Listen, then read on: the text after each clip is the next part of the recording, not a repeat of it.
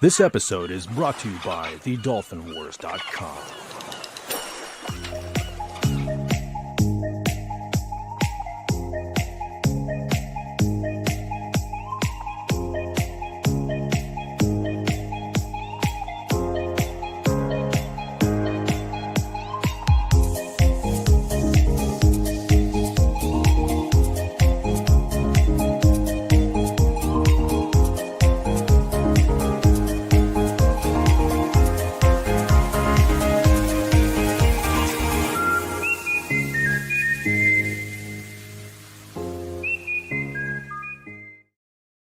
Good evening, everyone, and welcome to King Dolphin TV, episode 352.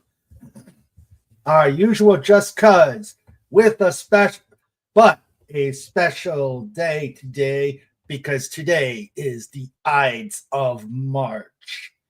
I am Raymond. I am King Dolphin. I am the author of the Dolphin Wars trilogy and ruler of the most fantastic, greatest pod on YouTube. Welcome one and welcome all. So, I have to apologize for everybody for the bit of miscommunication, but yes, I did have a St. Patrick's Day splash page. Oh God, Tim, I don't think we want that. No, I don't think we want that. When we have the emperor here, bad things happen. When we have the emperor here, bad things happen. As I was saying, we did have. Besides, don't you like the toga? It was your idea. But yes, we were initially going to do St. Patrick's Day, but we're still 2 days away from St. Patrick's Day. We're still 2 days away from St. Patrick's Day, and the Ides of March fall today. So I figured let's change the whole theme. Thank goodness I could do that. And thank goodness for AI that I was able to do this on such short notice. I think my avatar looks cool. It's got the golden wreath and it's got me in a toga.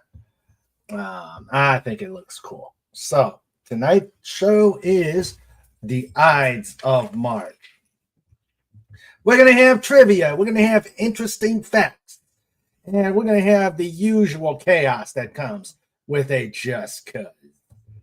So let me remind you that if you like Just Cuz, if you love these interviews, if you love stuff that goes on during the week and anytime King Dolphin TV is on, please like, please subscribe, and especially please watch. Please watch to get these watch hours up. I'm still just about 500-ish, 525 watch hours to go. Thank you, YouTube. I don't like you. And if you are so inclined to help out the channel, to keep the lights on here and help us for things that we may have going on throughout the year and hopefully longer.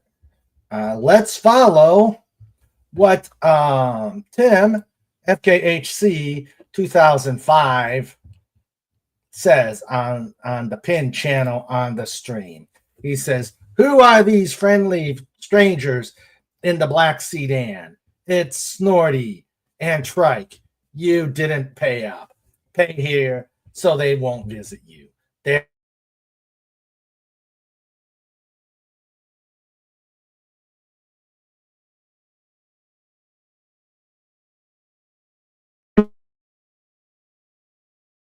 link, and here is."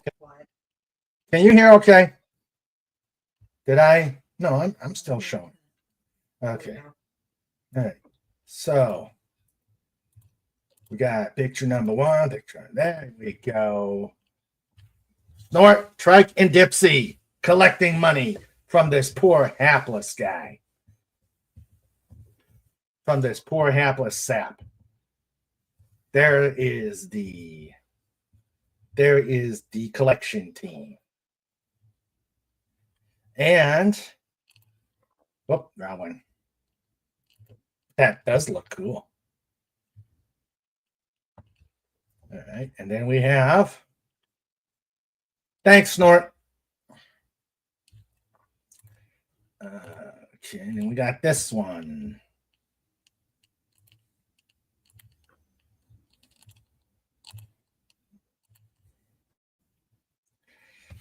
There you go. We got these two characters. Oh man, they are a total group of shysters. Ready to make another collection run. So please like, subscribe, put some ducats in the bucket. Keep those two characters away from your door. And let's have a good time. Like I said, we got trivia. We've got interesting facts. We got fun. We got frolic. Well, I can't say frolic because that doesn't belong to me. We got fun. We got chaos. We got just cuz. And who knows? Maybe we'll get Bruce. We may end up having an A2. And we may have an A2 moment. And actually, as much as I really am scared to do this, I'm going to put it up. All right. Tim. Well, we'll get to that. But let me welcome the amazing chatters. We don't have any visitors yet, so right now it's going to be the lifeguard team, the people who keep things going here and keep us having fun here. We've got our famous producer. Remember, this is King Dolphin TV, in color and stereo where available. And then it is a Sandra Feliciano production. Love you, honey.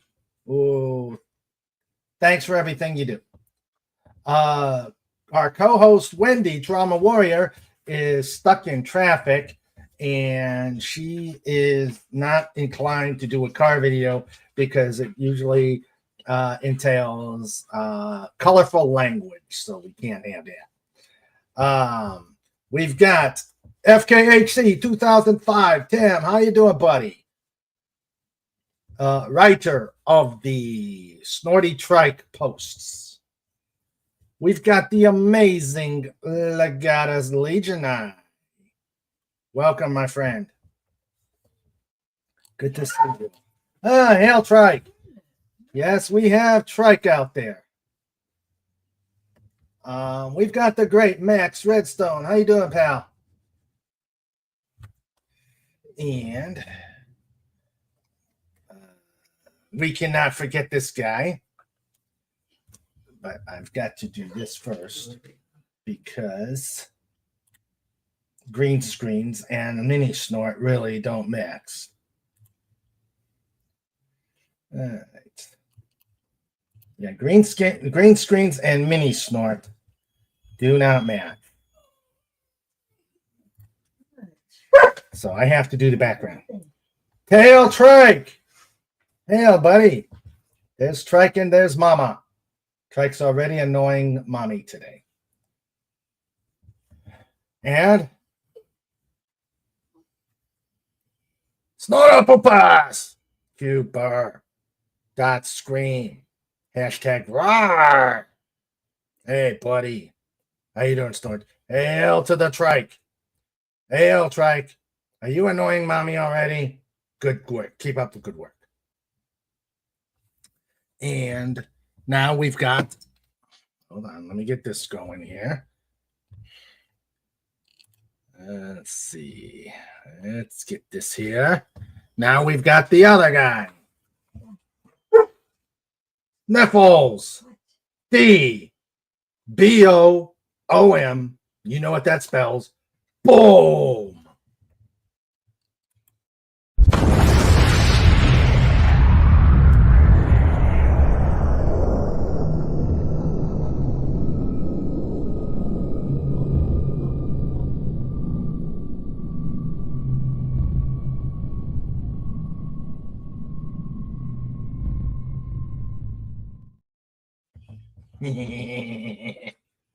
That's a good one. That's a good one. Hail Trike. And the hussy.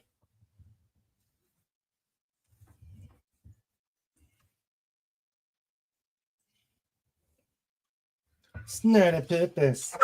Super. Dot kid. Hashtag hug. Hey, Trikey baby. Do you want a hug from Amber? I keep telling you to get a room and leave the dog alone. Jealous. Have a great show, guys. Snort, you're the greatest.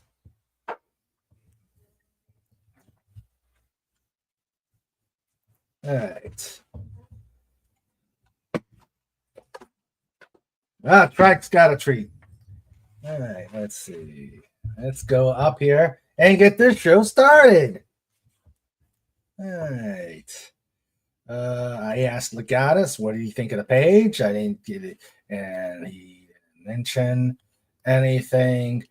Snortipupus says, Ave Caesar. Yes. Next. Today's question. What was the last thing Julius Caesar said on the Ides of March? Ouch. And yes, you see him in the background, Emperor Dolphin. Caesar Delphinus. Right. Wendy's stuck in traffic. Tim says, if you have a siren, if you're at that, Tim says, if you have a siren, if you're that important at the hospital, you use it to get home. Huh. I could see Wendy with a light bar and a siren, but I don't know if they do that at the hospital. Hold on. Let me ask. Do they do sirens? Can staff have sirens at the hospital? I gotta know. You gotta know. Not only a no, but a hell no. And then a suggestion that Wendy does a car video. And unfortunately, car videos come with cussing when I'm driving.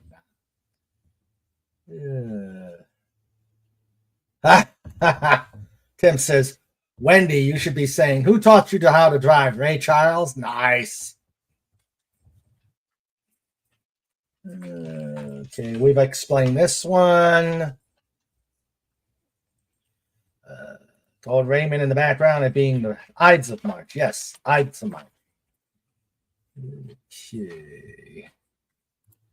Et tu, Snortus? It's a me.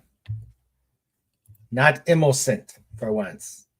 Snortipupus is always innocent. Okay, scrolling down. Okay, we've established the Emperor Dolphin. He's up in the corner. Okay. Julius Caesar never said thank you once in his life. That's because he didn't speak English. Max said, it's a trap. Should have listened to Admiral Akbar. Is Raymond wearing the toga and reef tonight? I'll never tell. And Sandra won't either. Yeah, I know. I think there was a sound blip. We hear you, but did Brutus pay a visit? Nope, thank goodness. All right. Not sure what that is. I like this one, Snort. They stare at me and then Trike snacks on them. Yes, definitely. Definitely. Tim says, we also may have a human sacrifice live. Oh, wow. Woof woof, because Trike's making noise. And we can have the human sacrifice in living color. All right. Hail to the Trike. Trike is saying, give me some food. He always says, give me some food. Okay, and then we got, yep, it was already taken care of. Snort was in shock. And then we have the emojis. Wendy says, I'm home, but dogs are wild and barking. A la Trike. Once they calm, I'll jump in. Ember. FKHC says, it's a trap, Trike. Oh, we're here. We're here. Get the show started. Let us know what it does. Max Redstone says, fun fact, Julius Caesar's greatest regret is never having had... Wait. Fun fact, Julius Caesar's greatest regret is never having actually had a Caesar salad. Oh, yeah. Julius Caesar. I invaded Britain and all I got was this lousy salad. Max says, another possible insult. Where did you get your driver's license? Home Shark. Where did you get your driver's license? Home Shopping Network? That's giving Home Shopping Network too much credit. Tim says, too bad. You think that would be something that would be good for impartment surgeons? Don't know what impartment. Let's see. Trike isn't just barking, he's whining.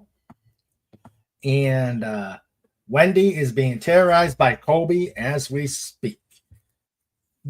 Okay, that makes sense, Tim. All right. We're going to start the show with a joke. All right.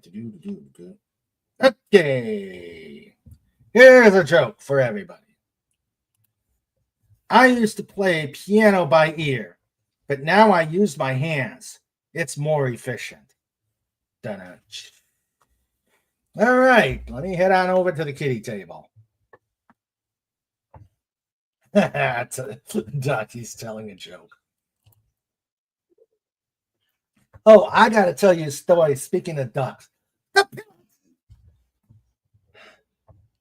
The pit. Oh, my goodness. Already? What do you think, guys? Pit or... All right. Pit, kitty table, or slapshot table for that one. I thought it was pretty good myself.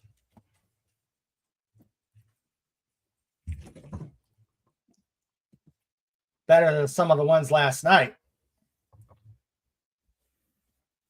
Oh, man, the pit. Shoot.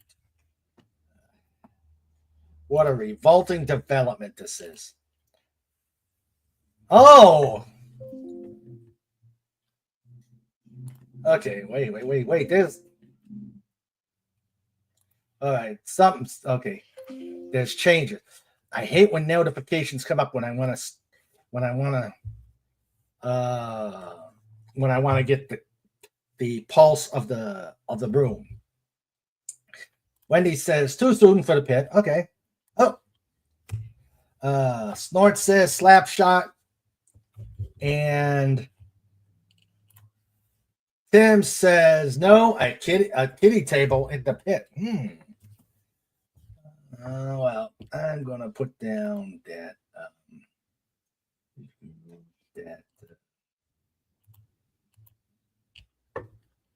I'm going to put down kitty table for me. Because remember, my show, my kitty table, my rules. At least for right now. If there's a pit-worthy one, I will freely go to said pit.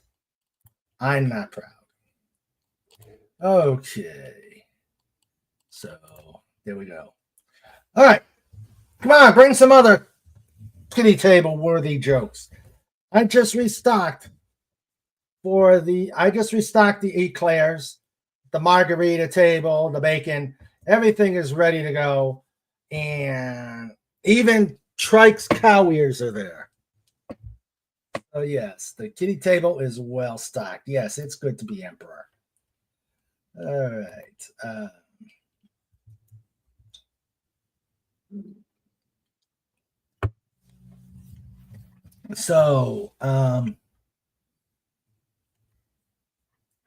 Okay. So we've started out with a joke. That's what you call it. The peanut gallery in the back of the room is saying if that's what it's called. Hey, it's better than some of the stuff that came out last night. That was a joke. Of course, you could take that anyway. Yeah, you could take that some. Here's Wendy. Hello, Wendy. Hey guys, how's it going? Hi, Trike. They've been doing a lot of road work around here. Saturday afternoon, it sucks. Yeah. Even on Saturday? Well, they've just got them closed off because they can't be driven on yet. Gotcha. And there's Trike in the background. So I guess he's something out in the backyard. Trike. Unfortunately, though, I'm not going to be able to stay for the whole show because my son's in-laws are coming over for dinner. And it's all Jimmy's fault. Jimmy's fault? On my birthday, whenever they, we saw each other on my birthday, and they told me that, Maddie said her parents would be in town this weekend, and Jimmy said, "Oh, we'll have to get together, have them come over for dinner." Oh, yeah. And so then I get a phone call Friday morning. Hey, we're gonna go ahead and take you up on that offer. What time should we be there? Like, okay. Yeah, you should have heard in the background. It's a trap.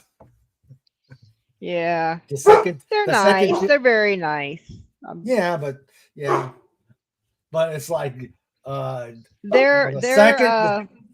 Maddie and her mom are a lot more boisterous than like my family or Jimmy. We're all kind of, just keep it on the down low kind of a thing.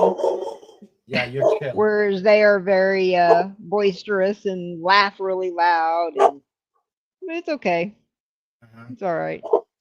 It scares Cheyenne. But they're nice. All right. Yeah.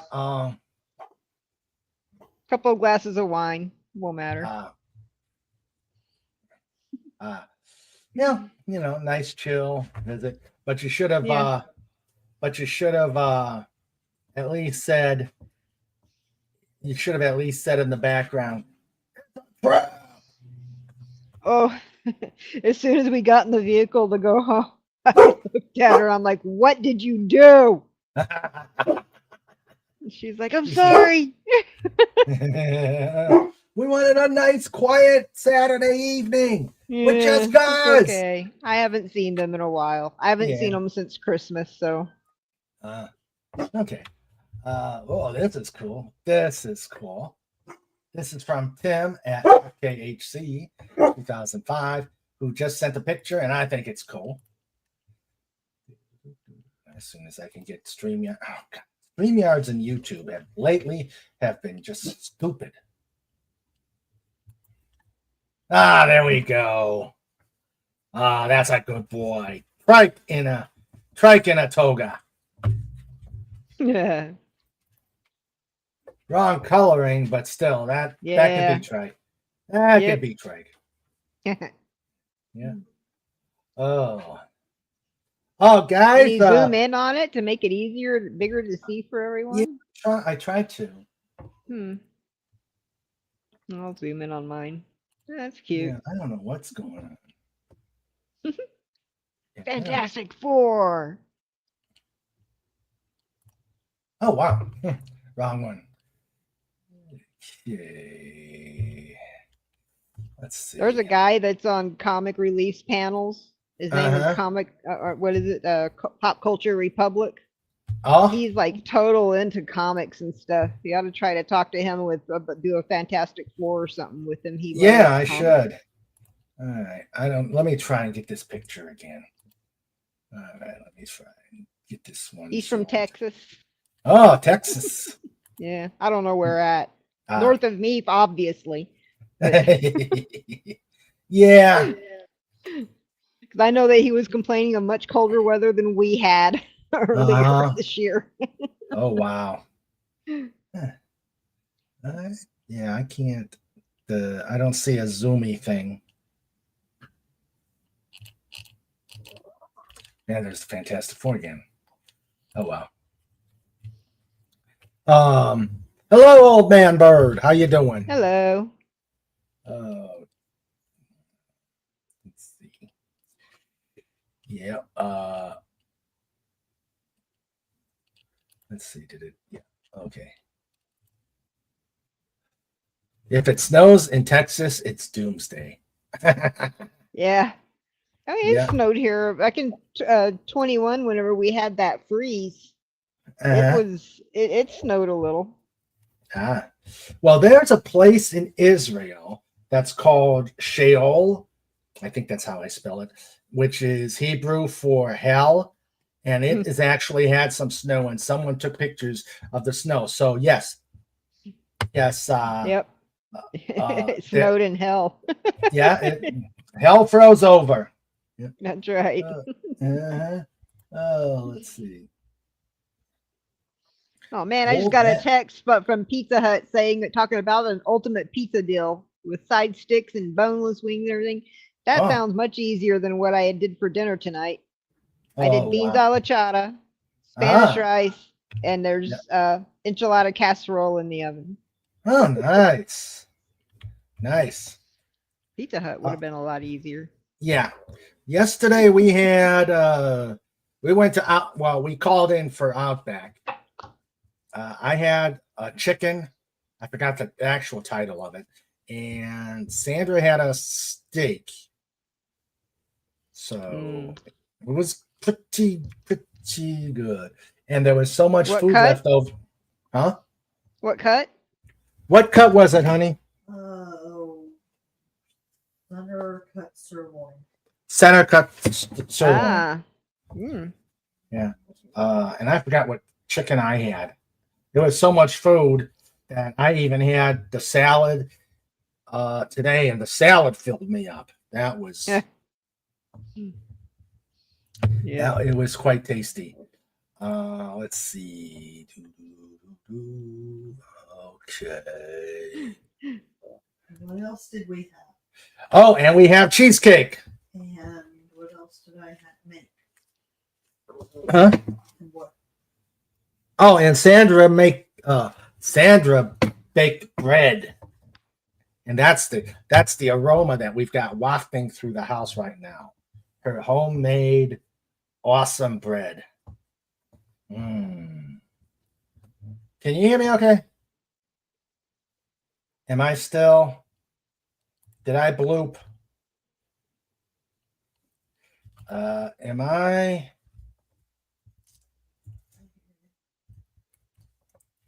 Okay, no one's. Oh, it's probably windy. Okay. Let's see. So, yes, we've got the aroma of freshly made bread here in the podcast. Yum. Yes. And it was actually real good, too. So, too bad we've got one wrapped up for giving to somebody. Otherwise, I could show you what it looks like. My Nice. son had started playing around and making sourdough bread, Uh-huh. and he's actually got everybody in his neighborhood now comes by and it orders and pays him to make them loaves of sourdough. Mm, So if his nice. engineer job doesn't work out, He can bake.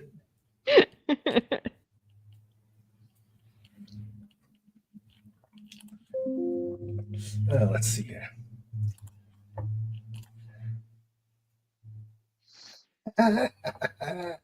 That's a good one. That is a good one. Let's see. Yeah, I got it. I just gotta see if I can did see you if I show can do what that. old man Bird said about the snowed 2 inches here? Yeah, that's Oh, it. Wendy, yeah. you mean it's I missed that snow? one. I had to get up for a second. It's Yeah. Well, actually, this Texas is a big enough state that up in Dallas, it's not unusual for it to snow in the winter in Dallas. So, yeah. but like San Antonio doesn't snow very often in San Antonio. Houston from time to time, but not down here where I'm at in the Uh, tip of Texas. Nope. you mean it snowed 2 inches and the state shut down and grocery stores were empty? Yeah. We didn't even Hello, get 2 inches Agent. and we were shut down. But we can take a hurricane. Hello, Agent Pepsi One. Hi, Agent Agent Pepsi One. Pepsi One. Agent Pepsi One. They're But we giving you can a take our number hurricanes though. and taking away her name. How you doing, darling? Oh my God! Hello, everybody. Hello. I am so tired. I got about 2 hours of sleep. Uh, Oh Jesus!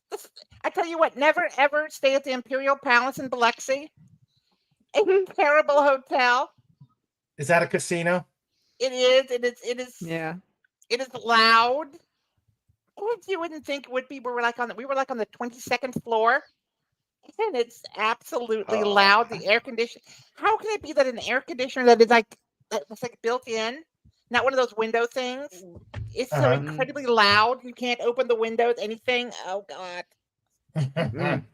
I'm Oh, boy. tired. I never been to Biloxi. I went to Lake Charles to do some gambling there once.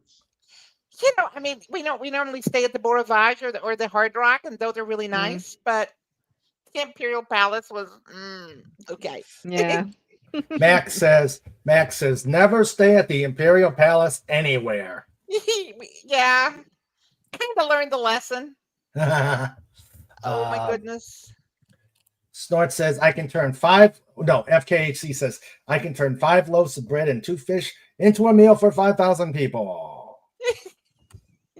Oh, Yeah, God. with very small portions. Oh, But no. Yeah, go ahead. yeah, they had this nasty weather come through. So we Mhm. decided to leave early. We got to Hattiesburg, had lunch there, and I'm going, oh my God, it's like ominous looking. Mm-hmm. And we got to Collins, which is about 20 miles north of there. And we had to stop under a bridge because it started hailing. Ooh, Oh. that's not good. Yeah, and then my stupid husband, I couldn't sleep last night. So what does he do? He goes downstairs to get a snack. He comes back with a beer and a wine for me, and then he eats like half the snack and he just goes to sleep. Wait a minute. He got you a beer and a wine. No, he got a beer for himself and a wine for me. Oh, okay. I was going to say, boy, you lush. It's just insane. He says, oh, I'm just a little bit tired. He just lays down. He was out solid. And I laid there for hours. It's like 4:30 when I finally got to sleep.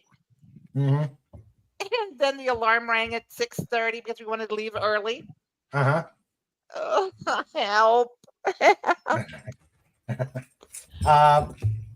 I'm going to skip this one because I know the usual result of that one. Let's see. Yeah. Okay. This is from Max Redstone because we are doing the Ides of March. That's why my avatar has a toga. And no, I'm not wearing a toga in real life right now. And why not? No, I probably should. I don't. Hey, I don't know. If you've seen Comic Relief's Crusaders kitty table picture, I'm not. I would not look that much better in a toga. Okay. Yeah. Let's You know, see. but I can just picture you in the toga. Oh, okay. But we got Snortopoopas. That's cool. I Snortopoopas. That's cool. There you go, Snort. Let's see. And this is courtesy of Max Redstone. And he's who says never stay at the Imperial Palace anywhere. He's right. And Old Man Bird says Boomtown right next to it used to have an awesome buffet. Now it's smoky and no buffet. Oh, that is so true. Now that is absolutely true. Mm. Here, I don't think any of the casinos have a buffet anymore. What? I don't think any of them have a buffet anymore. Well, the one by me does, but there's a problem with that. Snorter Pooper says I've driven through Biloxi a couple of times. What I saw wasn't very scenic. Yeah. It's very Isn't that just all commercialized. flat and boring? Well, I mean, the beach is pretty nice, and they used to have these old mansions before Hurricane Katrina. Yeah. And yeah, that took down the mansions, unfortunately. And Hmm. I mean, some of them are still there, but yeah, it's just it's some condos. It's just beach development. It's not terribly nice. Hmm. Yeah. Well, they're doing a lot of things just around our little podunk area. I'll tell you about it in a moment. FKHC says, yeah, you two have Charlestown races and slots near you. Yes, we do have. It's called Hollywood Casino at Charlestown Races. So it's a racetrack and the Hollywood Casino. So, and it had a buffet at a few times back. However, what the problem is when you have bad asthma like me, it's like put in the center of the casino, which means you got to go through everything, the smoke, the nasty air, just to get to the buffet. But the buffet is pretty good. You just got to get through smoky casinos. I don't even know why casinos allow smoke anymore. Well, I mean, not all of them do. If you go to the Palace Casino in Biloxi, it doesn't. It's completely smoke-free. And yeah, we actually wanted to stay there because neither of us smokes. But their hotel room prices are insane. I mean, they wanted like $299 for a night, and that's too much. Wow. And in fact, that is crazy. I told Stephen we paid 122 or something like that, and I said that's too much as well for this place. Wow. But wow, that's crazy. It was either that or this extended stay lodge. Yeah. No, God, no. It's in a bad part of town. So I said, no, let's do the Imperial Palace. Yeah, lesson learned. Yep. Let's see. Old Man Bird says I'm having a reunion staying at Beau Rivage, April 26th to 28th. And Tim says I could see AP1 do Agent Pepsi 1 drinking a Boilermaker. Whoa. Okay. I can't, but I did that when I was a teenager. I did some Boilermakers, and they weren't actually too bad. My dad's Pabst Blue Ribbon with a shot of Smirnoff. Oh, yuck. Damn. No, it wasn't. It wasn't Smirnoff. It was Gilby's gin. I can still. Oh, Jesus. Yeah. Well, that's the dumb things you do when you're a stupid 17-year-old, 16 or 17-year-old. You know it. My So daughter-in-law, she doesn't do it anymore, but when we go out to eat and stuff before the kids, Mhm. she would order a beer with a shot of whiskey and down the center of it. Oh, okay. You. Sometimes Uh, she'd order tequila down the center, the shot of tequila. Ouch. That's Yeah. even worse. It Wow. is. The first Uh, time she ordered it, I was like, "Are you kidding me?" And then she goes, she's like 4'9". She's oof. tiny. Ouch. She handled it though. I'll give the Yeah. girl credit. She definitely did her partying in college. Snort says Respect. Yeah. Well, when you become our ages or my ages, the body takes a long time to recover. So I don't do it Yep. anymore. That's why you Uh, don't see me God. drinking so many Bloody Marys anymore. You know, I may have a glass of wine here and there, but I mean, that's going to be it. Mhm. But, I got grounded when I was 16. I was grounded for like a month. My folks came home and I was completely drunk. I had a bottle and a half of wine. You do it on an empty stomach. I think I just turned 16. Oh. You know, the worst thing I did at home was, and my parents were there and they were actually monitoring it. I took ginger ale and I took wine, put the two together. Oh my God. Not only was I inebriated, this was before I was heading to basic. So Well, I mean, you deserve this. Yeah. Yeah, getting We've all ready to done it. We've all Yeah. done it before going to basic. yeah. So like Oh, God. Yes. so yeah, I did the ginger ale and wine, and oh my God, not only was I schnockered, but the hangover the next day was something to behold. That must have stunk. Yeah. And I still had a day to recover before heading out there. You I are had a so friend lucky. of mine in high school that got a hold of what is it, Goldschlager? It had little gold flecks in it. And we were staying at her house and she'd gotten some in the house and she drank almost the whole bottle by herself.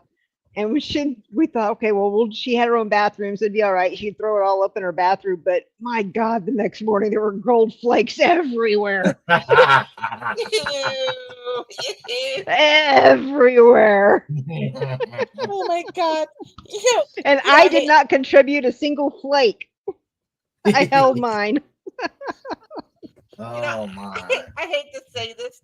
The night before I went off to the Met station in New Orleans, Yeah. the night before, my folks took me to dinner. We had a really nice dinner, and I got drunk on the way home. And yeah, 8 o'clock bus in the morning, and to the Met station. Mm, So I had a hangover the entire day. mm. Imagine that. Yeah. And then of course, all the terror that happens near midnight, and you're like, oh, I want to go to sleep. Please. God, You- no. There were And- times where I was almost afraid to actually ask the person that I hung out with that night what I did because I didn't really want to know the answer. Oh man. For me it was strange. We were put on a plane oh my God, I've just lost my train of thought. I'm so tired. To Louisville. And yeah, I mean, and then a bus arrived like at 11 p.m. at Fort Knox. Mm-hmm. And I was just so scared the whole time. It's just, oh god. I And wanted then you got to see- stand on those shoes, and the building, the area is swaying, and you're trying to keep your footing on those shoes, on those feet. Oh, I know. It's just. Colby. Snort says, so no nudge, nudge, wink, wink. What a bummer.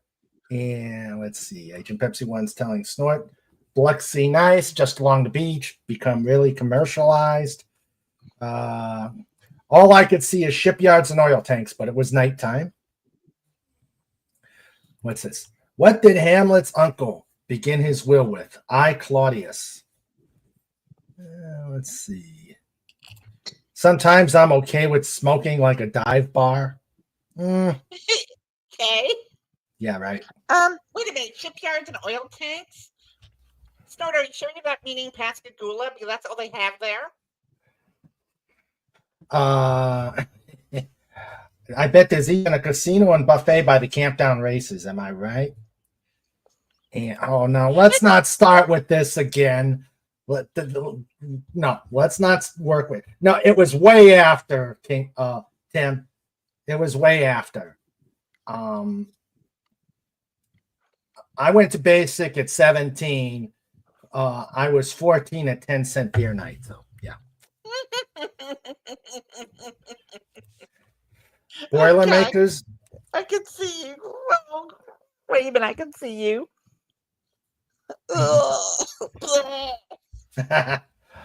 Boilermakers, Smirnoffs, and beer. You're not convincing me to fall off the wagon. Snort says, a friend of mine drank a beer and a 7 and 7 later. I spent the rest of the night walking him outside while he yacked in the bushes. Max said, Agent Pepsi One didn't flake at all. Magnificent. Let's see. Old Man Bird said, when I left for the Air Force, my friends threw a toga bonfire. The only time I ever drank, only the guys were wearing togas, but it was still fun. Okay. Let's see. Was surprised that AP1 was also a veteran. Hey, all three of us are. All three of us are. Agent Pepsi One was Army. So was Wendy, and I was Air Force. And hush. He was real military. You know, one day. Sandra's Army too. Yes, Sandra's Army too. One day I'm gonna show off. You're the Army. seriously outnumbered here. 3 Army Yes, to I know. 1 Air Force. Yeah. One day for our Veterans Day show, we've had Army, we've had Air Force. We need a Marine and a Navy to invade the Veterans Day show. Yeah, we need a Marine and a Navy, a sailor. Let's see. But yeah, that was the another one I learned before I was leaving Germany was never try and outdrink French, German, and Brits on the same night. It never works out well. Australians too. Yeah. The Canadians I was able to put under the table. But damn, you're right. Hell, it's Canada. What do you expect? I'm telling you, Canadian. I actually like Canadians. I really do. But I do those too. people in Mhm. Ontario, I don't know. Comic but Mike Comic Relief is Exactly. Canadian. I adore him. Yeah, he's great.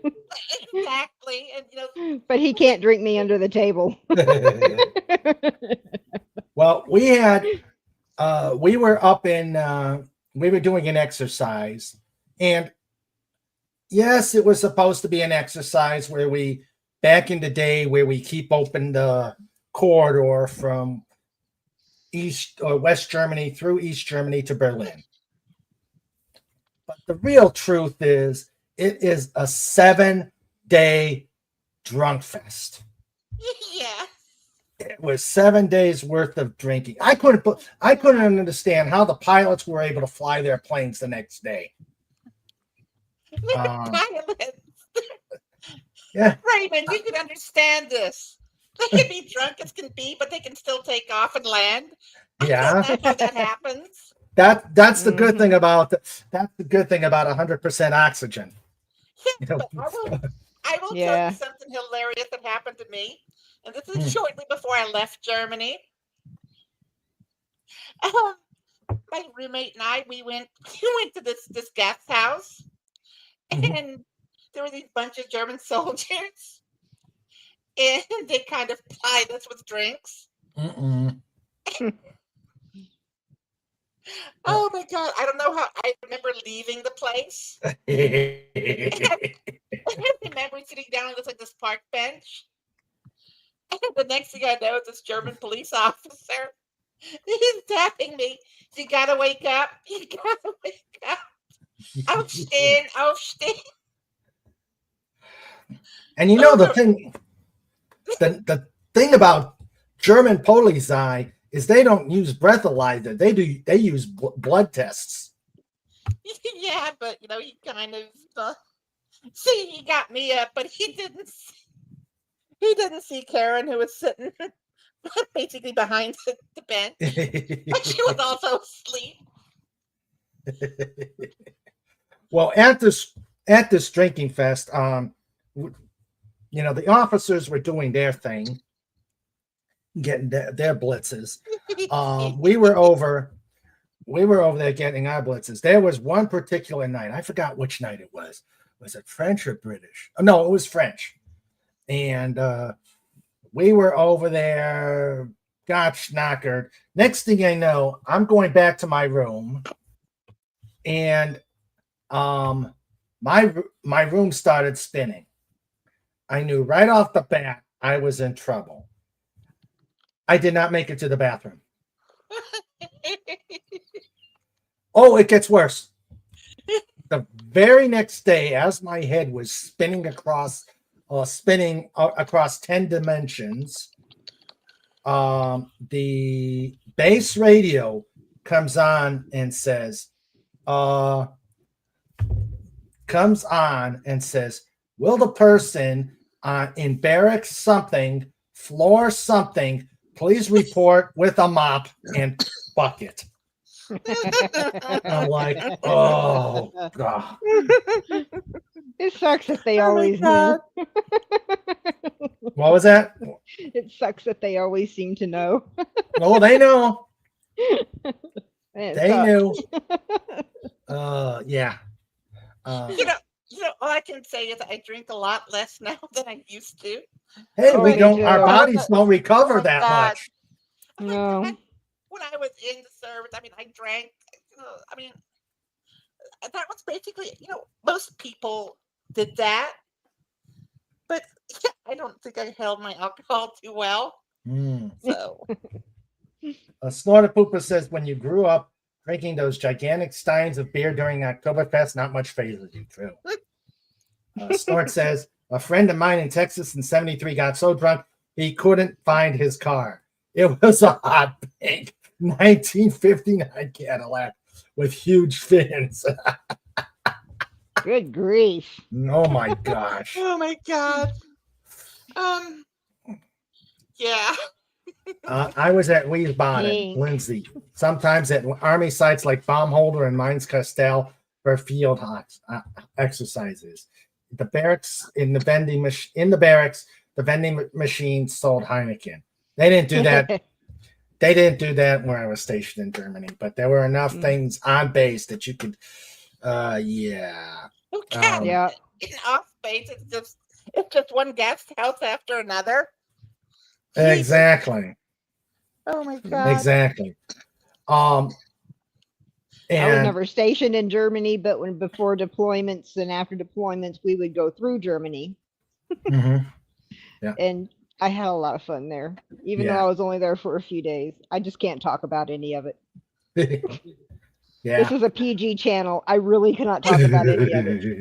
But I had a Well, lot wha- of fun in Germany the Well, very one short time- amount of time I was there. One time I decided to visit the guys in the barracks. Mistake. When they decided to, at a party to make toilet bowl punch. And I'm like, oh my God. It was good. It was actually good. Yes, of course. It's all the alcohol. Yeah. But so, yeah, and they put it in a big, it was a bunch of various sundry bottles of booze in a big garbage can. So everybody was drinking it. I ended up drinking, I don't even remember, but I'm over there in passing out in a guy's barracks room and got sick. And then ended up outside the barracks, literally looking like I was in the gutter. I was this pile of flesh, Oh, God. and a couple people that I knew came over and said, "Raymond, are you okay?" No, not really. And the worst thing about it was I had an eye appointment that same day. Oh, And so it was not pretty. no. But yeah, toilet bowl punch. The weekend of toilet bowl punch was very epic. Oh my goodness. Oh, let me tell Not you just for another me. The other people were victimized. Go ahead. Let me tell y'all another funny story. Yeah. I was going home on Christmas for leave, and Mhm. you know how space is. You can't rely on them for a flight. Yeah. So I decided to book a commercial flight, and it went from Frankfurt to Amsterdam, and from Mhm. Amsterdam to Atlanta, and then down to Gulfport. Mm-hmm. I started drinking at the airport in Oh. Frankfurt, and Oh. there was like a 4-hour layover in Amsterdam. Aye. Oh, let me tell you, it's hilarious. This was hilarious. In Amsterdam, I was kind of buzzed, and I don't know if you've been to the Schiphol Airport in Amsterdam or not, but No. I, I went into the restroom, and everything was fine, and then I started hearing these men's voices. I mean, oh God, no! I'm in the men's room. I didn't see urinals. I just. Well, if you think you're going to the girls' room, you're not looking for urinals. You think it stinks and you're looking for the stall. I mean, let's be honest. I mean, that's When I walk into the girls' room, I'm looking straight at the stalls, which door's open. yes. But the thing is, when I left, I just ran out of there. And there was this guy coming in as soon as I opened the door. And he looked at me, he said, if you're dressed like that, you really should use the ladies' room. Oh. Ouch. Oh my God, I was so embarrassed. Oh. I was so embarrassed. But the really strange thing is, for me to have gotten to the stall, I had to go buy like 10 urinals. So how did I not see those? Yeah. Snort says, if the bed's spinning when you lie down, it's time to pursue. Yes. But like I said, I didn't make it. I didn't even make it to the door. And Tim says, how did the Germans win 2 world wars again? And they lost. And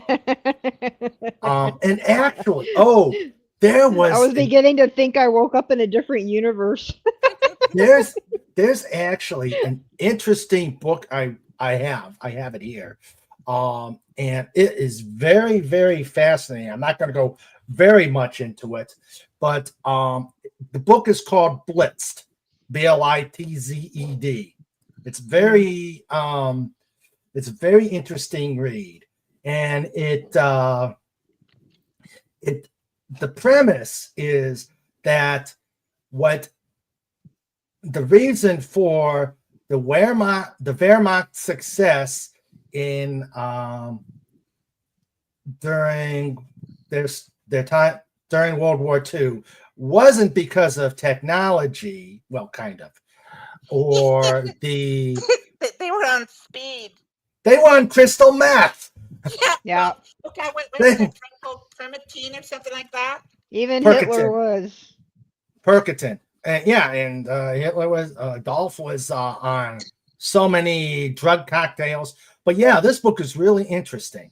That's why whenever the war turned, it turned so hard so fast was because they stopped getting their fixes. Yeah. Yeah, and like I said, it was a very fascinating read. Let's see. Snort says, oh no, wait, SP4H, Flight Chief to the Grog Bowl. Paratroops call it a prop blast. Almost when doing two things at once. Oh, they were buzzed. I shall translate. Buzzed, poop face, near walking drunk. Yep. Tim says, was it a Northwest flight? Did the pilots drink too?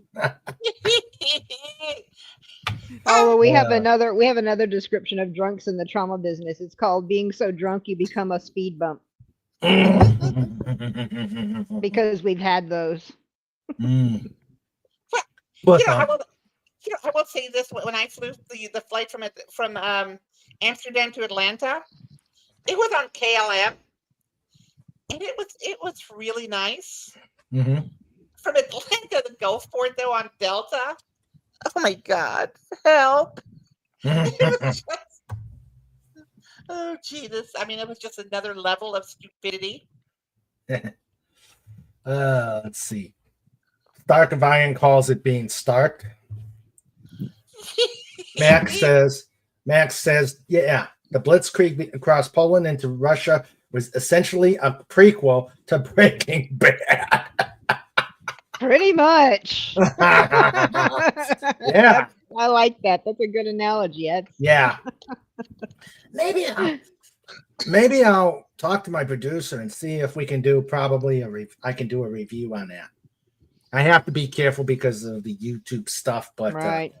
But I think that would be an interesting review. Okay. Yeah, because of YouTube is just their Wehrmacht was actually less technologically advanced than the Brits and especially the Americans. Yeah.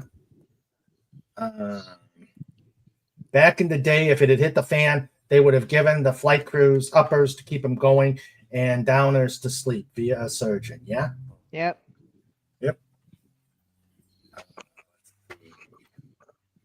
Okay. Hello, SP4H. How you doing, buddy? Hello. Hi, man. Hey. How you doing, buddy? Ooh. Let's see. Okay. Yeah.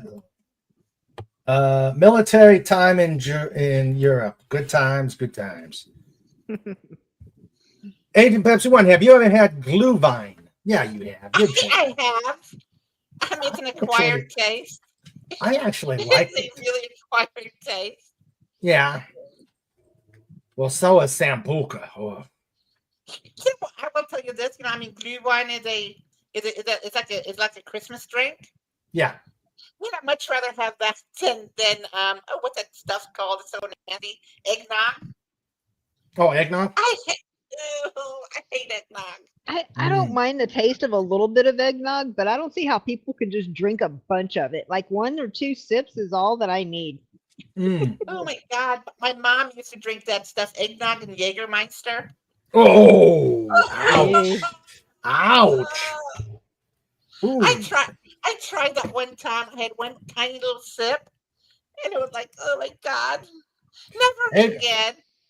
No, I mean, I've had brandy in my eggnog, and I'll drink more eggnog because of the brandy. Yeah. I mean, brandy and coffee. Now there you're talking, but the other stuff. Oh my god. Yeah. I have not had I didn't I could never even think try doing Jägermeister. It reminds me of Sambuca, which is totally disgusting. I mean, to me, it tastes I've like never cough tried syrup. it. I've never tried that. Think of pure licorice. Ew. Yeah. I mean, that's I mean, it does. I mean, like I said, to me, it tastes like cough syrup. But Yeah. It to me it was if I had some cough syrup last night, oh my god, it would have been one swig after the next until I was out. Because guess you forgot her Lunesta? Me. They go uppity up. They go down down. Yep. Yep.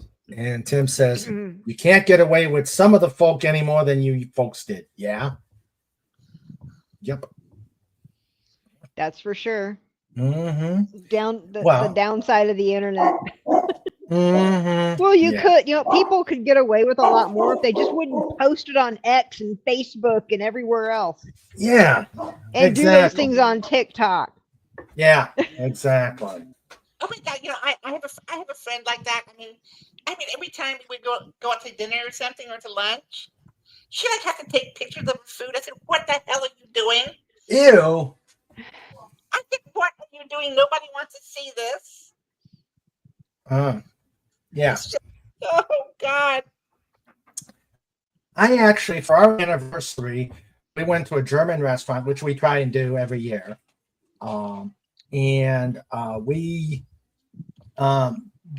It was our anniversary, so they did the little drizzling of happy anniversary. That's the only food. That's one of the only 2 pictures of food that I've taken. I just don't see the appeal. I do not see the appeal. I mean, there's been some pretty fancy dishes that I've cooked and then sent pictures to my mom because, I was still away. And I'm like, man, my mom should see that I actually made this and take a picture and send it to her. I can see that I can see, but I mean, this is McAllister's Daily Food. Yeah, no, I know. I've seen people do that in restaurants, and it's just like, really? Yeah. I've never been on Yelp. I've never been on TikTok. I don't have Facebook. I've never been on any of those.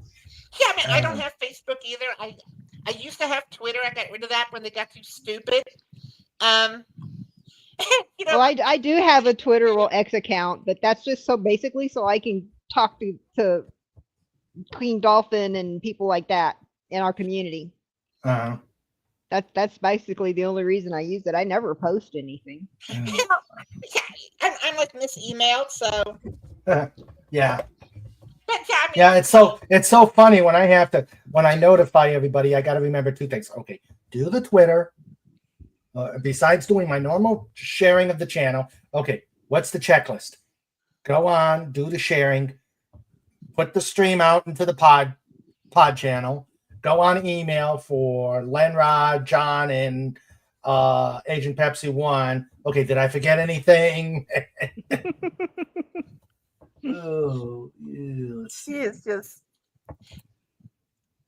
Yeah, but you're right though about YouTube. It's just getting to the point where it's really hard. I mean, it's I try to post things. I got another copyright strike. One had just gotten off. And like 2 days later, I got another copyright strike. A video I've had posted 4 years ago. I mean, it's just a bit delayed, isn't it? Yeah, I mean, it's just really weird. What was it like Bob Uecker said in that movie, Major League? He said, just a bit outside. Just a little slow. Let's see. This before. I had apple schnapps once and like it, but the next time I tried it, cough medicine. Yeah. What place? What place are you talking about, Tim? And actually, if anybody's interested, I made a video about making fried rice, as we're talking about food as usual. And oh, In our where I defense, was we've talked about alcohol too. yeah. Tim, I've been through a lot in Germany, so you're gonna have to narrow down. I was stationed in Spangdahlem, but I'm not sure what. Are you talking about the place where? Yeah, fried rice. Near the place where we ate. Yeah, Did you do it in the walk? I did. Cool. That's the way to make fried rice. Yeah. Well, the bad thing is I put it on. I've got a camcorder where I could go and do things outside. Go outside, and it's a nice camcorder. Yes, it's dated, but it's pretty good. Problem is the microphone doesn't work with the problem is the microphone doesn't work on the camcorder. So this is going to be silent, but I think the gist is there. So let me okay. That's going to be video file. Okay. Now find it. Hey, Herc 130. Hey, How you doing, buddy? Hello. Herc 130. Let's see. Let's see. Oh, and there. Okay. Let's see. He's running errands. Got earbuds in. Can listen but can't chat. Okay. Let's see. There it is. There it is. All right. Take it. Yeah. oh,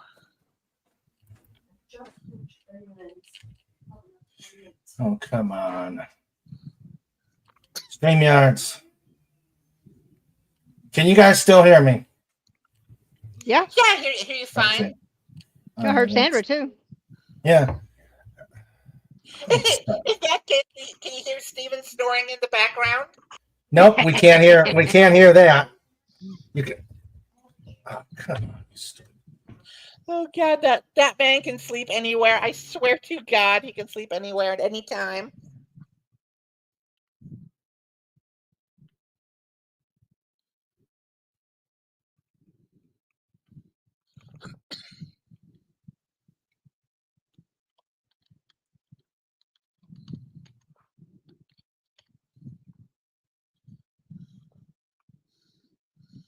That wasn't.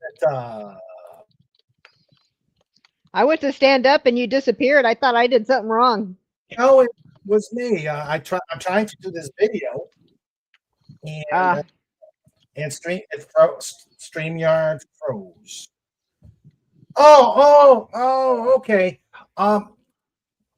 It's in Shepherdstown. It's in Shepherdstown, West Virginia, right next to the. It's a resort, so you could stay there as a hotel. There is a German restaurant there, and eat there. But the best one is actually in Hagerstown, Maryland, because it's got a total Bavarian motif, where even the waitresses and the waiters. Yes, exactly, Tim. Yeah, but there's one in Hagerstown, Maryland, that's called the Schmerkelstube, and it's a Bavarian restaurant, and the motif is totally Bavarian. Waitresses are wearing traditional garb. Men are wearing traditional garb. Not lederhosen, but traditional garb. Yeah, I mean, it looks like a Nero suit for the men. Yeah. Yeah, I mean that's the thing is that's traditional. If you are, how does that go? If you are married, you wear that, or if you're older than 30. Okay. All right. No art. I'm always a little hesitant to eat in a place called Das Wiener House. And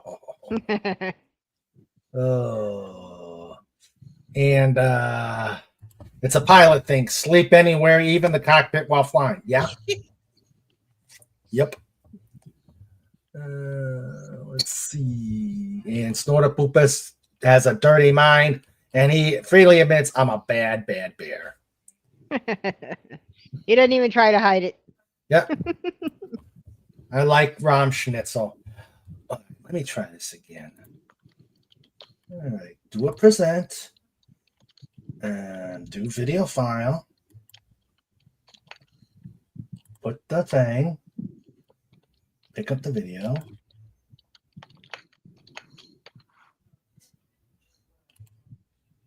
And here we go.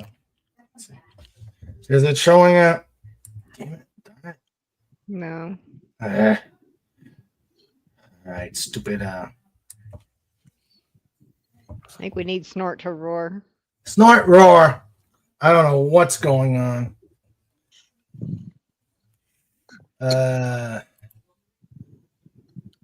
You know, I bet you if you're making moonshine, it would show up. Here we Yep. go again.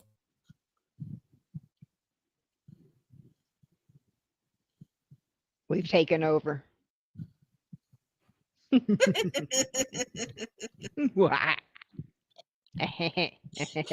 Starting. It is time for the dark side. I'm starting to think that this is Friday Night Frolics, and this is Doomcock having to deal with all these getting kicked out. You know, I have this theory that a lot of that stuff is done on purpose by YouTube. Well, I wouldn't doubt it. Because I've been on some other.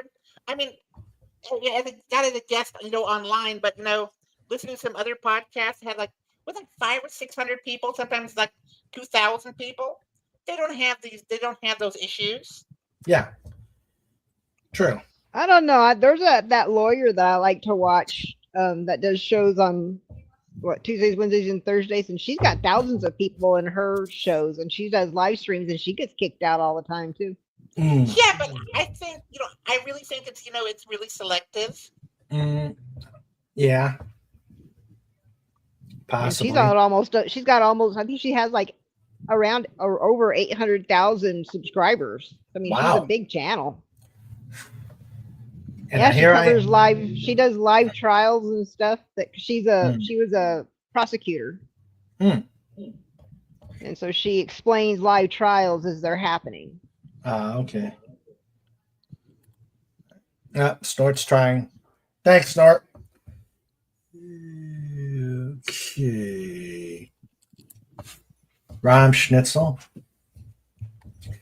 And I know you know about Schwenkbraten, Agent Pepsi 1.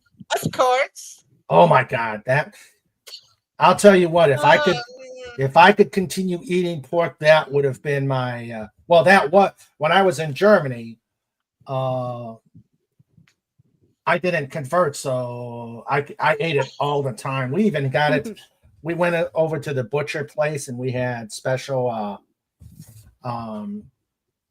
we could get about 7 of them and get ready to cook them out. Oh, that's awesome. It's a choice. You can still eat pork as much as you want. It may not be the choice for you, but yeah. But Schwenkbraten is absolute. It was excellent. Let's see. Maybe you should have Oladen, which is also really good. And that's normally it's made out of veal. Mm-hmm. Okay. So I mean that is something you might want to consider. Tim says, I've been to Japanese restaurants where the women wear traditional clothing if they are married or not. Okay. Yeah, the Bavarian dirndls. The interesting thing is, supposedly, if you're married, the dirndl goes below the knee, and if you're not married, and less than, I think it's 22 or something like that. It's a different age for women. Mm-hmm. Then for the men, it's like 30 for the sew suits. Yeah. But then the dirndl goes above the knee. Uh-huh. So it's just little things.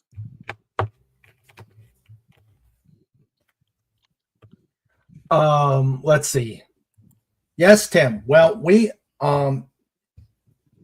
when I was in Germany, I did see Bergen-Belsen. Yeah, we saw Bergen-Belsen, which is really creepy because right next to it was a German there was a German artillery range, and while we're trying to be quiet in the camp, we can hear the artillery going off in the background. I thought that was creepy. I've also been to Anne Frank's house in Amsterdam, which was pretty interesting too. But yeah, that was the extent of what I visited. How about you, Adrian Pepsi? I did see Bergen-Belsen. Mm-hmm. I tell you, it's not my cup of tea. Mm-hmm. Because I don't like it. I don't like that stuff. Mm-hmm. But I did. And I was talked into it.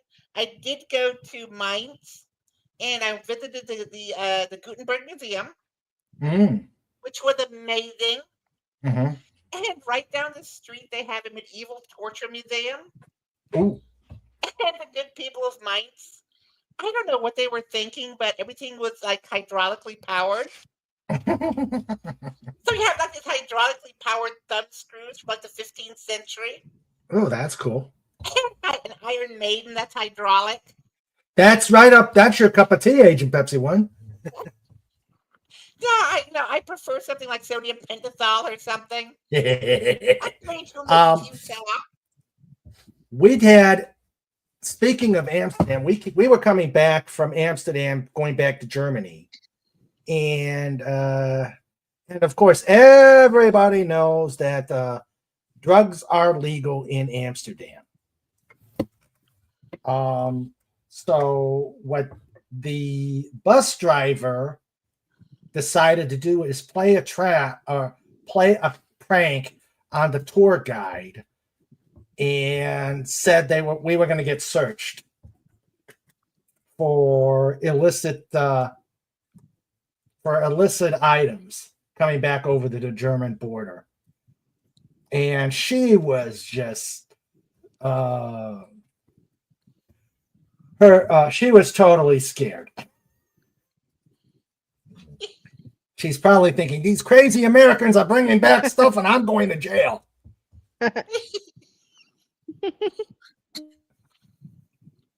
So, well, I mean,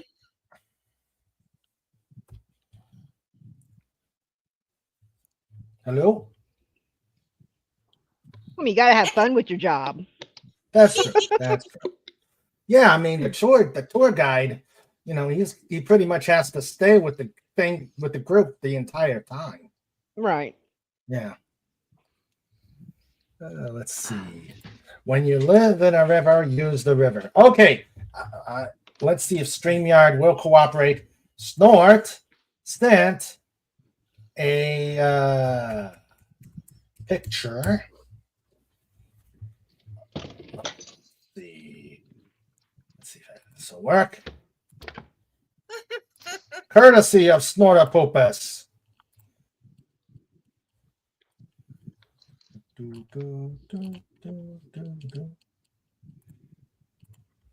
And the caption is, meanwhile at the Vina house.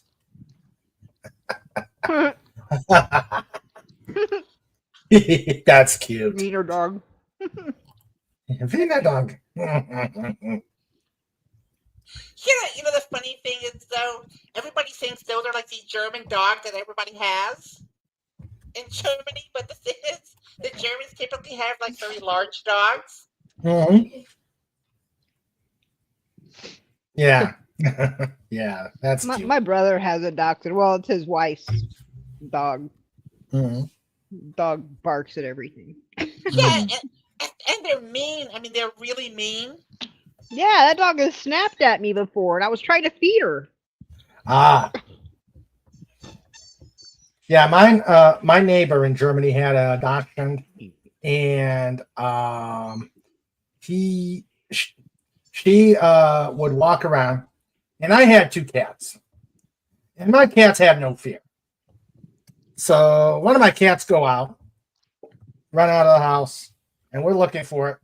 And next thing we know, we see the Dachshund running back to my landlord's house, and my cat's chasing him. And my cat's a little bitty thing. Yeah.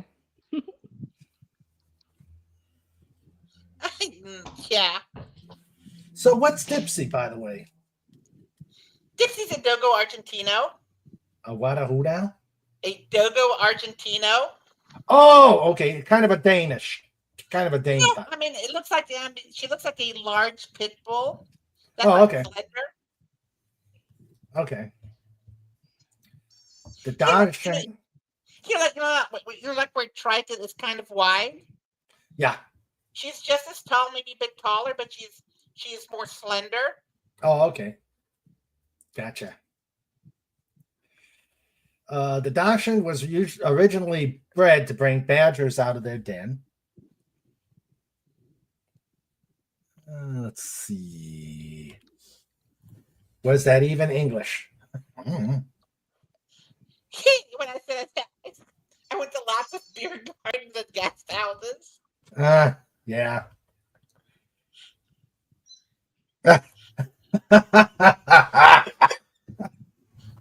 Dogo Argentino is Spanish for paint peeler. And that's true when she lets one go. Oh my God. Okay, I gotta see.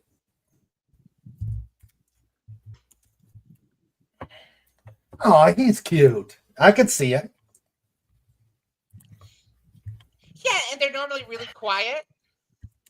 They very rarely bark. Uh-huh. When they do bark, they're extremely loud. Sounds like Trike. Yeah, I mean, exactly. I mean, loud. Yeah, that is a cute dog. And it does have the same faces. It does have the same face as Trike. But I could see, yeah, Trike is much wider. Oh, that's a cutie. Yeah, I mean, Dipsy's about that size, but she has the floppy ears. Okay. I prefer the floppy ears. Oh, as Yeah, do I. That dog is more muscular, I think. Yeah, that's a muscular dog. Yeah. Uh-oh. Great. Colby found the freaking ball that I hid. Great. Yeah, I mean, with dogos, it's pretty interesting that the male dogos tend to be very much larger than the female ones. Uh-huh. I mean, you're talking probably about 20 to 30 pounds. Mm-hmm. I mean, Dipsy's she's probably right at 100 pounds. Oh, okay. So, but I mean, I've seen some male dogos are like 140 pounds, 150 pounds. And, that's just huge. Ah.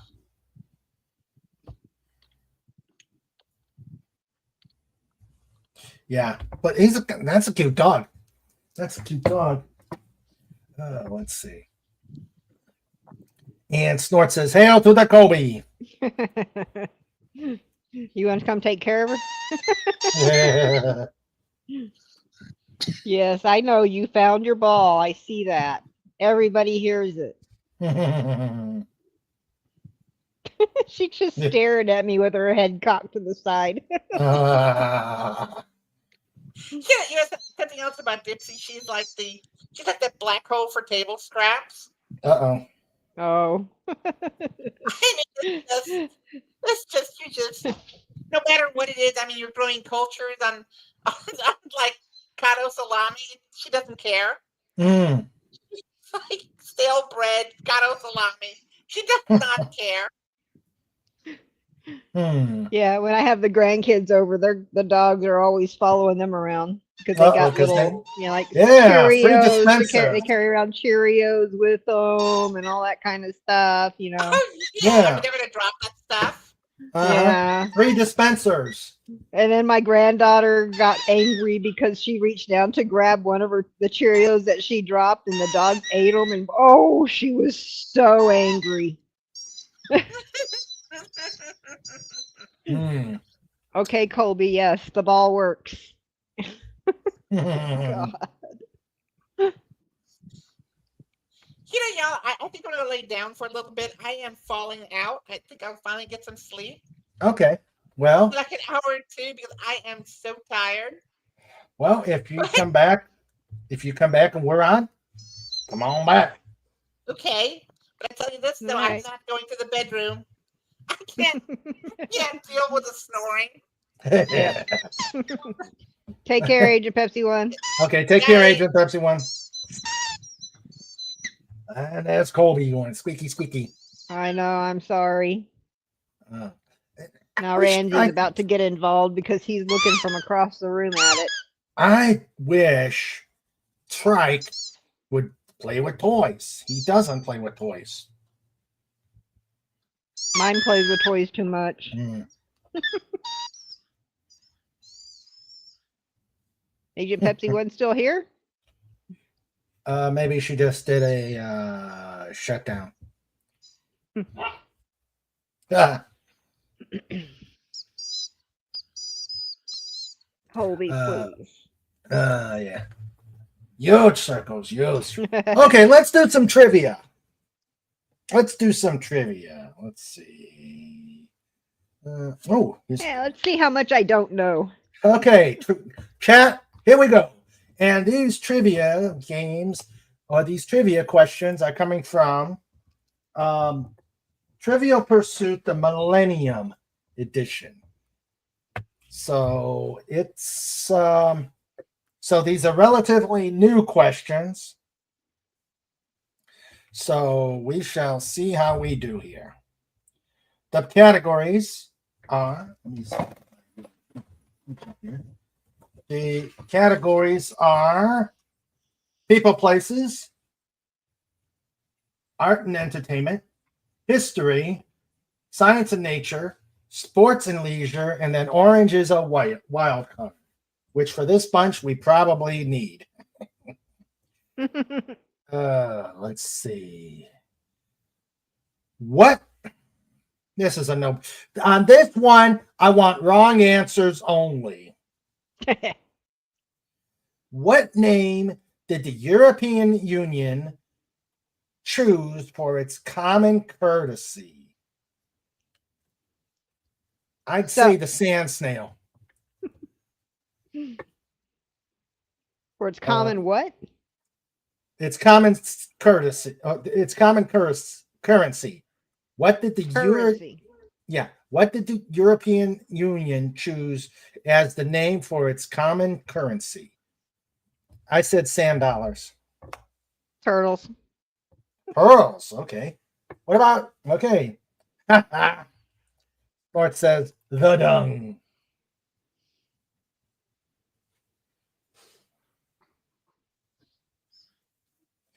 Let's see.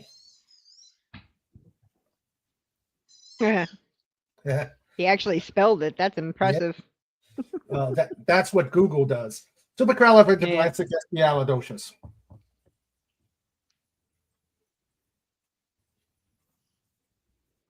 Let's see. All right. Anybody else with wrong answer?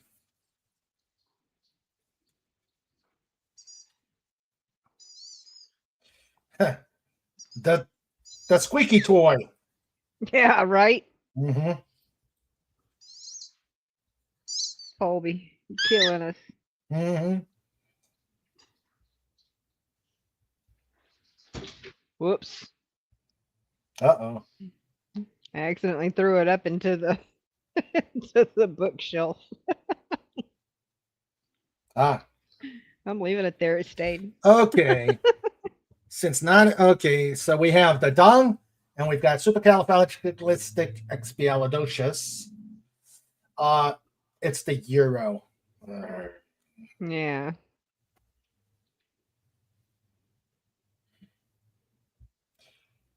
All right. The next question. Whose newborn son, Brandon, got $60,000 to play an abandoned baby on Baywatch? Snort says, I wish I had a good squeaky toy, but seals only squeak once when you bite them. Yeah, I think that makes Yeah. sense. Seems like some of those bowls you get at least a couple of squeals. Mm-hmm. Yeah. No, don't get up on the top. Trying to get up on the bookshelf. Uh-oh.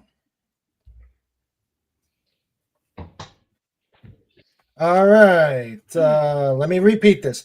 Whose newborn son, Brandon, got $60,000 to play an abandoned baby on Baywatch? Well, that's a good one. Snorter Poopers JJ Friedman. Ah, that's a good name. Not a clue. I don't either. I never watched that show. Pamela Anderson. Nah.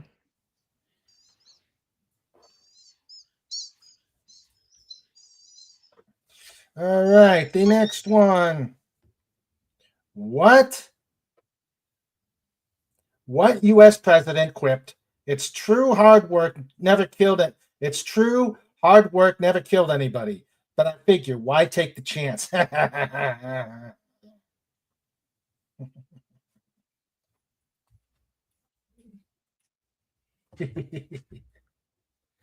Which U.S. president quipped, "It's true hard work never killed anybody. But I figure, why take the chance?" I don't know who said that. Honestly. Snorter Poopa says Howard Taft.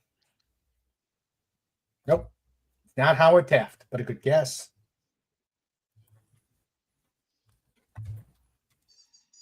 All right. All right. Going once. Going twice. Oh, Rob, nope. He wasn't president. It was Ronald Reagan. He actually passed through my mind, but I thought it couldn't be that simple. Okay.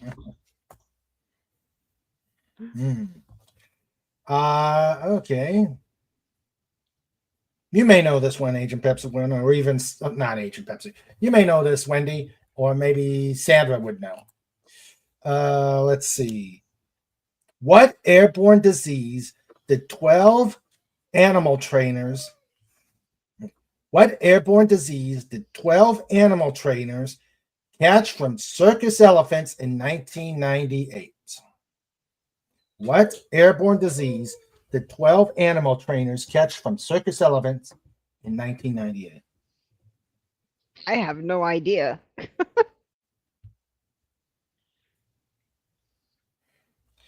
All right. Anybody in the chat?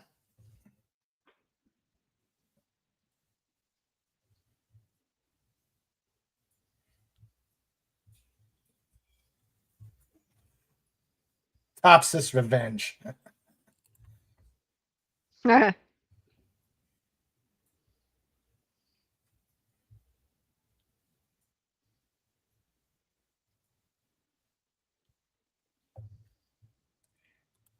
Oh, snow. Oh, that's slap shot. That's a slap shot table. That's a slap shot, yeah. Not a clue, but that they pack it in a trunk. Yes, that is a slap shot table.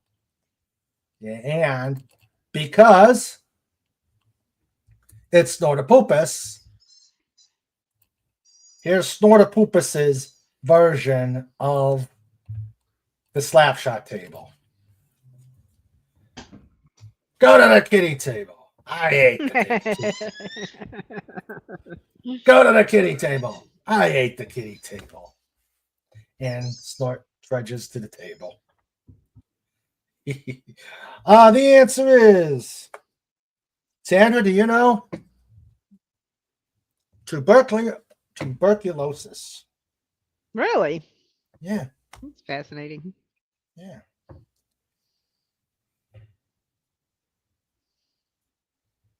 Interesting. All right. All right. The next one.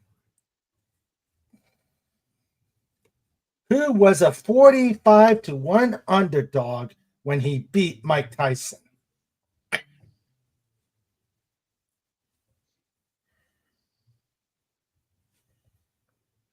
I saw the fight, but I don't remember who it was. All right. Anybody else?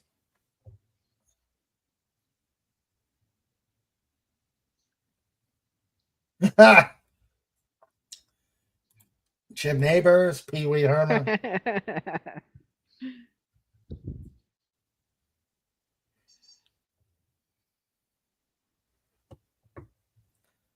Those are good answers. They're not Yeah. right. I could see Pee Wee Herman trying to take out Mike Tyson for maybe a half a second.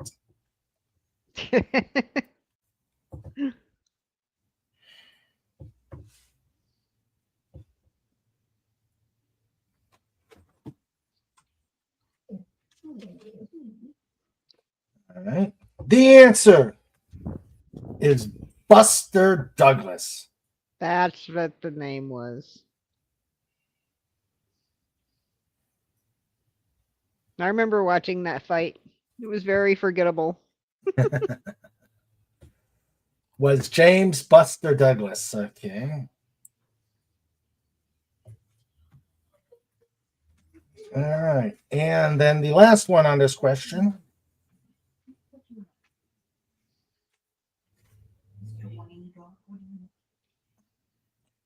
What the hell? What actress was a Syrian general so obsessed with that he instructed his Beirut troops never to attack Italian soldiers? What actress was a Syrian general so obsessed with he instructed his Beirut troops never to attack Italian soldiers? I have no idea.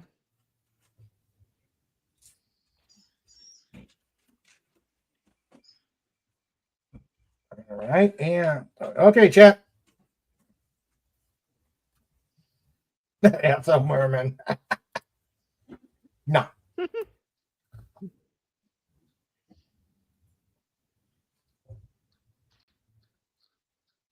Oh. Snort is okay. Snort and Sandra both got it. Snort says Gina or Sophia. It was Gina. It was Gina Lola Brigida. Ah. All right. That was question. That was card number 1. Feds must be having troubles with the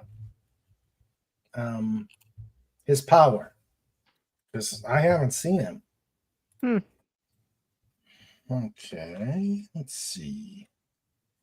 Because I'm gonna have to get going here in about 15 more minutes because I'm gonna have company soon. Okay, that sounds good.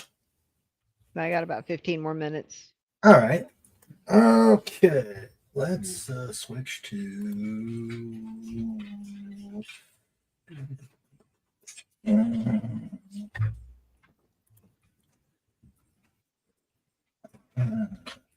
Here's one.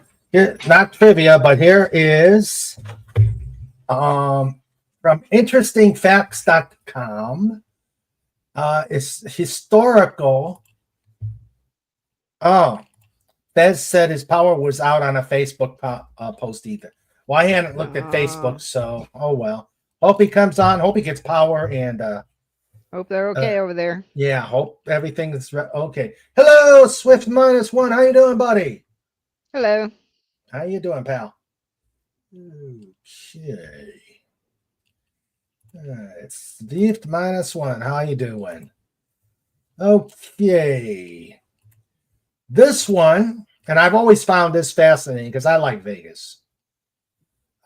This is from History Facts, and it is the fascinating history of Las Vegas.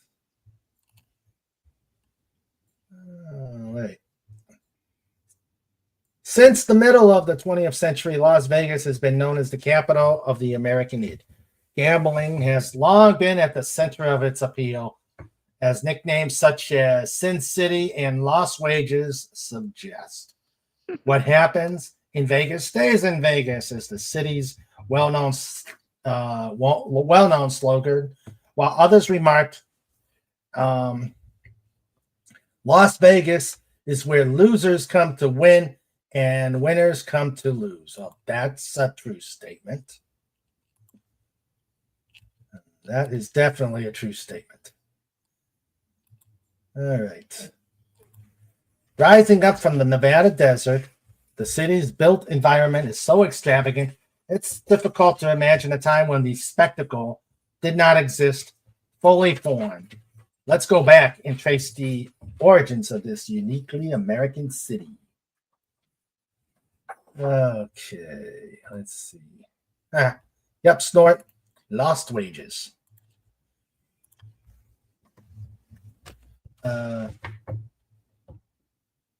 Even though Las Vegas occupies a unique place in American culture, its metropolitan origin was sparked by the same thing that gave rise to many other U.S. cities, the development of the railroad. The area that includes present-day Nevada became a U.S. territory with the signing of the Treaty of Guadalupe Hidalgo in 1848, which ended the U.S. war with Mexico. Despite its location in the basin of the Mojave Desert, the site of what is now Las Vegas was a sort of oasis, a valley that included a water source in the form of artesian springs.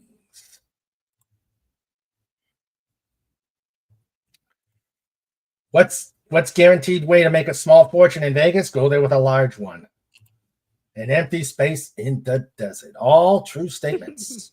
Yep. All true statements. Okay. The water source was the selling point for railroad magnate and U.S. Senator William Clark. In 1902, he bought 20,000. Hey, Colby. In 1902, he bought 2,000 acres of land and water rights in order to create a waypoint for the San Pedro, Los Angeles, and Salt Lake Railroad he incorporated to connect those cities. The railroad line through Nevada began construction in 1904, and the following year, Clark auctioned off parcels of his land, which was located east of the tracks. At the same time, civil engineer John T. McWilliams was attempting to build a township west of the railroad tracks. Though he was working with far less acreage than Clark, 80 acres to Clark's 2,000, the development provoked competition and intensified Clark's efforts to build his township. Clark offered refunds on the $16 train fare to town in order to attract buyers. Newspaper advertisements promised get into line early, buy now, W money in 60 days, though accounts differ on which of the two were commissioning that ad. That sounds like gambling right then and there. Ultimately, McWilliams couldn't really compete. After all, Clark owned the water rights and far more land and had a major stake in the railroad. In September 5, 1905, a fire almost completely consumed McWilliams' town site and ensured that the competition between the two was short-lived. Development would be concentrated west of the railroad tracks. That sounds like shenanigans. Clark formed the Las Vegas Land and Water Company with his partners and vowed, I will leave no stone unturned and spare myself no personal effort to do all that lies in my power to foster and encourage the growth and development of Las Vegas. All right, so okay, gambling, divorce, and the Hoover Dam. Clark's dramatic statement might sound like a natural lead up to building the bombastic city we know today, but that's not quite what happened. Over the next 25 years, Las Vegas settled into existence as a quasi-company town with railroad and mining as the main industries and a population of about 2,300. Clark sold his share of the railroad to Union Pacific in 1921, living in retirement for 4 more years until his death at age 86. The 20s were a tumultuous decade for Las Vegas nearly from the outset. In 1921, Union Pacific cut 60 jobs in the wake of its acquisition of the railroad. President Warren G. Harding's incoming administration also meant new appointments to the Railroad Labor Board, and the board approved a series of wage cuts for railroad workers. In the meantime, a post-World War I downturn in mining further impacted Las Vegas. Then, in what it was largely viewed as a retaliatory move, Union Pacific moved its repair shops out of Las Vegas and to Caliente, Nevada, costing hundreds of jobs. With the dire economic outlook impacting the entire state, Nevada revisited the legalization of gambling, which had been legal from its statehood from 1869 till 1910. With the greater public support for legalizing gambling than previous efforts had, a bill to legalize wide open gambling passed in both the state assembly and the Senate. And in March 19, 1931, Governor Fred Balzar signed it into law. That same year, divorce laws were loosened to permit anyone with a 6-week residency in the state to legally divorce. And just 1 year earlier, construction began on Hoover Dam, bringing an influx of what are my numbers of people? Bringing an influx of thousands of workers to the area, many of whom would take the short trip to Las Vegas to try their luck with the newly legalized games. With this confluence of events, Las Vegas we know today began to take shape. There's Golden Nugget, there's Bowl, there's the old downtown area.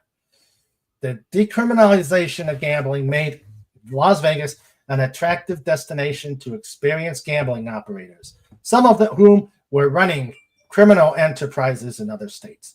One such figure was the archetypical crooked cop guy, McAfee, a Los Angeles vice squad officer who fled to Las Vegas to escape prosecution for running gambling and prostitution rings, the exact vice he was supposed to be policing.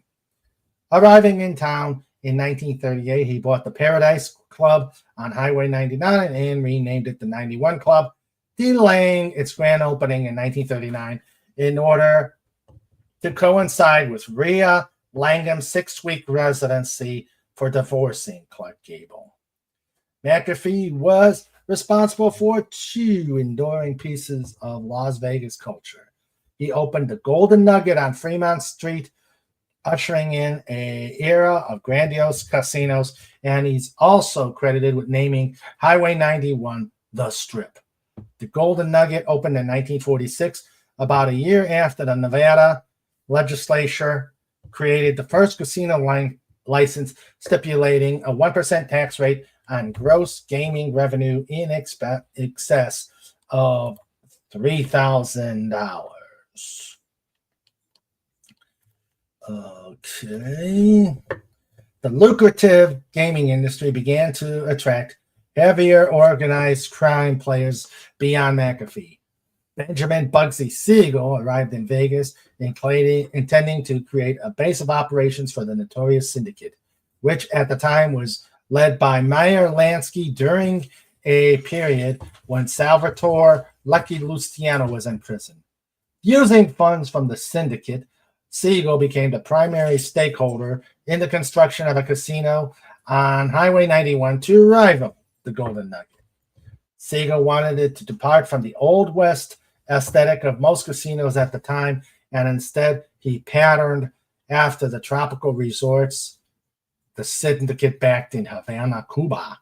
He dubbed it the Flamingo and helped to set a new standard for opulence in line with Siegel's own worldview. Class, that's the only thing that counts in life, he once said. Without class and style, a man's a bum and he might as well be dead. Lavish. I mean, he had a vision. Yeah. Yeah, he He did. just didn't make good business decisions. Yep, and that's what we're coming to.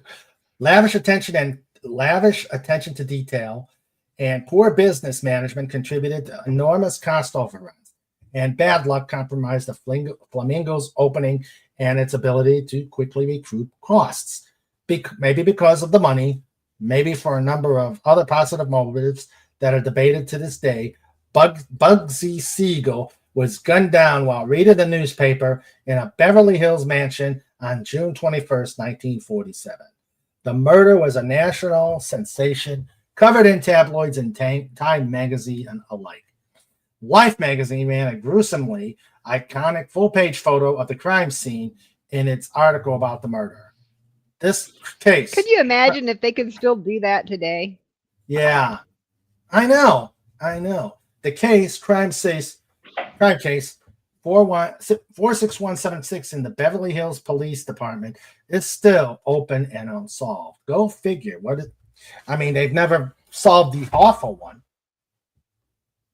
They never solved Jimmy Hoffa. No, they didn't. In a tellingly quick matter of minutes after Siegel's murder, other syndicate bosses took over the Flamingo. The resort eventually became profitable, so much so that the syndicate began building more casino resorts on the Strip. Organized crime took hold of Las Vegas, and the era of the swanky, entertainment-oriented hotel casino was born. The mob invested in more casinos. The Sands Hotel and Casino opened in 1952 and brought in the Rat Pack. Frank Sinatra, Dean Martin, Sammy Davis Jr., Joey Bishop, and Peter Lawford for a high-profile residency. The Dunes, Riviera, and New Frontier opened in 1955. Tropicana followed in 1957, and the Stardust opened a years later. Each had ties with organized crime syndicates from around the country. They just destroyed the Tropicana, I think, last year. They're all gone now, aren't they? Yeah. The fall of the mob. Despite the sensational murder of Bugsy Siegel, the mob's involvement in casinos, restaurants, hotels, and other Vegas businesses expanded, and more gangsters arrived in the city between the 60s and 70s. But in the late 60s, billionaire Howard Hughes, go figure, bought a series of mob-connected casinos: the Desert Inn, the Sands, Castaways Frontier, the Silver Slipper, and Landmark. I only remember the only two I remember right now are the Desert Inn and Sands. Shifted the balance of casino ownership in the city from mob-connected to corporate-owned. In 1969, the Nevada legislature promoted corporate ownerships of casinos. And in 1970, Congress passed the Racketeer Influenced and Corrupt Organizations Act, commonly known as RICO, which aided the Justice Department in cracking down on organized crime. During the 70s, high-profile car and restaurant bombings between rival gangs unsettled the city to the point of attracting the attention of the FBI. The Nevada Gaming Commission and the Nevada Gaming Control Board refocused on organized crime, and Governor Michael Callahan made it a point of emphasis. A RICO case focused on mobster Anthony Spilotro and Frank Lefty Rosenthal, whose connections ran from Chicago mob families to others throughout the Midwest. By 1981, Spilotro's operations had been broken up, and the mob was all but finished in Las Vegas. The rise of the corporate mega resort. Billionaire businessman Kirk Kerkorian bought the Flamingo in 1967, and in 1969 he opened the massive International Hotel. It was the largest hotel in the country with 1,500 rooms and 4,200 seat showroom. For its grand opening, he brought in Barbra Streisand, followed up by bringing Elvis Presley for a famed residency. 837 consecutive sold-out performances over 7 years that set an enduring record. That same year, Krikorian bought Hollywood's venerable MGM studio and then set out to build a themed resort in Las Vegas based on the production house. And that's still there. The MGM Grand. With all the buying and building, Krikorian incurred enormous costs, so that helped balance the ledger. He sold the Flamingo and later the International to the Hilton Hotel Corporation. The success of the Flamingo Hilton caught the attention of other major hotel corporations such as Sheraton and Holiday Inn, and they too began.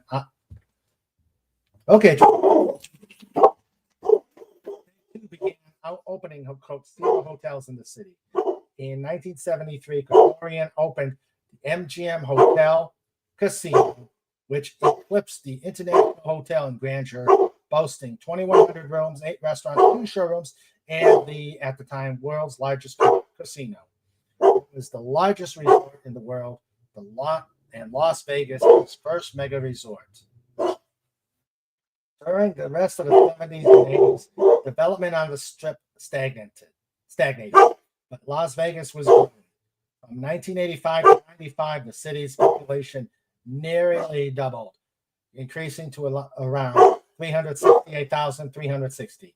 Using trunk bonds in 89, developer Steve Wynn reinvigorated the Strip by building the most ostentatious mega resort yet, the Mirage Resort and Casino.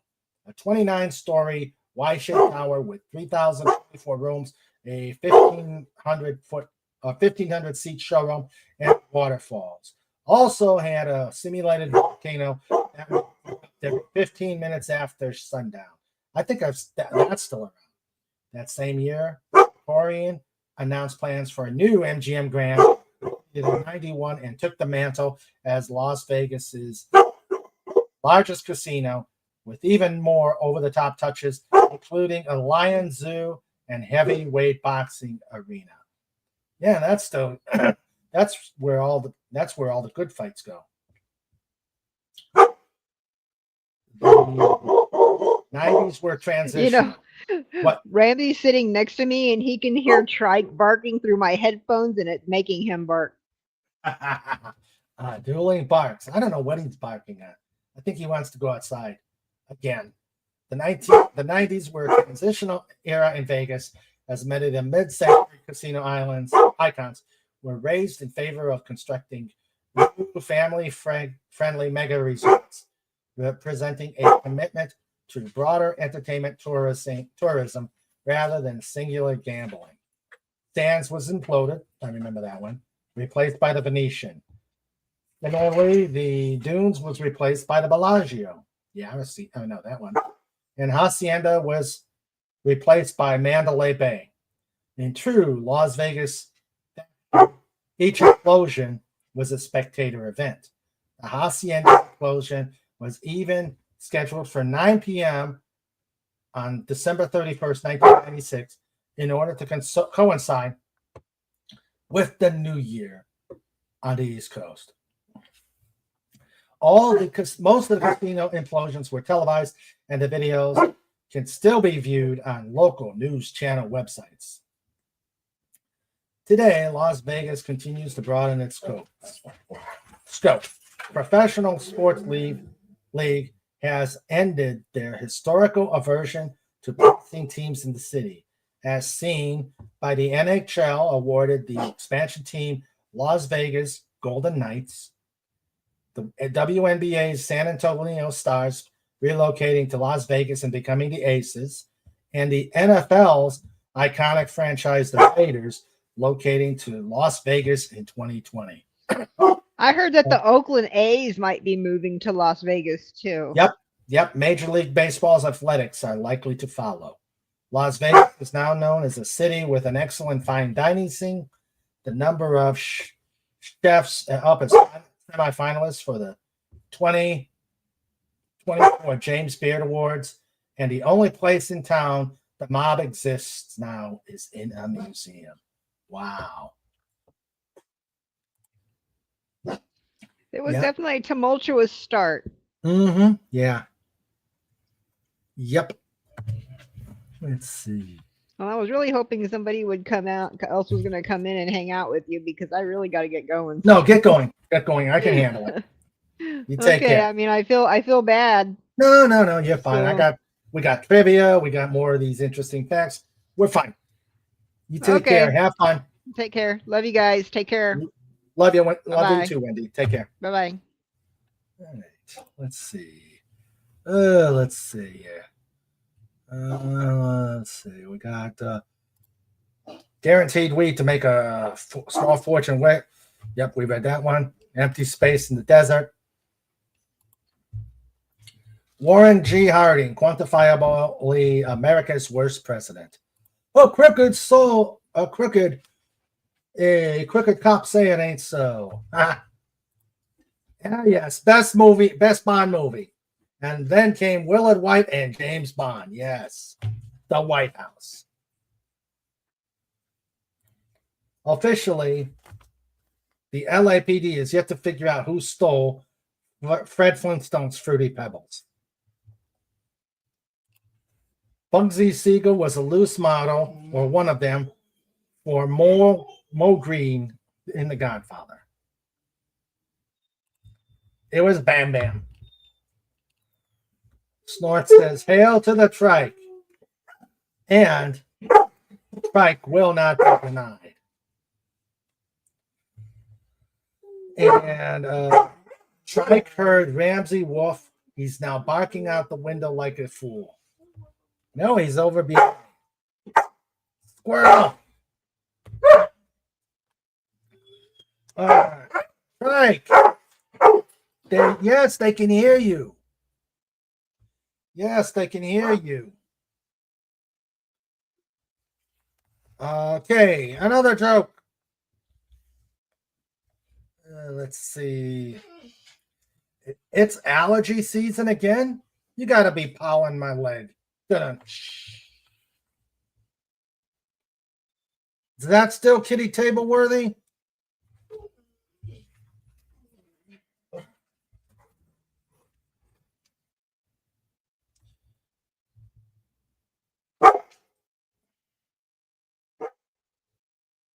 All right.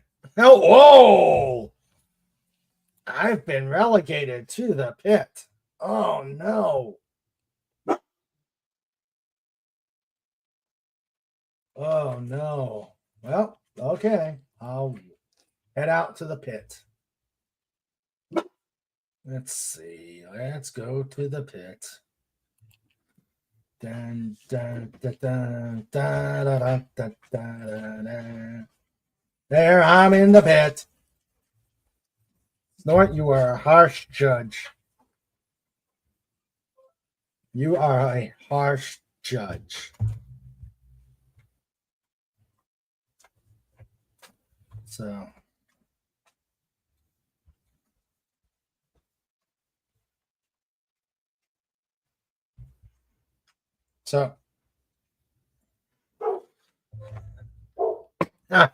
Me so mean. All right, just for that, I'm going to try and step my game up. So I extract myself from the pit.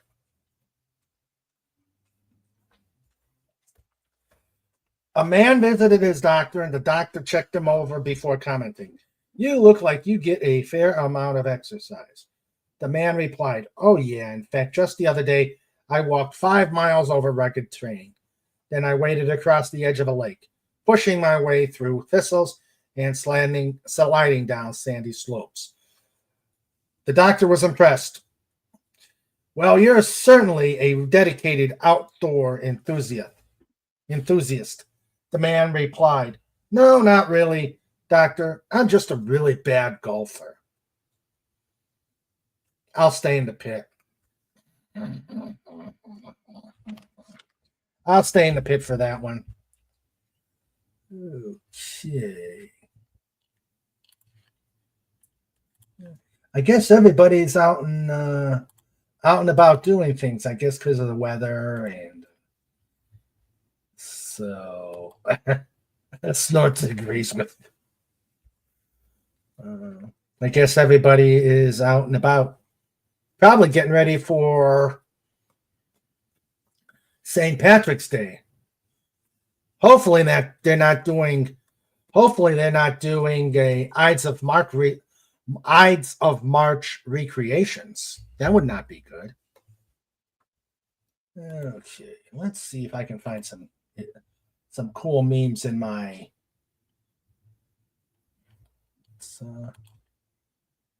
Okay, let's see if I can find some cool memes that I've gotten before.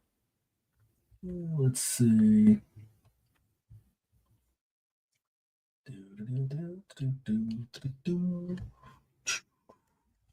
Let's see. Yeah.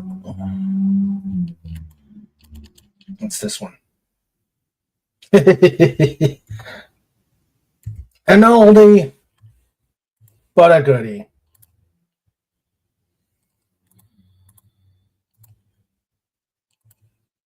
I present you the worst case scenario.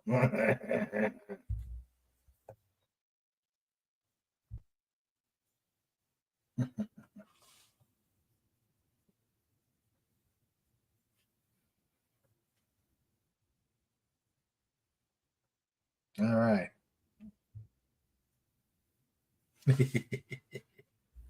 Okay.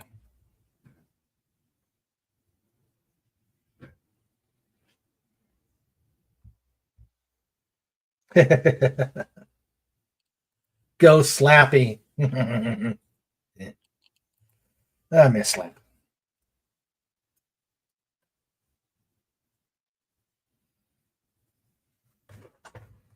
But but only because nom nom nom. Yeah. Okay, more trivia. Okay, this is one of the themed cards. So all the questions will be on the same thing. Same theme. Okay. What city is the kickoff point for most climbs of Mount Everest? What city is the kickoff point for most climbs of Mount Everest?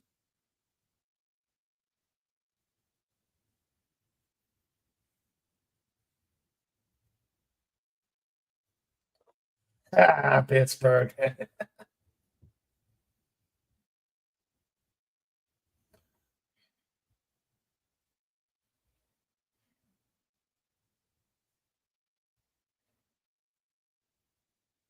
All right, I'm waiting.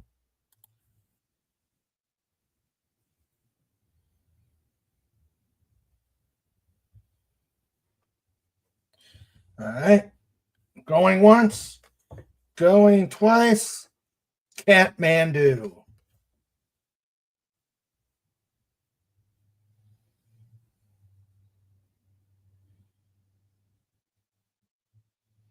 All right, the next one.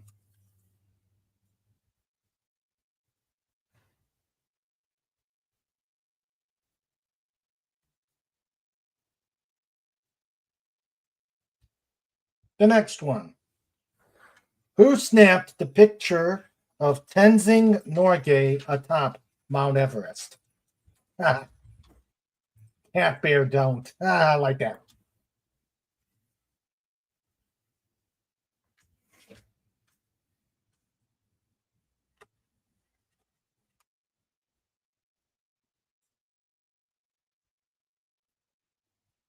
Okay.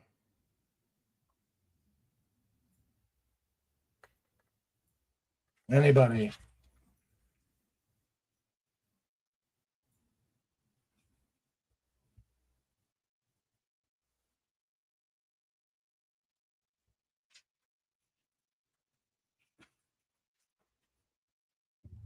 I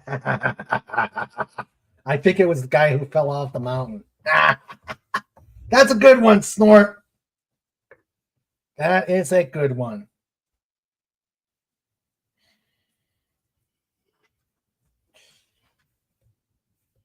The answer is Edmund Hillary.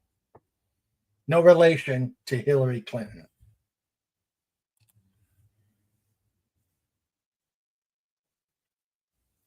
How many Mount Everest expeditions are allowed to take place at the same time?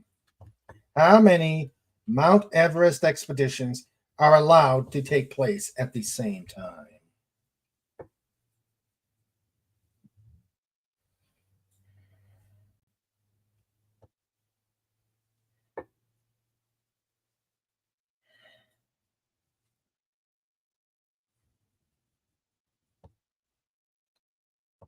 All right, let's say it again. How many Mount Everest expeditions are allowed to take place at the same time?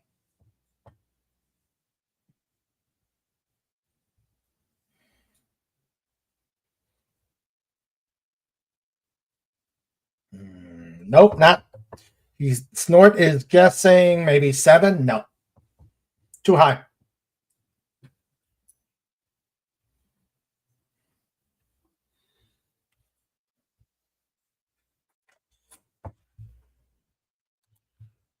Too low. The answer. Anybody else?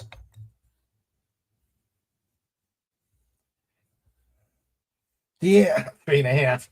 What happens to the half? They all fall off?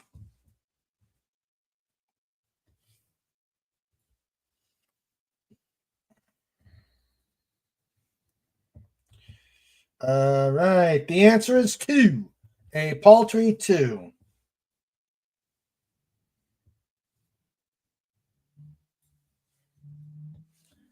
Whoopsie, we fall down. Now this is a shame. This is a shame. How many tons of trash were removed from Mount Everest in 1990? How many tons of trash were removed from Mount Everest in 1990?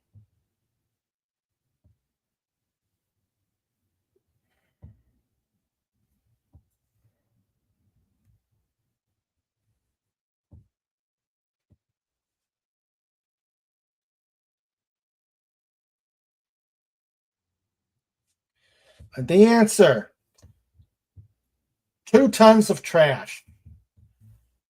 10 tons of trash. Ooh, that'd be bad. Nope, it's 2 tons.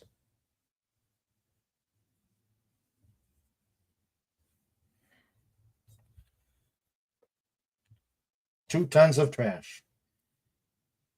I like this question. What was built 4 miles up the side of Mount Everest at a cost of $10,000? What was built 4 miles up the side of Mount Everest at a cost of $10,000? 2 tons of trash was the Hillary Clinton again?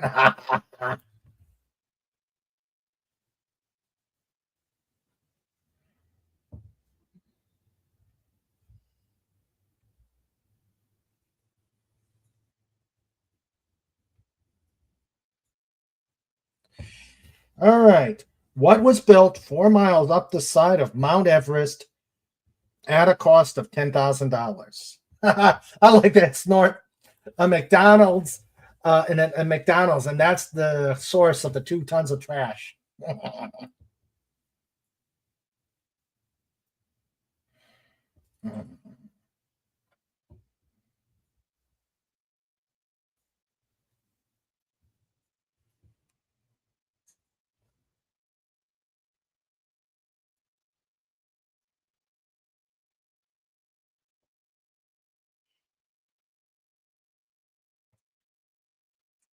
Nope, it's not a McDonald's. What was built 4 miles up the side of Mount Everest at a cost of $10,000?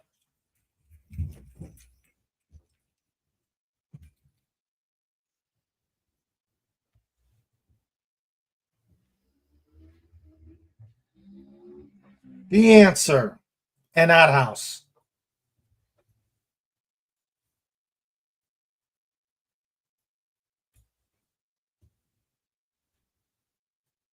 Yeah. A permanent restroom. Yeah, in that house.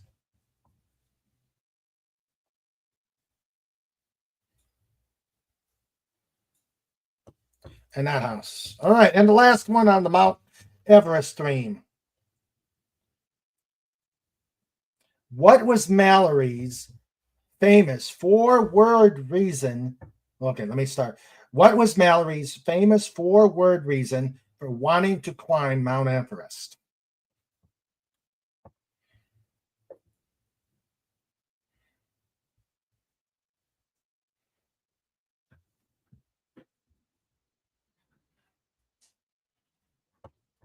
Oh, Sandra got it right. Because it's there. So that was, yep, because it was there. Yep. Yes, you both got it.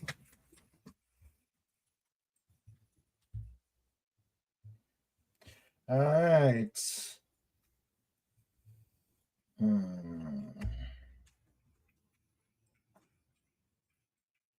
Hmm. Oh, okay, this is a good one. Okay, here, I don't know, where was Mallory from? Do you know, Snort?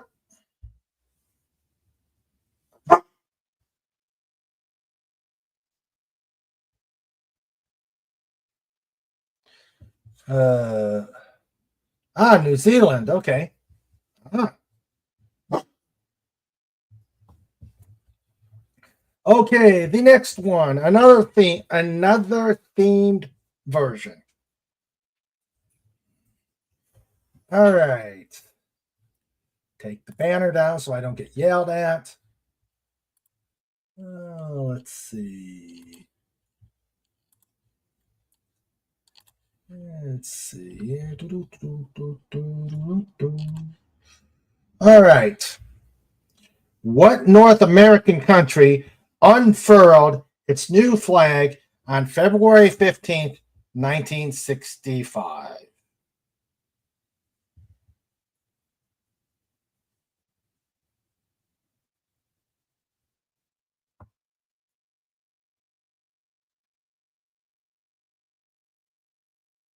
What North American country unfurled its new flag on February 15th, 1965? Let's see. Snort says, "Whoops, wrong. England." Okay, so he was from England. Whoa. All right. Come on, guys. You should know this. Yep, Snorty got it. Canada.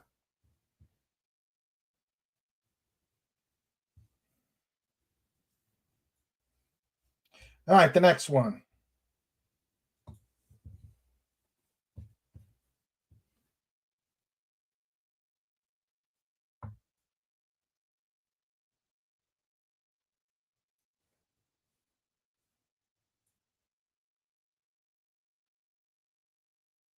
All right, the next one. Wrong answers only. This is wrong answers only. What Marvel Comics superhero carries a star-spangled shield?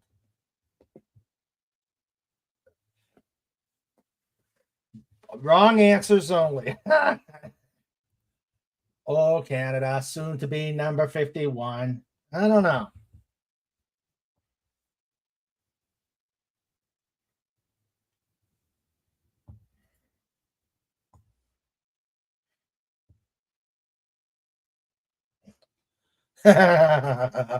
Corporal England.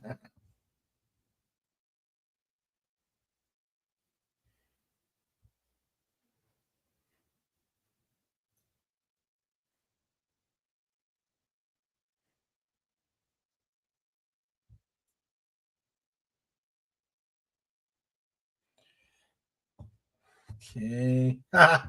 Capitano Mexico.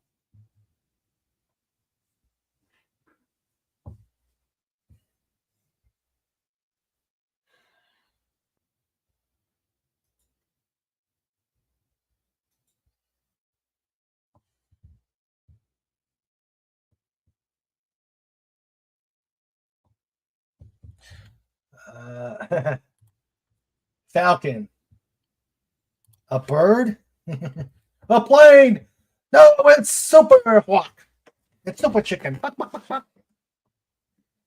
I got a bird brain story that I got to tell you after this question thing. No, it's Captain America.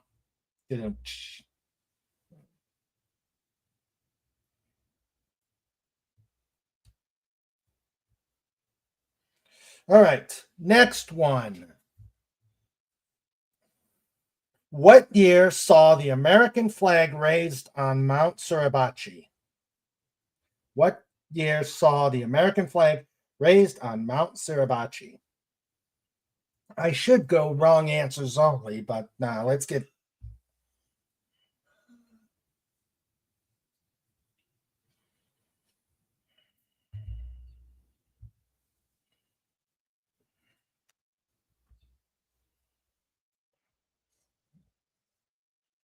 No. Oh, you got it. You were gonna get sent to the pit for that first answer. 1945, Snort. You take care, Max. Go shoot some drones. Excuse me, typo. All right. All right. What U.S. president was awarded the first U.S. flag to orbit the Earth? What U.S. president was awarded the first U.S. flag to orbit the Earth? I was thinking that same thing, Snort. Why? Was the drone bad?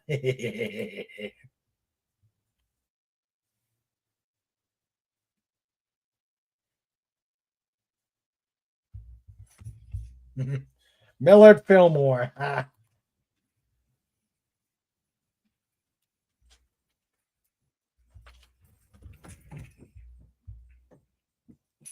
What U.S. president was awarded the first U.S. flag to orbit the Earth?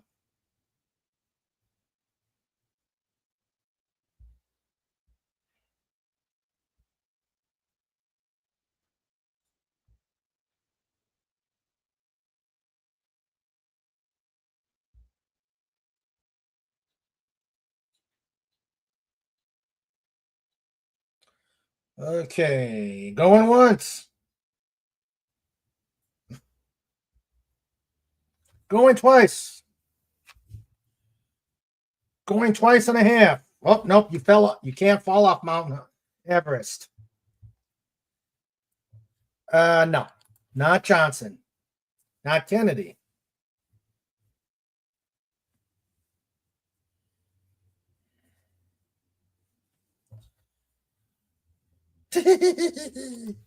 Jennifer Lawrence says she was the first to do anything.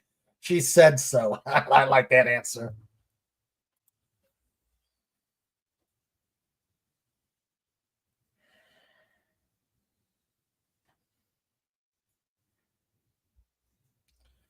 Nope, not Nixon. All right, let's try again. All right, we've pretty much taken care of a lot of the presidents in the mid 20th century. Last time, what U.S. president was awarded the first U.S. flag to orbit the Earth?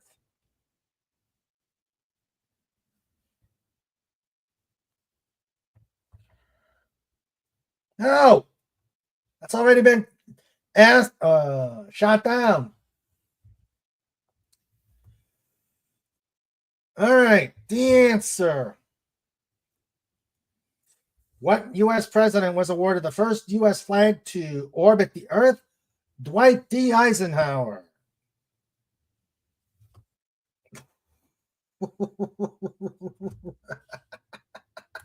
The ultimate space case?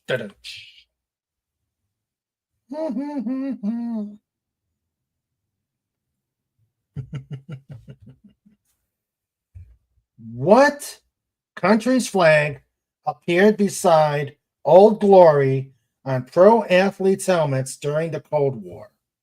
What country's flag appeared beside Old Glory on pro athletes' helmets during the Gulf War? This one I didn't know.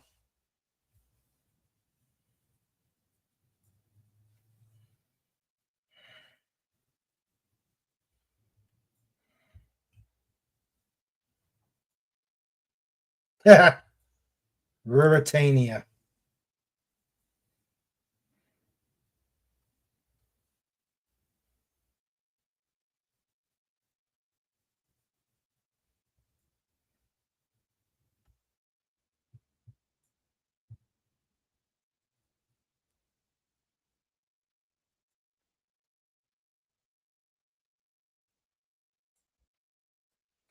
All right, let's see. Hey, Leonard, how you doing, buddy? How you doing? Must have been prime rib night, or you were involved in the process. Come on up.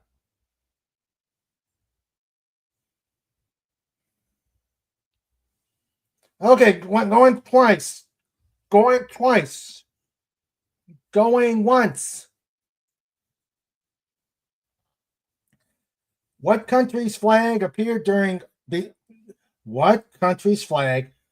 beside Old Glory on pro athletes' helmets during the Gulf War? Okay. It was Canada's.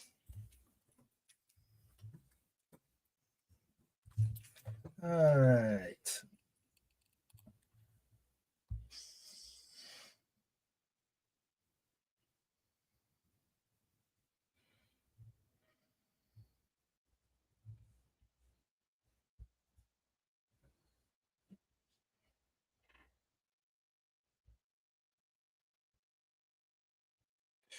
All right. And the last one on this theme, an extra credit. An extra credit is what was this theme? What was the theme on this trivia question? Snort! Don't antagonize the Canadians. They're our friends. Don't get you, even worse, don't get YouTube mad. What country's flag was Columbus sailing under when he discovered America?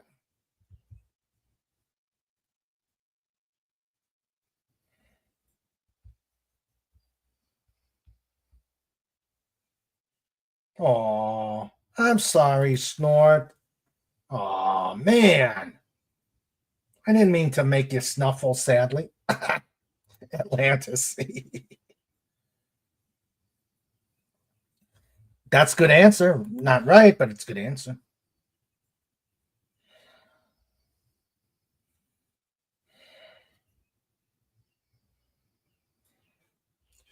All right. Castile. Oh, yep, you got it. Snort got it. Spain.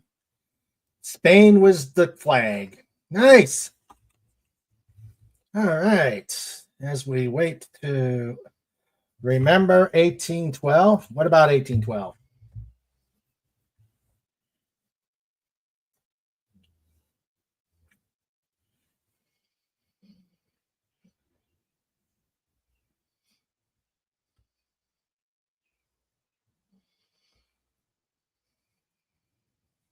Yeah. Good year. Bad wine.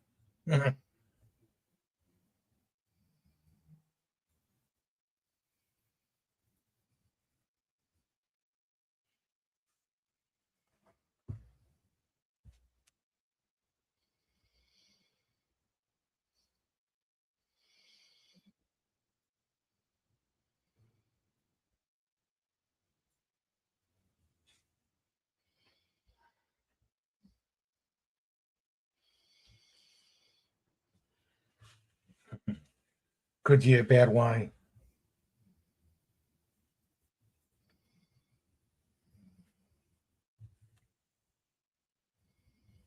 Good year, bad wine.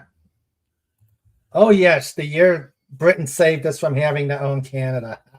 Yeah. All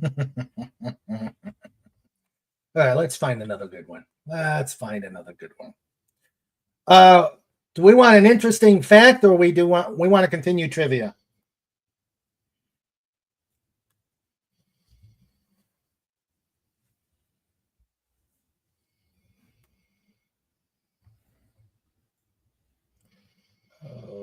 Okay. Yes, you was a naughty bear.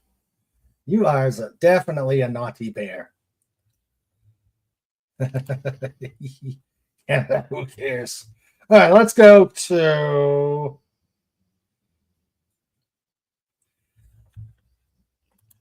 Lenrod. How you doing, buddy? I am here and I am eating ice cream. Oh, oh man, ice cream, yummy. What kind? Full. It's like a caramel. It's a soft Caramel? flavor, caramel flavor. Oh, nice. What'd you have before that, or are you just starting out with dessert and just keeping it that way? I went to Chinatown. Oh, okay. I fixed my aunt's computer Oh, okay. and we went out for food. Ah. Because I get paid in food. Of course. Brand new computer, and then the touchpad on the laptop quit working. Ah, I actually had to go into the BIOS and manually reset it to get that working. And she just bought this thing like 2 days ago. oh, It's like Windows updated and killed the touchpad on the laptop. eek. Eek. Ah. Well, Tim says I had corned beef for dinner. Yeah, yummy, yummy corned beef. Yum. Well, did you make it? Did they make it with beer? Snorter Poopa says they make a prime rib flavored ice cream. I'm sure it hasn't been not thought of. There Mm. was a bacon flavor that was tried a while back. Yeah. Windows 11. Yeah. Trashed Yeah. here. When I ever get around to building my new PC, I'm going to run Linux on it. I'm done with Windows. Yeah. Well, I'm not going to say anything, but I've updated to Windows 11. And I'm not going to say anything because I don't want to jinx. All right. Tim says, I sent you a photo. All right. Let's see. Let's open up. Okay.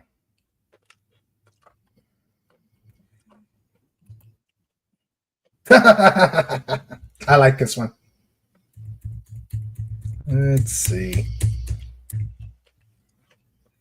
Okay. Let's see. I was trying to. I don't know what is going on with freaking StreamYards, but I did a video on a thing of fried rice I made on my new wok, and every time I put it on, StreamYards explodes on me and kicks me out. Hogging dogs. Hogging dogs. I love that. I could get behind this brand. Yes, I can. Yes, I can too. Ice cream mix for dogs. Prime rib. Prime rib. Honey, something for trike. It says made for dogs, but prime rib flavor ice cream, that's people food right there.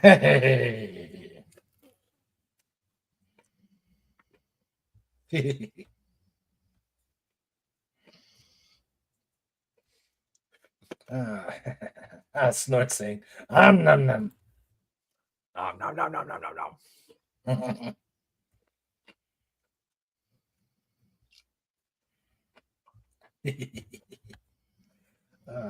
Okay. Now that our trivia expert Lenrod is here, we can step up our game. Sure. So no, but before we do that, how's your week been other than fixing computers? It has been a fantastic week. Hmm. A lot of getting up way too early. Mm. A lot of no sleep. But spending time with the gal pal, that's yeah. Oh, that's great. That's great. Making It's progress. been about a month. It's been about a month or so. Well, a week certainly felt like a month. Oh, okay. It was one of those things like stuff has been going on, and I get to the end of every day of the week is like, it's only been one day, but sure feels like I've been doing a whole lot more than one day. Yeah. All because of the dentist. Oh.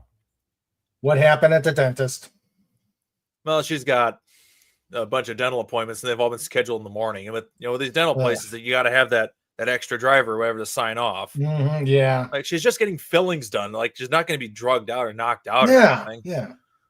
But yeah, I've been going with her for all that, and we do that, and then we just hang out the rest of the day, Nice. going thrifting, finding junk. I bought a new toy at the thrift store the other day. Oh, what? I got one of those harmonica thingies that hangs around your neck for playing guitar. Oh, cool. Found that at the thrift store. I'm like, oh, score. Hmm. The harmonica that came with it doesn't sound particularly good, but it works. Hey, you can find one. You can find Oh, yeah, I one can that'll find work. more. Yeah. She says she has some really nice ones in her storage building. We have to go stop there eventually and get that.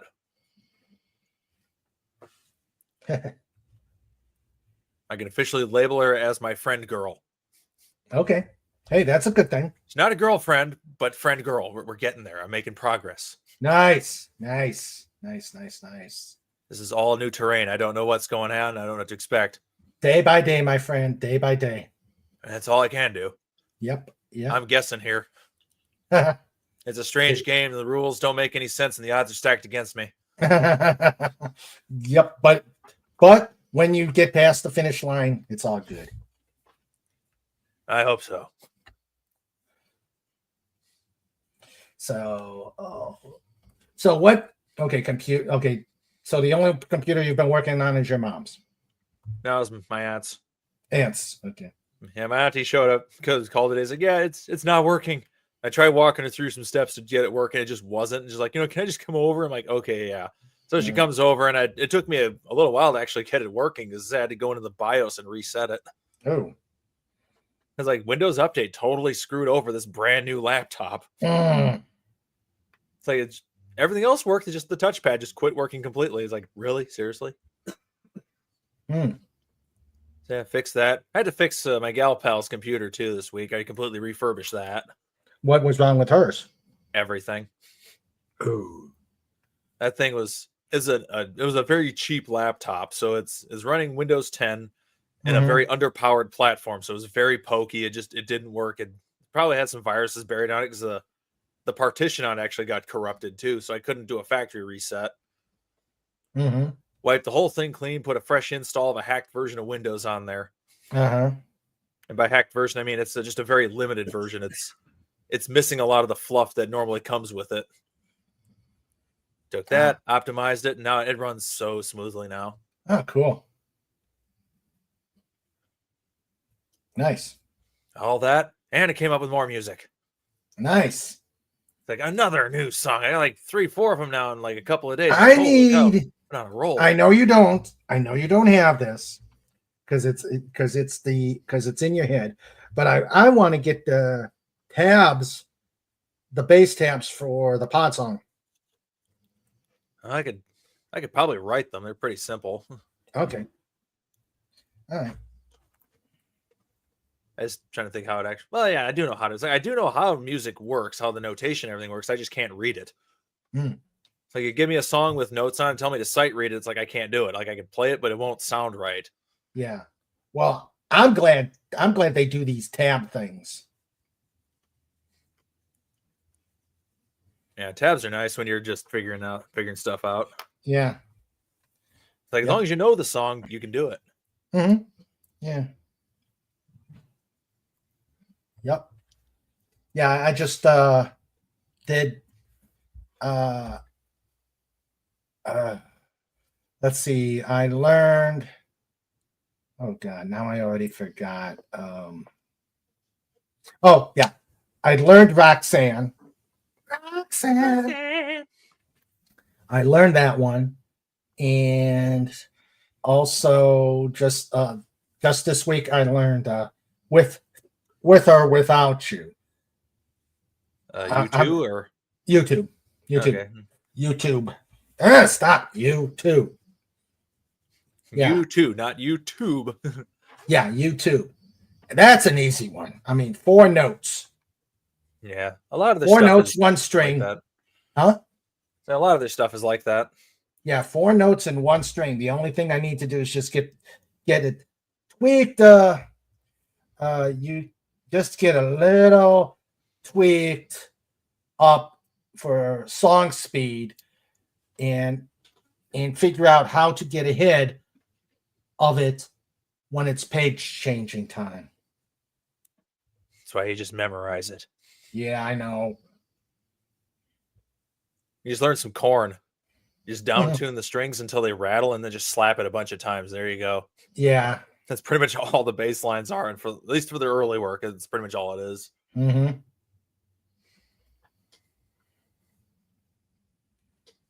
It sounds okay, but Yeah. No, I actually did pretty good on it. It's just, like I said, song speed and switch pages. At least the Yeah. good thing is the music in this book, or this for this particular song, it doesn't do all the coda stuff, so it's all the way straight through to the end. okay. Yeah, so Oh, and I got a message.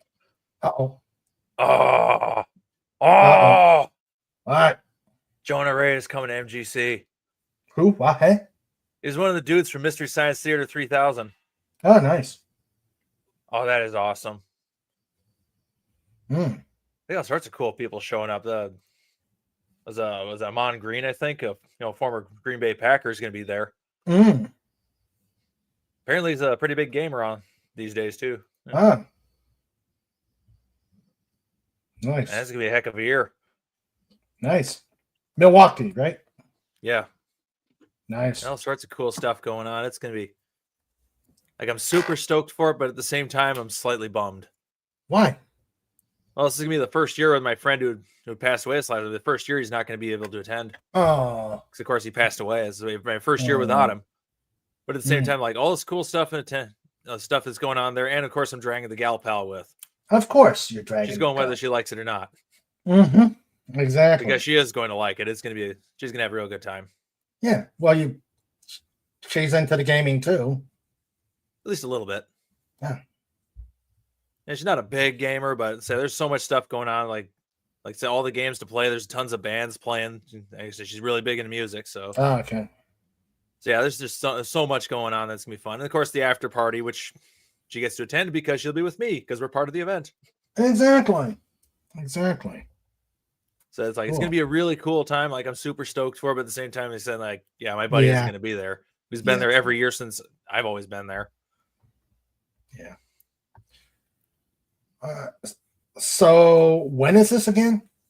This is the first weekend of April. Oh, okay. The main event is the 4th and the 5th and the 6th is the main days of the event. The 4th, if you have money, Nice. because they have the pre-show on Friday, but those are like a couple $100 a piece for tickets, Mm-hmm.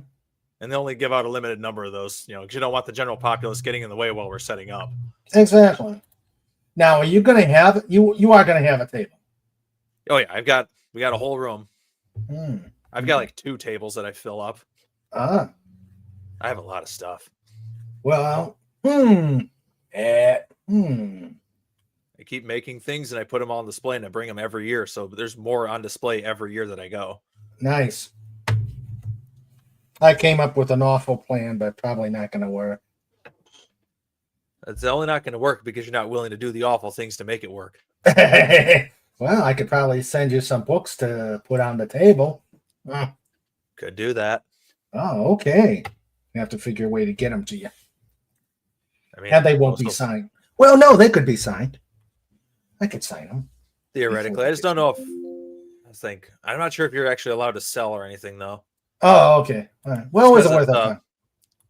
Like, I could have them out and I could probably sell them, but it's just like, typically if you're selling stuff, you have to be one of the vendors.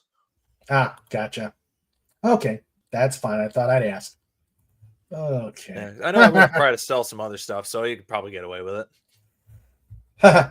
FKHC says, is Mark Hamill going to be there with his pants on?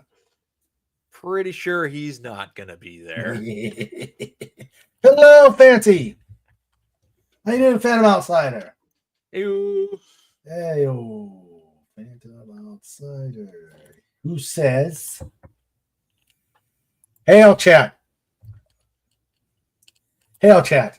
No, those in Wisconsin are cheeseheads. Head cheese is meat and gelatin and likely created by a polar bear or someone who is really, really, really hungry. I like head cheese. I have never had it. It's a very Polish thing. Oh, it is? Okay. I say it is. It's just meat in gelatin. It's like leftover meat bits mixed into the meat gelatin compound. Ah, And say whoever was really, really hungry makes sense because they say it's like as far as I know, it's like a very Polish food product, but it's you use every single piece of the animal back in the day. that's true. It's like you never know when you're going to get your next meal, so you got to make sure you use everything for your meal. Ah. Okay.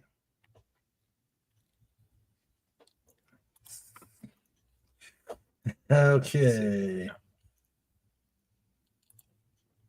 Come on, chat. Pop out chat. There we go. Yeah. Everything except the oink. Yeah, pretty much. Yeah. If it can be eaten, it will be eaten. Yeah, that's true. Everything but the kitchen sink. It's like in human body can digest a wide range of foodstuffs. So it's rather impressive just how much we can digest.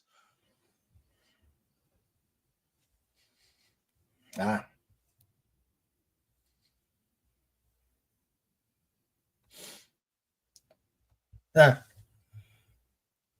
Look, Polish is pierogi and kielbasa. No one except polar bears should get credit for head cheese. Oh, I love pierogies. Pierogies are so good. Pierogies, kielbasa, glumkis. Oh, I used to eat glumkis all the time way back in the day. My grandmother would make those. Did it the traditional way. And then there'd be times where she would make lazy man's glumkis, which are the same thing, except you didn't actually put them together. Ah. Either way, it was really good. Cool. It's basically like meat stuffed inside of cabbage. Ooh. Yeah.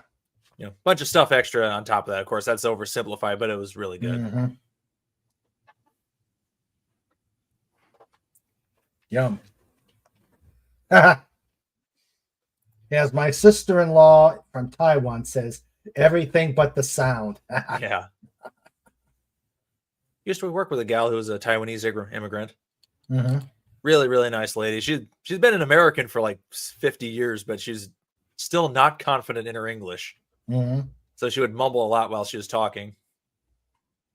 So it's like, come on, girl, you speak perfectly fine English. You can speak up. Yeah. She was really, really nice. I liked her. She was an old gal, but she was really nice. Oh, nice. I didn't give up on her. Everybody else gave up on her in training, but I kept going. I figured out how she learned, and then I was able to teach her how to actually do the parts properly. Oh, okay. She went from barely being able to make 10% of the rate production to making like 150. It's like, aha, now she produces just as much as we do half the time. Aha. Nice.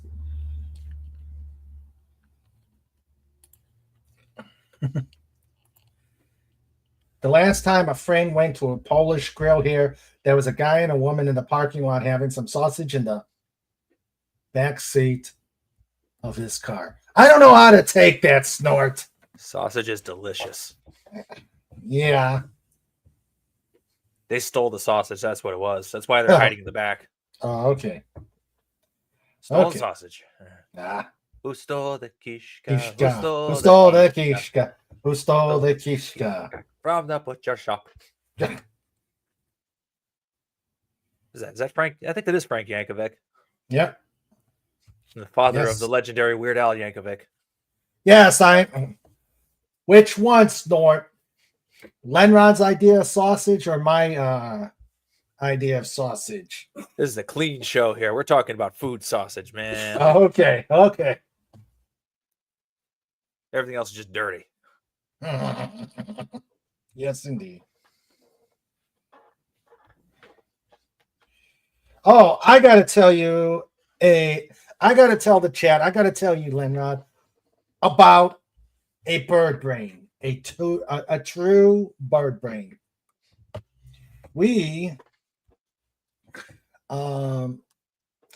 got this massive monstrosity of a building that's totally open air, very little closed off entrances, just very large, very airy, sometimes a little too weird.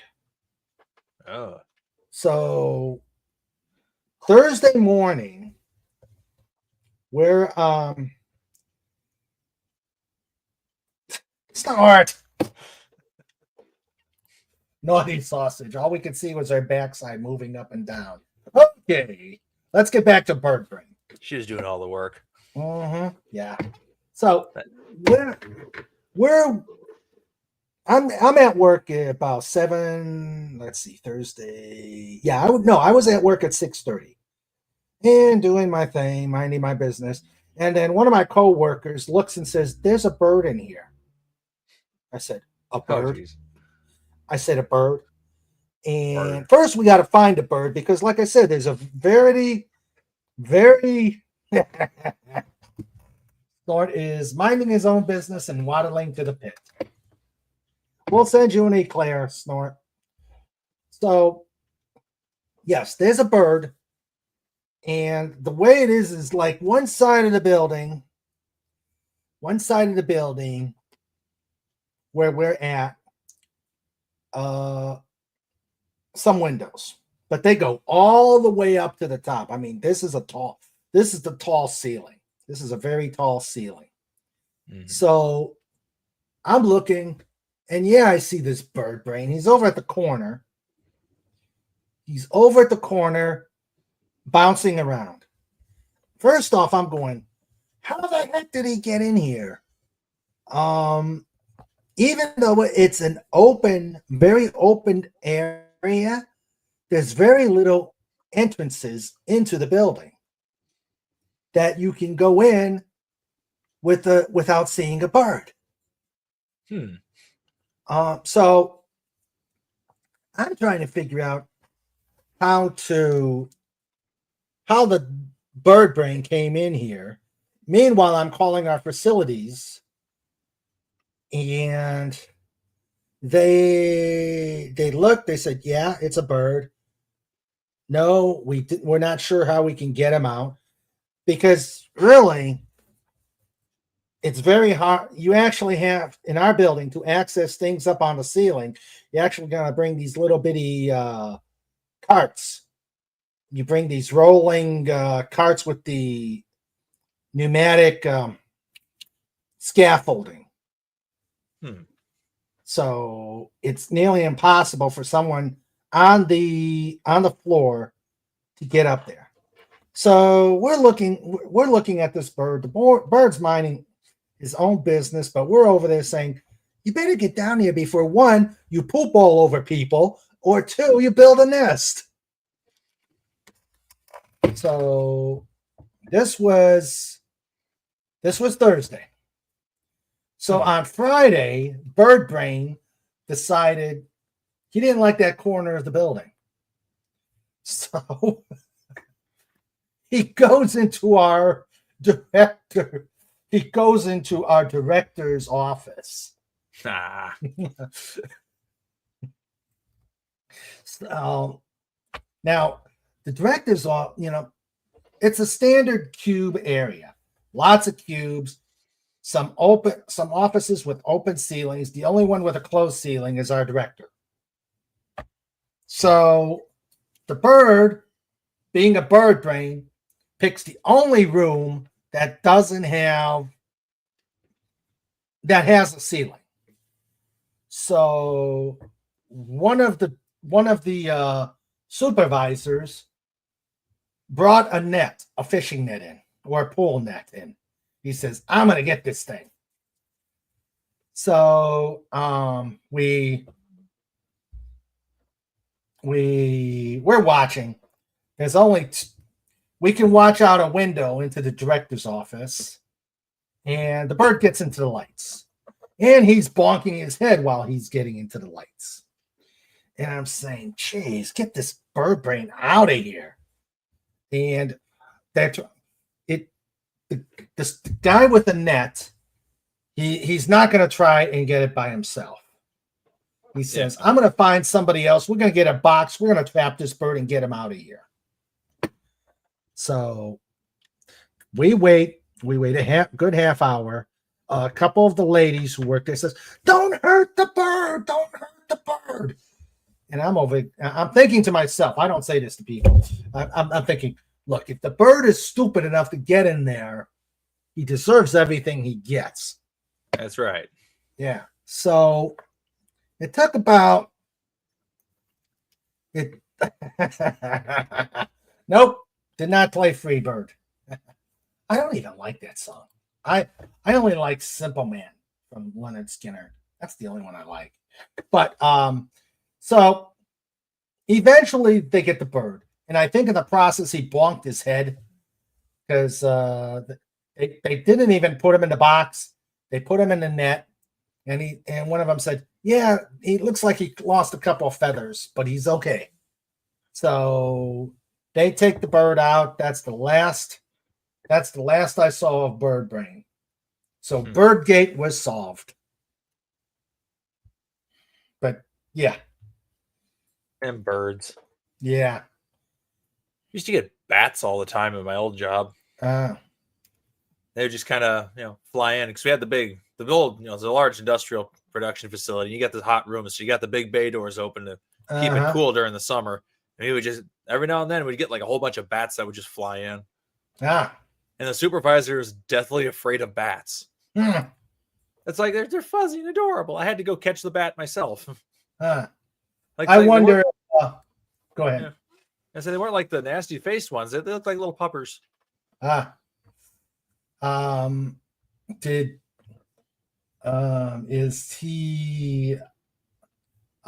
he going to?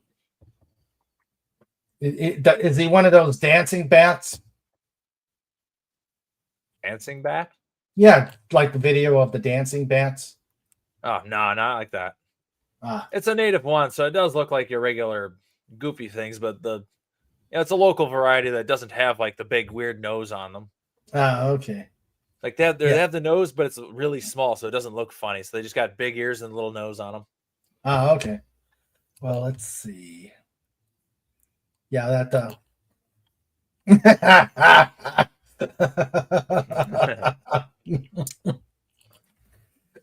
Tim says, "Oh God, not that clip again." Just because upside down bats filled upside down looks like dance club. Yeah. Look up Polish Pickle Deli. Really great food. No, Freebird was not playing. Tim says, we get a few birds that fly into where I work. Problem is, like I said, we've got the main foyer. We've got 2 side rooms, all of which are enclosed areas. The only way the bird could have gotten into the main atrium was through the foyer. And I'm like, who's going to be able to see the bird? And someone's going to see the bird enter when he goes into the foyer. Yeah. Yeah. Bats, don't call your bosses that. They are nice until they bite you and you have to get shots. Okay, Tim, I'm not going to show that clip. It was funny, though. That is a cool video. It is. Yeah. All right. Trivia. Another trivia batch. Okay. All right, more trivia. What Asian nation? God, that's Asian nation. Okay. That just sounds cool. Was not invaded by enemy forces between 1275 and 1944. What Asian nation was not invaded by enemy forces between 1275 and 1944? Huh.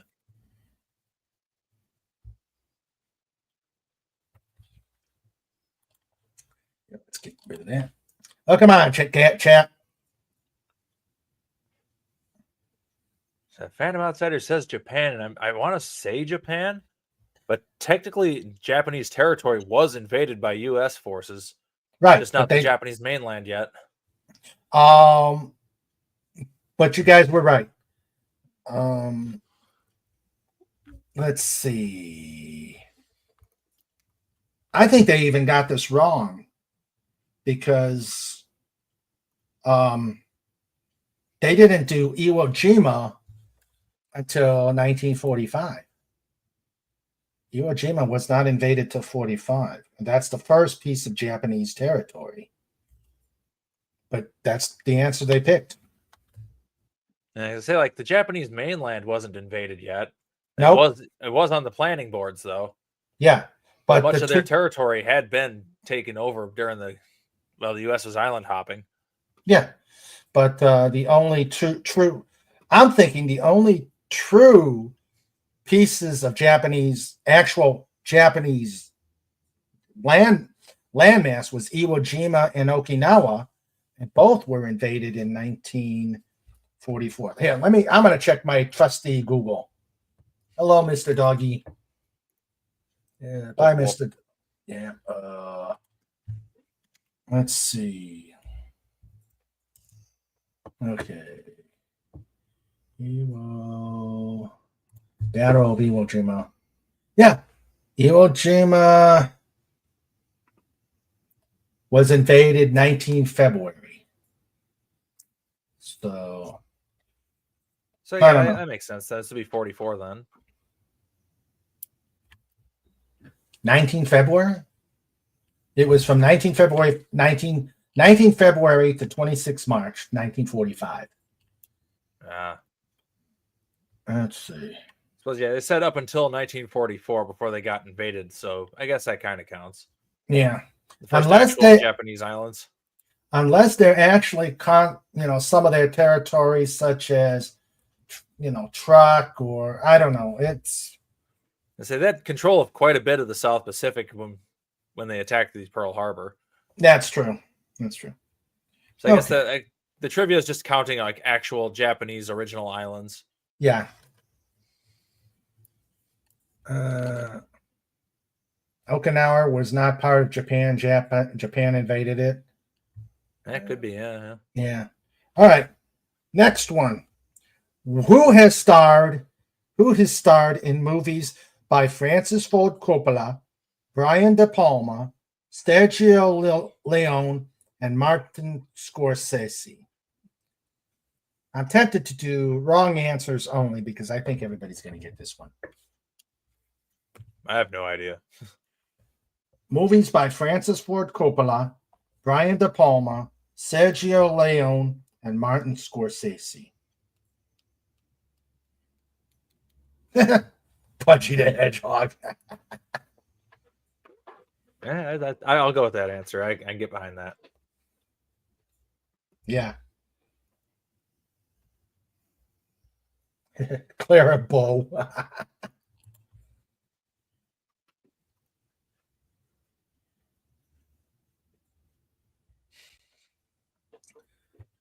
Martin Sheen. That's a good answer, but not right.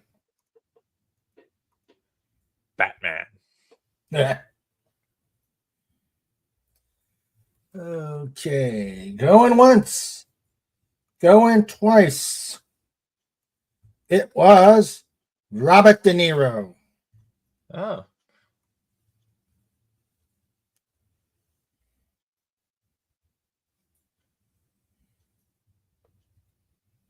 Oh, yeah. Yeah, Robert Joe Estevez. Yep, that's Martin Sheen.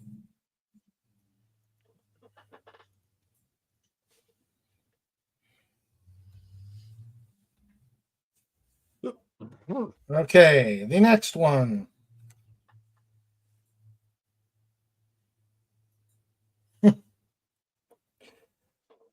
Okay, this is food.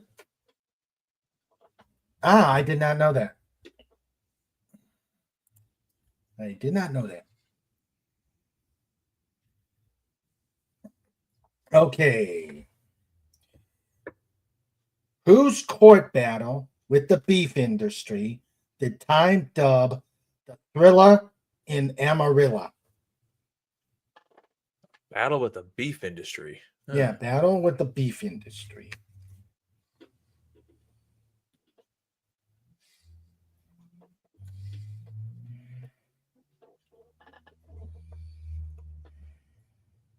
Huh. Yeah, I don't know. That's Lizzo.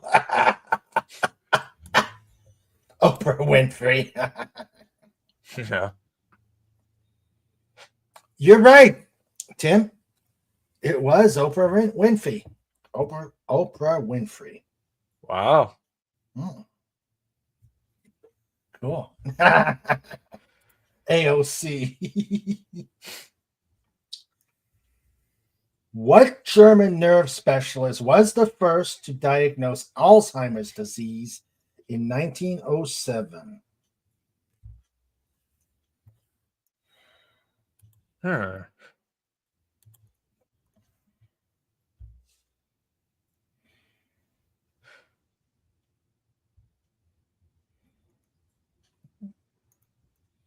Okay, give it some.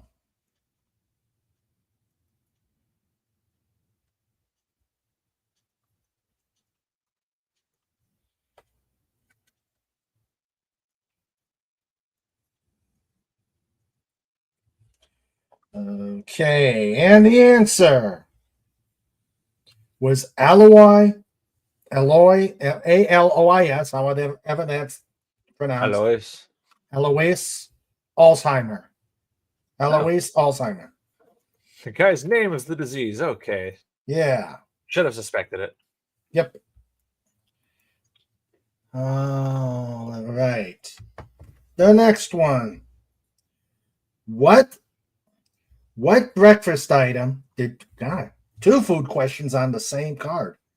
What breakfast item did Burger King reformulate in 1996, making it less likely to leave grease stains on steering wheels? French fries?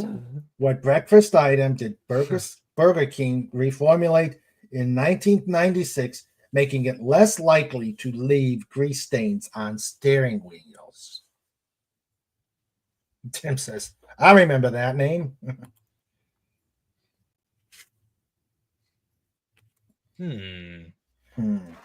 Ah, Fancy got it. The croissant witch. I don't even know what any of their menu items are called. Yeah, I haven't eaten at Burger King in ages. yeah. Yeah, we rarely eat at Burger King. It's like I rarely ever eat out at all. Hmm. It's like I couldn't tell you what most of McDonald's menu is. Like I know a Big Mac, but beyond that, I don't know any of the names. Ah.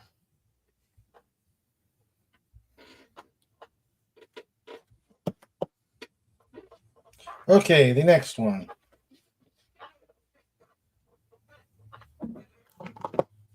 All right, the next one. Whose works are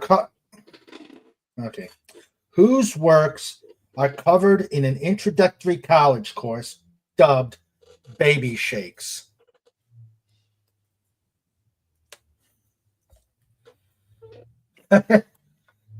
Snort says, which is why I could never use the croissant sandwich to lube my car anymore. Lenrod, never eat out at all. Insert some bad there. Yeah.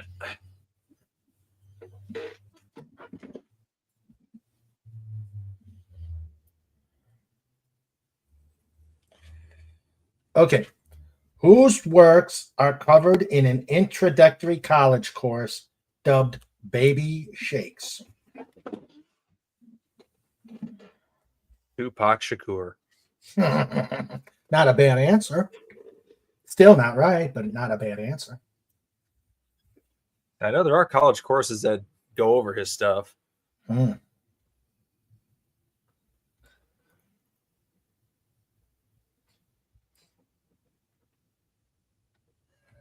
Yep, Tim, you got it. William Shakespeare. Shakesman. Mm-hmm. Yep. All right. Which is why I could never use the croissant sandwich to lube my car anymore. Yeah. Okay.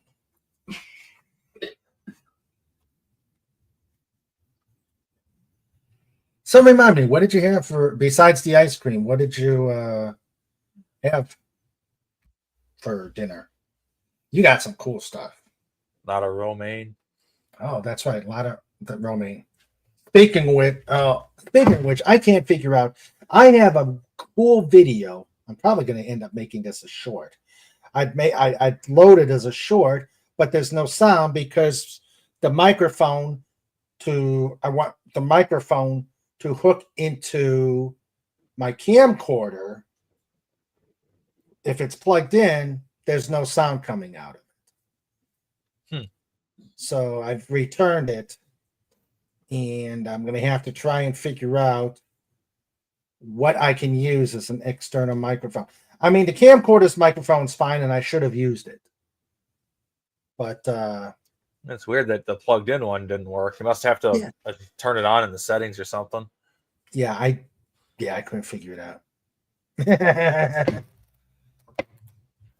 Then good news, Raymond. It's a silent movie then, huh? Yeah. You don't need to hear my voice. You just want to see the food cooking. You just put some generic background music in. Yeah. Wacky sax. Or Yeah. yakety sax. Mhm.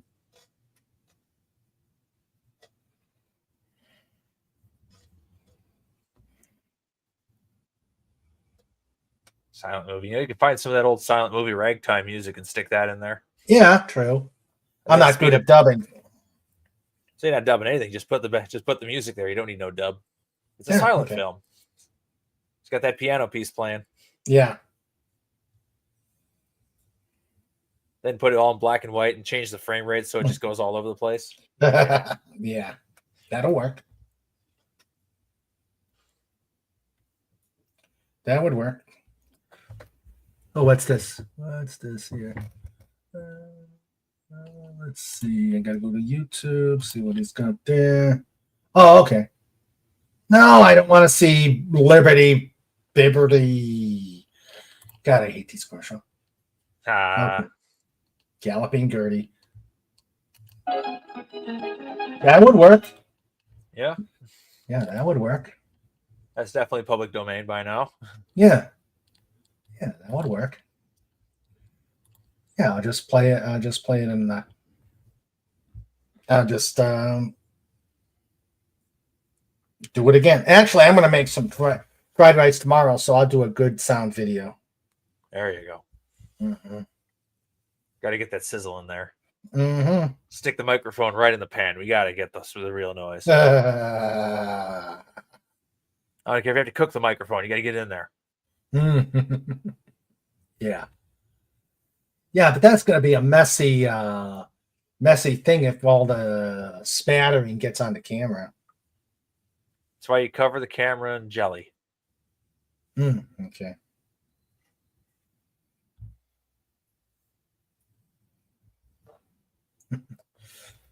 The song is from 1975. Who knew? That's random. Oh, so Lenrod, what do you think of my avatar there? My first attempt at making an avatar via Grok. Well, Grok made a dolphin. Yeah. With a toga. Yeah, it works. Yeah. So as it is the Ides of March, isn't it? Yes, it is. God, I wish I'd stop that.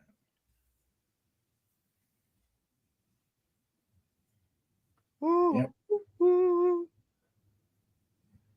Now, how far is Palgal to you? She lives in town Oh, okay. currently. Oh, okay. Wow. That's Oh, gonna she- change. She's got an interesting story going on behind that. But right now she's living with her sister, but sometimes she needs to get out and get her own place. Mm-hmm. Yeah. It's like half the reason why she's not girlfriend and still only friend girl. She's not ready for that. Nah. Hey, we talked. The discussion came up. Actually, she's the one who brought it up. It just says we're definitely a lot more than friends, but she's not ready for any of that thing just yet. Yeah. Good idea.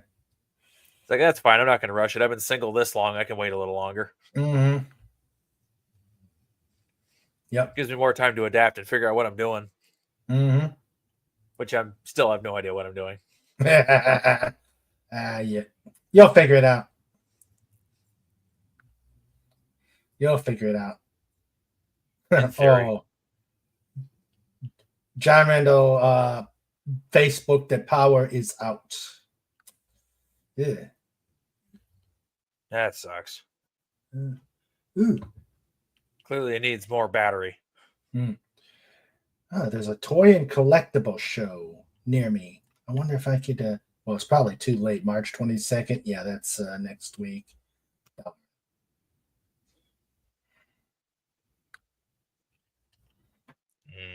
Cons. Let's see. Let's Bunch do of next stuff week. all happening all at the same time. It's annoying. I know. So we got Gotta MGC figure- coming up, and then like the weekend after that is a VGM con. It's like Mm-hmm. it's like Nobody I know does. I know I could go, but do I really want to drive another 3 hours the following weekend? Yeah. True.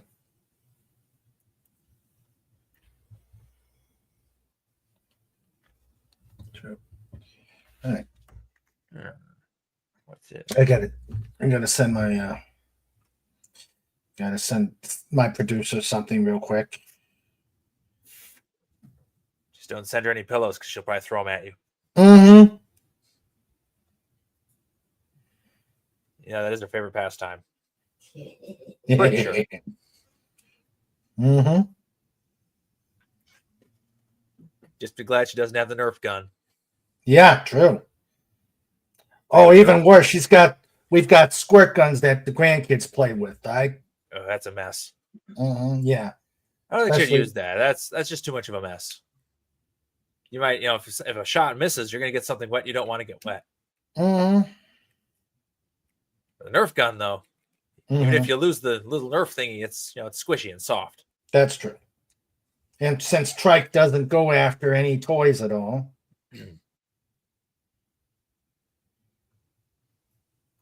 he's too chill. Yeah, he's a chill beast, is what he is. Mm-hmm. Question is, will he remember me when I come back? Oh, I'm sure he will. Yeah. Yeah, he's a pretty smart dog. Yes, he is. Chill, but smart. That's Oh, why yeah. he's smart. Therefore, he is chill. He's like, yeah, I know I don't have to do much. I just get to be cool. Yep, and get treats. No need to get excited about everything, Oh, somebody came by. I think it was a gypsy. He came. He was he had a rougher card, business card for roughing, and we already have a roofer. We've already had a roofer we've dealt with, so we're not going to go to a gypsy. So he's over there. Now we leave the door open so Trike can watch outside. He comes, this poor sap, he comes and he sees the dog. Trike sees him and starts with the woofing. So he's a good boy. He's a good boy. He's keeping people out of here.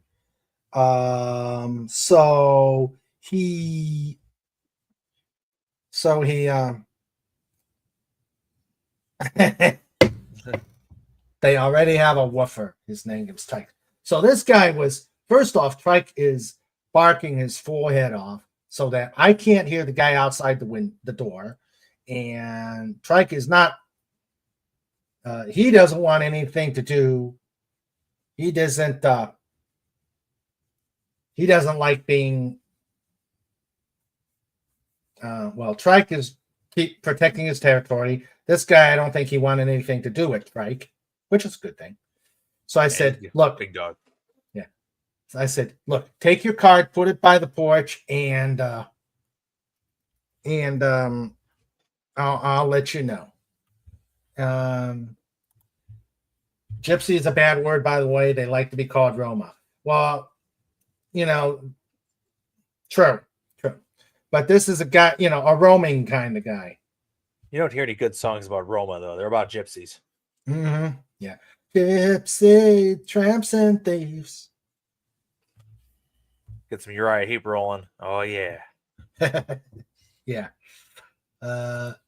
It's the fear of Trike inflicting blunt force trauma. Oh, yeah. Oh, yeah. Bite force trauma. Uh-huh. Uh-huh. Yes. He's got a nice big head and some mighty jaw muscles there. He can do some serious crushing if he wanted to. Yep. He can't. Oh. Trike is on the couch sleeping. Of course. So yeah. So let's see. But yeah, he stayed away. It's funny. Some people will like Trike and actually want Trike to come out so they could pet him, but you know, I think you hear that deep bone shaking woof. Yeah. That's what scares people off. It's like it's not the sound itself or what you hear, it's what you can't hear. Right. That low infrasound of the wolf where it makes your whole body go, oh. Yeah, true. And makes you think, oh, he wants. That thing has a big mouth. I might stay away from that. Yep. A subwoofer. Yeah. I think I have that. Let's see. Remember ages ago, I saw a meme picture. It was just like different types of woofers, just different sizes of dogs. Yeah, I got that one. Let me see if I can find it. Yeah. Let's see. Looking. Oh, I saw one of those silly. Tesla trucks. Oh my god, they're The Cybertrucks. Yeah. Oh, those things are ugly. It's kind of funny as they had the Cybertruck at MGC last year, and it's funny how well it fit in at a gaming event because it looks like the cars you'd see in those early low polygon racing games. It's like, this is just an old video game made into an actual vehicle. Yeah. We actually make the motors for their for the windshield wipers where I work at. Oh yeah. Yeah.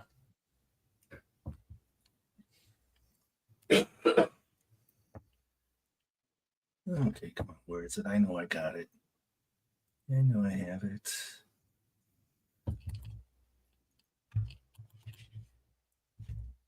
I know you've remembered this. I know you remember this game, Lenrod. Or have at least seen it.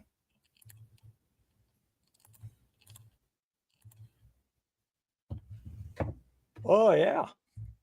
Classic football. Yeah. Found one of those at a Goodwill once ages ago. I don't know what became of it. Does it still work? I don't know. I say it just disappeared. So I picked it up at the Goodwill for like $1 and it just vanished.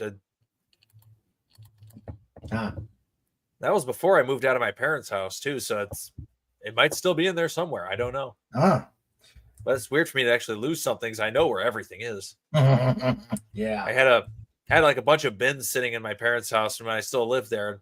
That was when I was living in my apartment at a time years ago. My mom was like, well, we need to get rid of some of this stuff. I'm like, yeah, but I don't really want to get rid of it. It's like, well, we'll go through the boxes, and if you don't remember what's in it, then we can get rid of it. Fair? I'm like, okay. Little does mom know I have an absurd long-term memory, and I knew what was in every single box. It's like, yep, can't get rid of it. I know exactly what's in all of the boxes. Right down to the order that it was stacked in. I haven't looked at them in decades. I wound up getting rid of most of it anyway. Like when I moved into my house, it's like, hey, I've got space for this. I can finally get them out of here now. It was mostly just like old school work and stuff. Yeah. Well, this came out at about the same time the Battlestar Galactica one. Yeah. Where you had fundamentally very simple. Yeah. You just see this dash coming down and you try to shoot it up. And here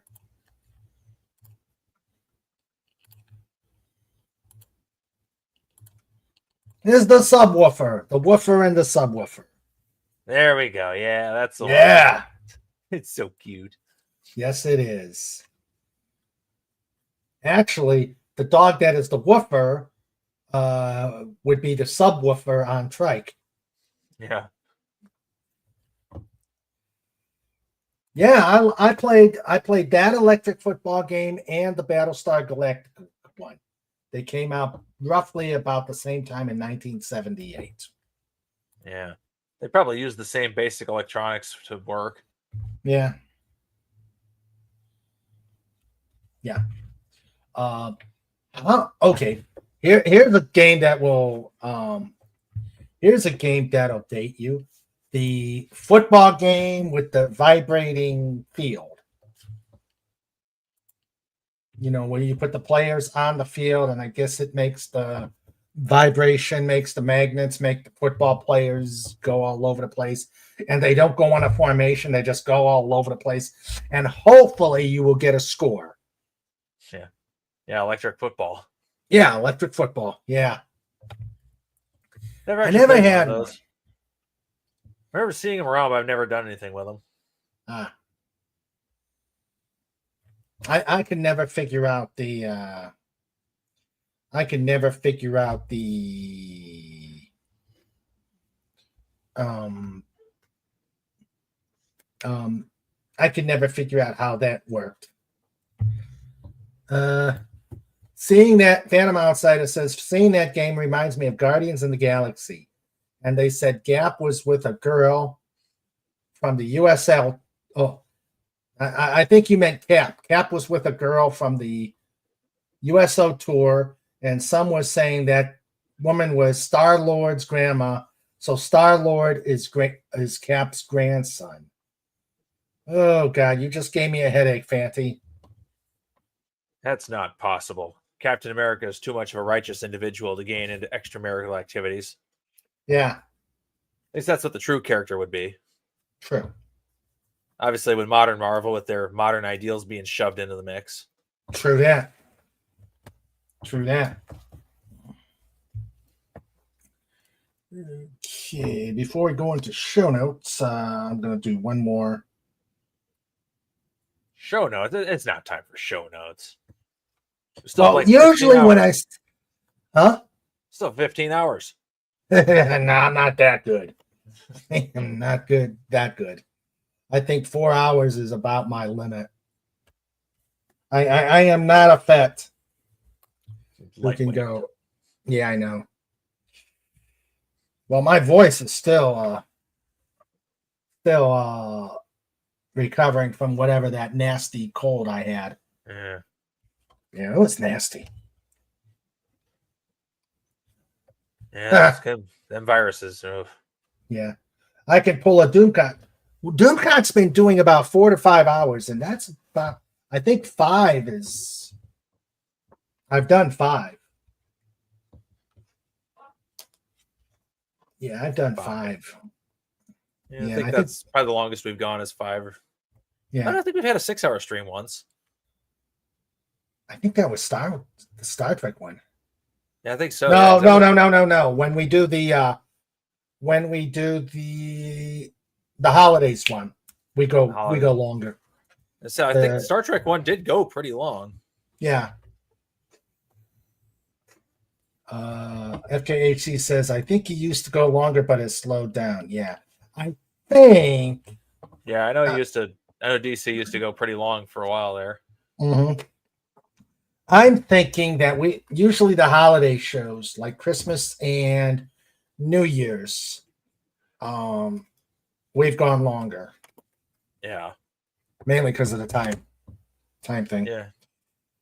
And plus, there's like nothing to do the next day. Mm-hmm. True. You can recover. All right. Next batch.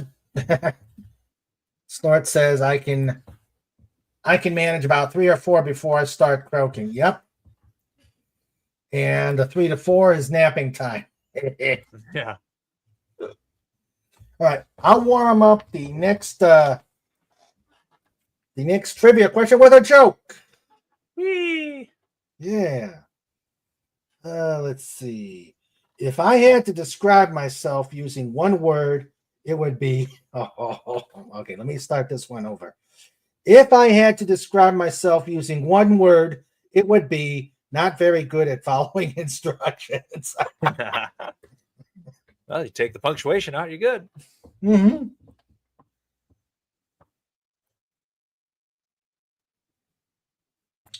That works. First nap, second nap, etc. Yeah, it's important to get those naps in.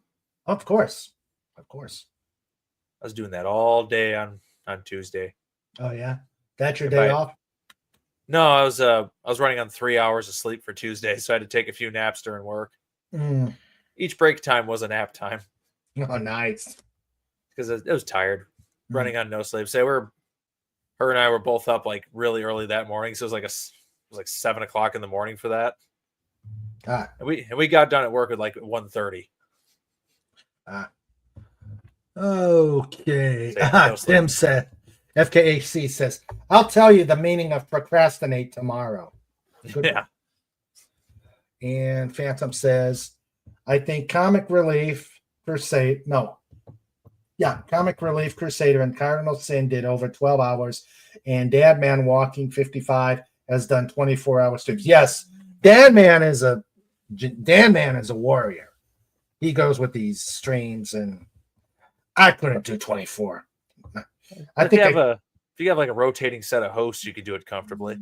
Yeah. Although I think StreamYards actually cuts off after so many hours and you got to restart it. Mm-hmm. Yeah. And right now, StreamYard is just so crazy. I wouldn't trust it. So 5 is, I think, the best I'll do. Okay. What U.S. mountain state would you be in if you were trying to buy a toothbrush in hygiene? What U.S. mountain state would you be in if you were trying to buy a toothbrush in hygiene? Montana? No.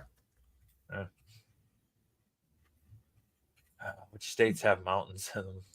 Oh, a lot. A We've lot. got two multiple ranges. We got the Rockies and the Appalachians. That's true.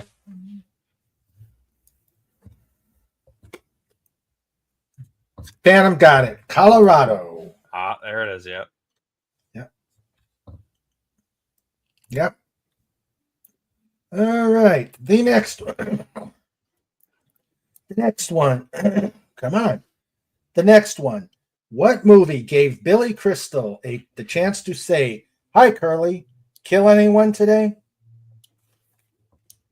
Huh.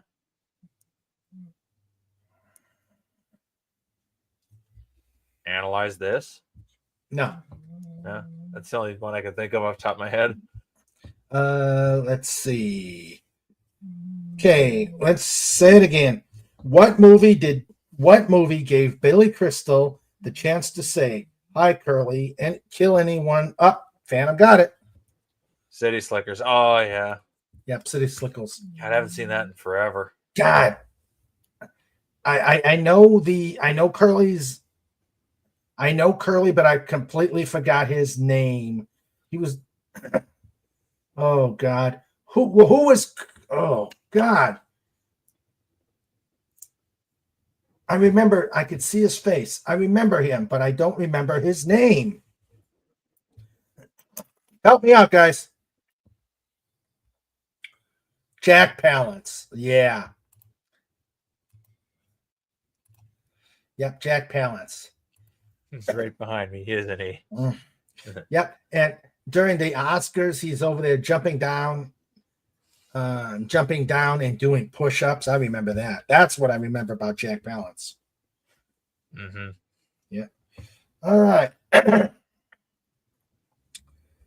What U.S. National Day of Celebration did Sarah Josepha Hale convince Abraham Lincoln to declare in 1864? Thanksgiving. You got it. Thanksgiving. Aha, I could get one. Yay. Yay. All right. You'll get this one too. What's placed just after the key signature on sheet music? What's placed just after the key signature on sheet music? Sandra will get this one too. Is it the time signature it comes after it? No, it's before the time signature. Yeah, it's like bar, time signature, then it's the key. You actually got it. It was the time signature. It is the time signature. I'm trying to remember It is how the- it's organized. Yeah, it's the time signature. Okay, I swear, like I'm thinking in my mind how it looks. Like I remember seeing like it's like a 4-4 here, and then it's the. But no, yeah, you're right. It is the other way around. Let's see. Yep. Phantom says one-handed push-ups. Yep. I remember that. And Snorter Poopa says, not Polar Bear Day. No, sadly, no. Polar Every Bear is Day. Polar Bear Day. Yeah. But actually, Polar Bear Day was a month ago. I remember that. In fact, let me check my notes. Let's see. When was Polar Bear Day?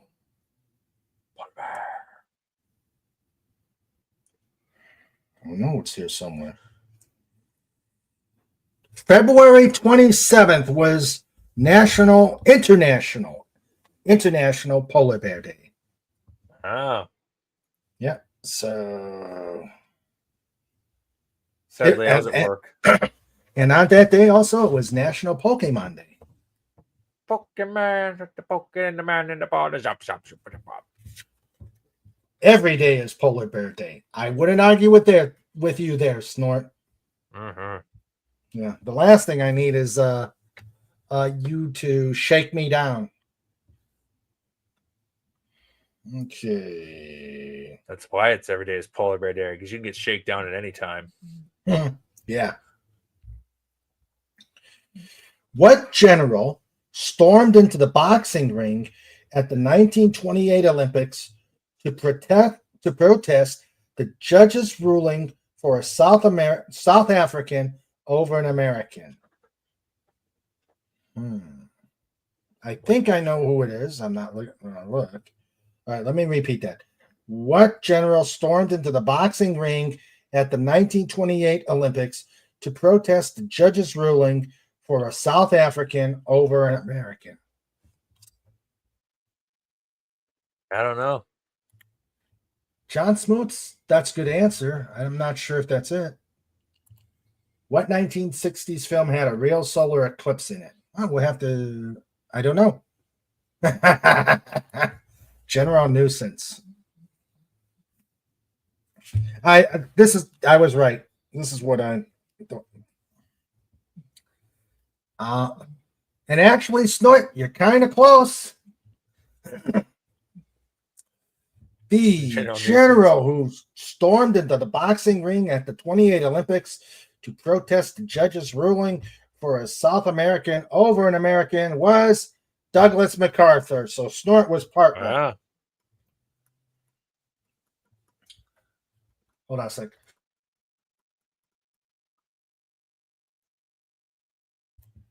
All right. And what language did Billy the Kid utter his last words in? What language did Billy the Kid utter his last words in? Latin? No. Greek? No. I haven't done that. Because we all know he didn't speak English. Snorter Poopa says, Dugout Doug. Klingon. It's appropriate. Spanish. Spanish. Yep.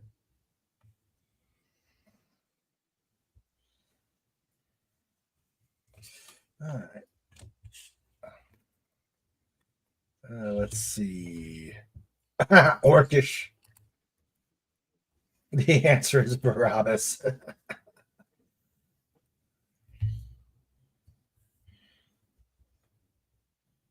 He spoke in Pig Latin. There it is. Yeah.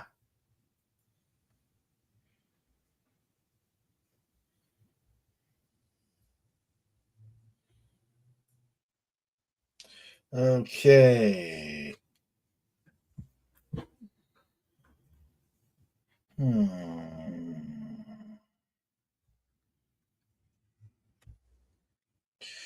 What nation yielded a 170? Oh, okay.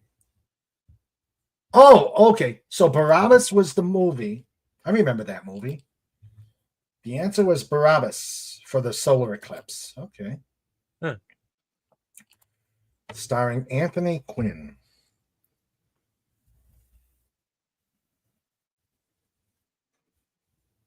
So, oh, the crucifixion was filmed during a real solar eclipse. Oh, wow. They timed it well. Yeah. Unless it was totally random.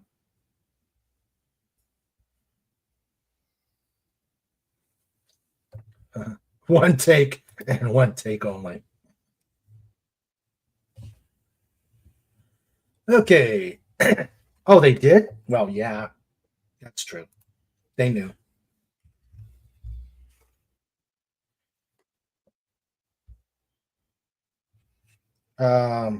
What nation yielded a 176-pound gold nugget named Welcome Stranger?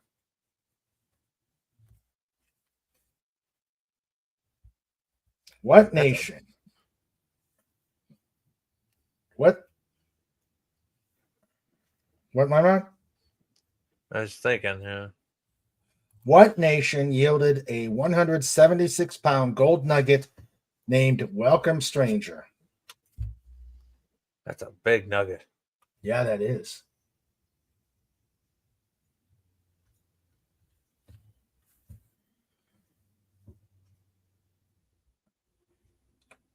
Going and no, it's not South Africa. Snort.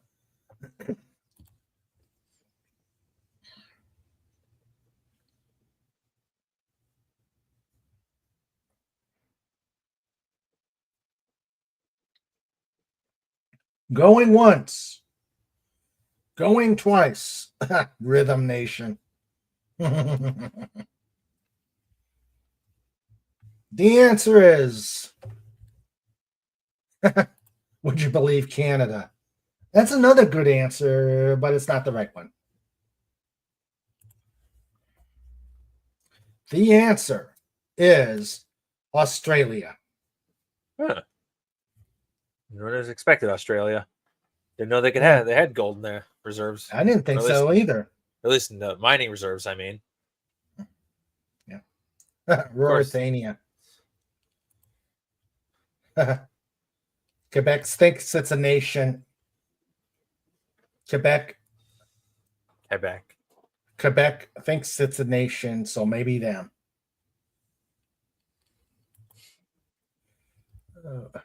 Rutland. Rutland. Okay, no, it was Australia. Yeah, that's neat. Yeah. What San Francisco, you should get this, Lenrod. I'd be surprised if you didn't. What San Francisco rock group spawned the phrase, "What a long, strange trip it's been"? San Francisco rock group. Yeah. There's a lot of bands that came out of the Bay Area. Mm.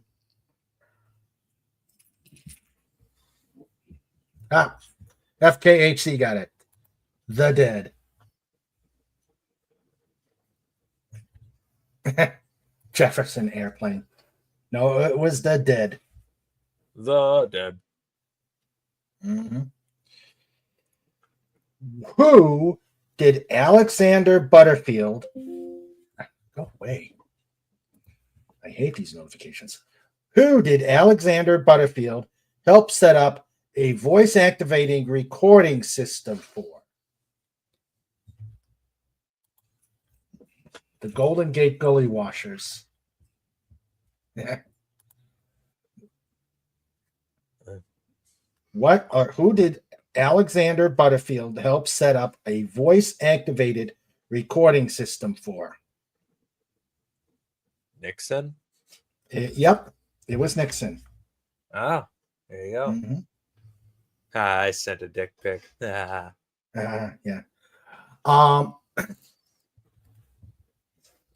Richard Milhouse Nixon. And what the legend of the missing 18 minutes, what was happening or purportedly happening during the missing 18 minutes? Football, No. baseball. No. If you listen to Arlo Guthrie's latest rendition, the Watergate talk, yeah. Now, according to Arlo Guthrie's latest rendition of Alice's Restaurant, the Alice's Restaurant Massacre, the Massacre song, the time of the Massacre song is 18 minutes. So Arlo Guthrie thinks that Nixon was listening to Alice's Restaurant during the 18-minute the missing 18 minutes. It's probably a legend. It's probably him saying it. I think they were watching sports and they didn't have anything to talk about other than sports, so they just deleted it. Okay. It's like, we need to save tape. They're watching sports. It's not like a modern digital recorder. You can just let it record for eternity and be fine. No, you don't have so much ribbon. Sure. What had sales of 15.5 million and accounted for half the world's auto output in a 19-year span? Model T. You got it. You got it. Beauty pageant. Nixon was shooting Agnew 18 times. Yeah, it's coming. Mm-hmm. But yep, it was the Model T. Okay. What artifact 2.5 miles deep could be toured for $32,500 in 1998? What artifact 2.5 miles deep could be toured for $32,500 in 1998?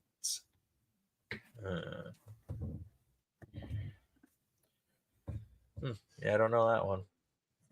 Interesting, only Nixon asked the right question regarding Watergate, which is why did the FBI have the DNC HQ under surveillance, which is how they witnessed the break-in. You're right, Snort. It was the Titanic. Oh. Okay, I guess they give tours if you have the money. Yeah. Mm-hmm. And the last trivia question for tonight's show. What F. Scott Fitzgerald's novel, autographed first edition, did Neiman Marcus offer for $35,000 in the 1997 catalog? I have no idea. What F. Scott Fitzgerald novel, autographed first edition, did Neiman Marcus offer for $35,000 in its 1997 Christmas catalog? And hello, Fez. Yo. How you doing, buddy? I guess obviously good because you've got your power back. You know, like Christmas carols I was looking at in 1997 featured Power Rangers. Let's see. Fez, if you want to come up for a little bit, come on up. And Tim, you were right. The Great Gatsby. Hail all, power's back on. Yeah, electricity. Yes. One flew over the choo-choo's nest. Yes, we are glad your power's back. Hooray for Electric City. Yes, indeed.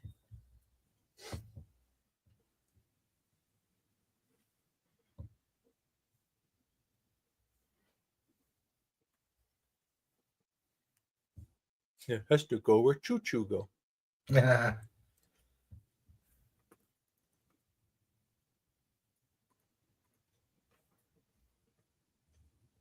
All right. No Meat City, a very interesting John Lennon song. Never heard of it.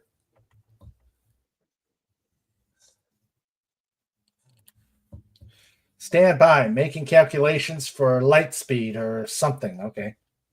or something. Yeah. Yeah. Make the jump to light speed. Yeah. Yeah. You do the Kessel Run at 5 parsecs. That's true.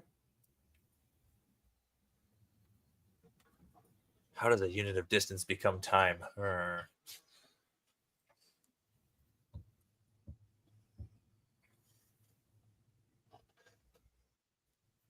Ooh, Meat City.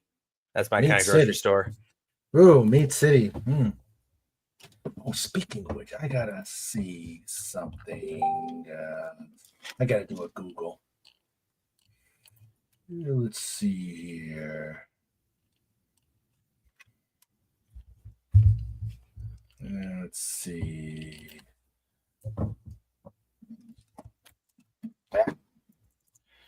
What stores are going up in Inwood by Food Line? Okay. No, I didn't want. Okay. Did they have to replace the hamster? Oh, that's they hamsters do wear out over time, don't they? Oh yeah, they do. They're not ferrets. Ferrets can go forever. Yeah, that's right. They don't stop, but it's hard to build a running wheel for a ferret, being that they're furry slinkies. That's true. That's true.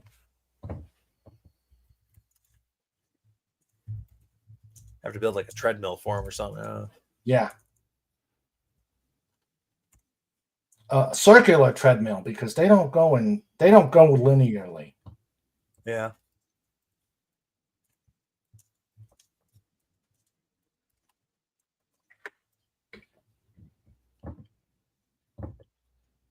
Okay.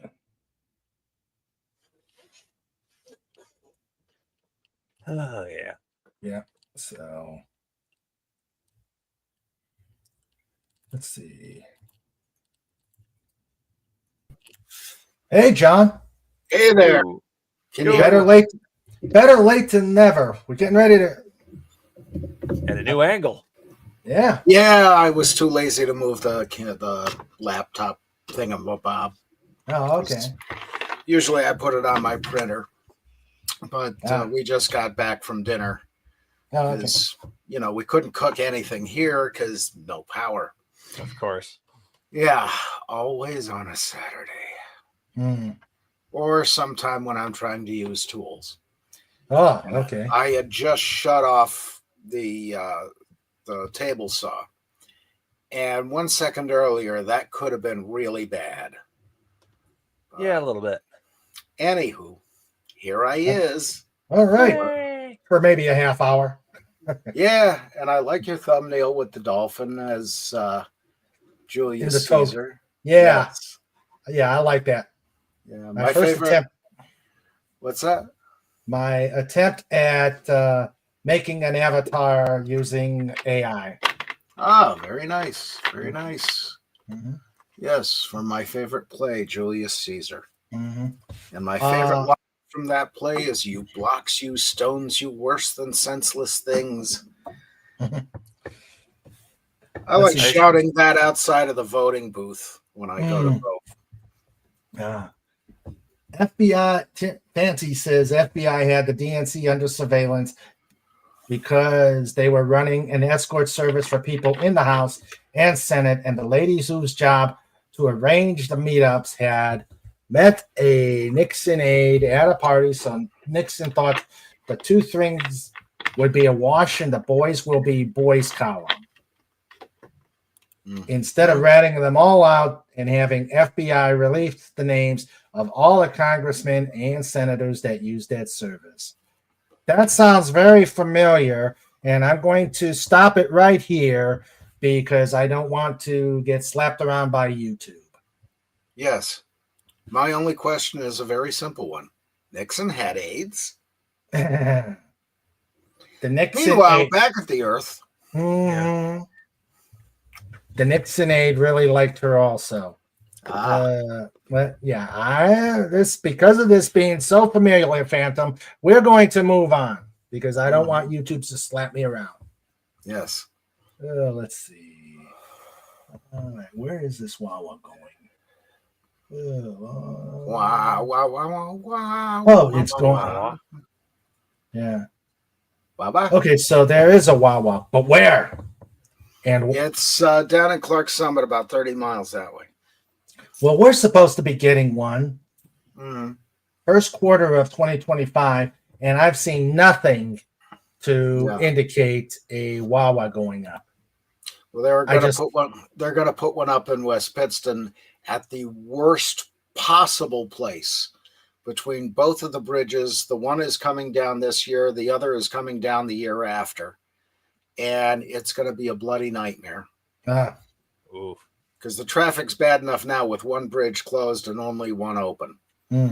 When it's no bridges open, it's gonna get bad.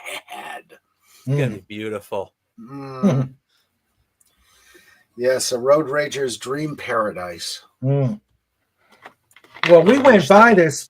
We went by this location, and there's no indication that a Wawa is even close to being done. But we saw a sign for Starbucks, and we Of both course. groaned. Oh my God! Not another Starbucks.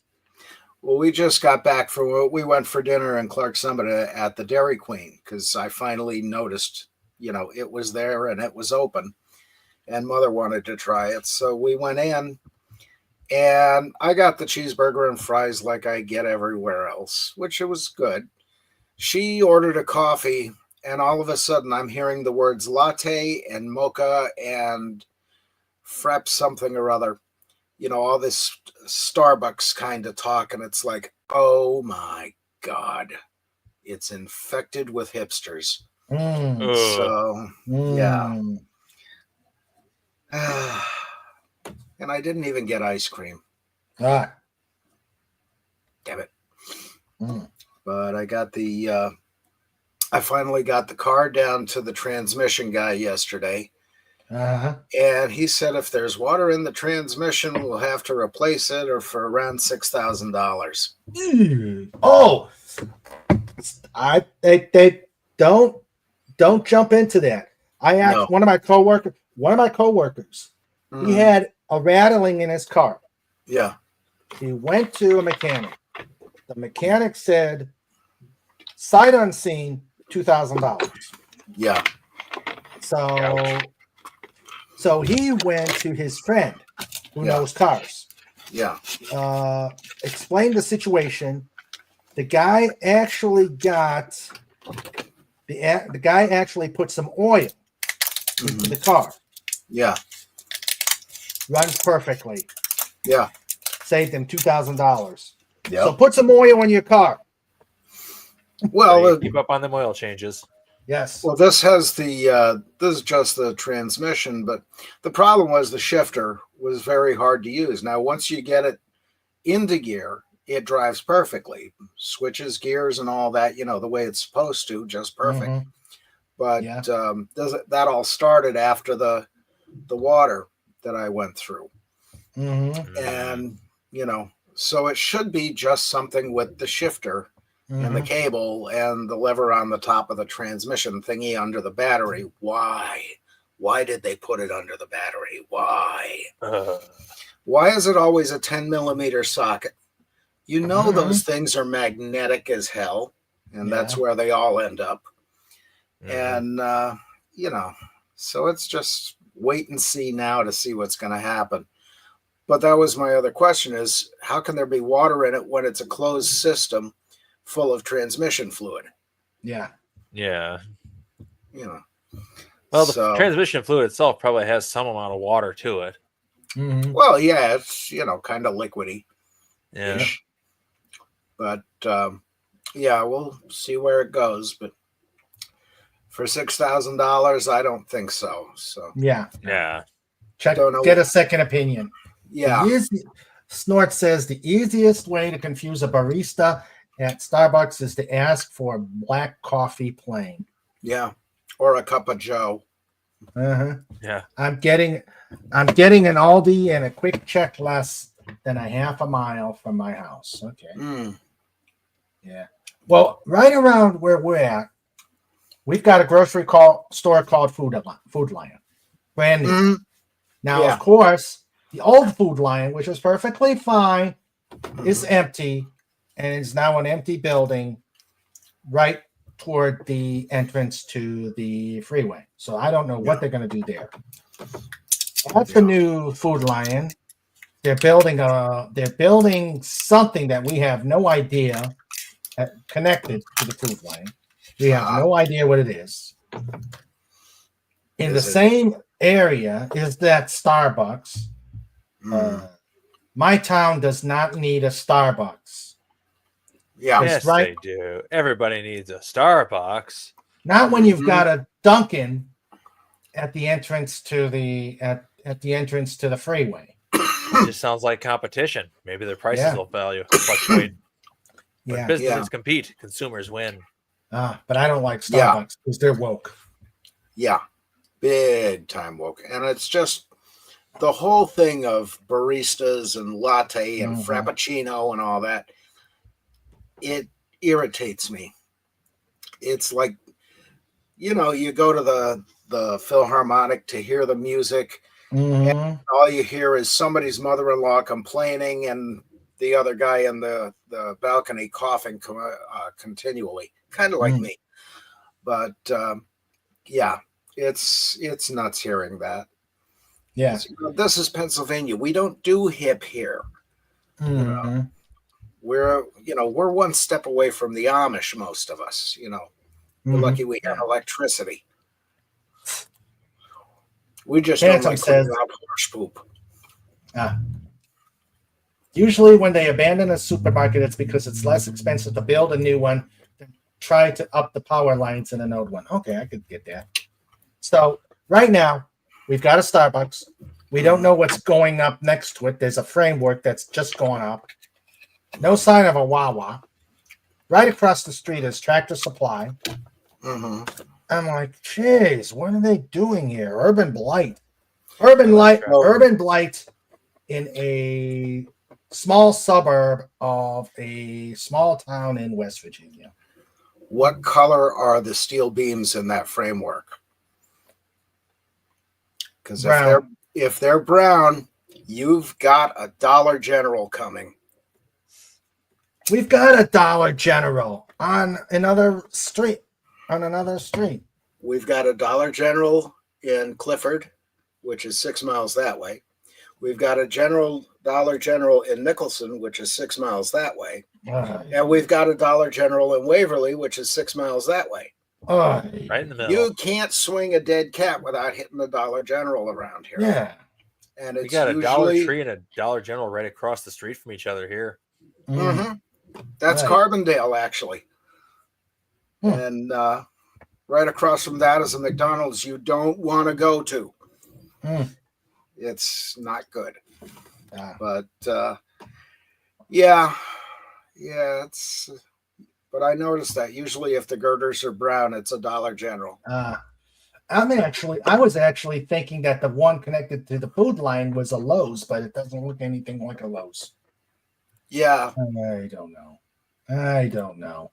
Lowe's is hard to predict. They're here and then they're not, and it's all on paper.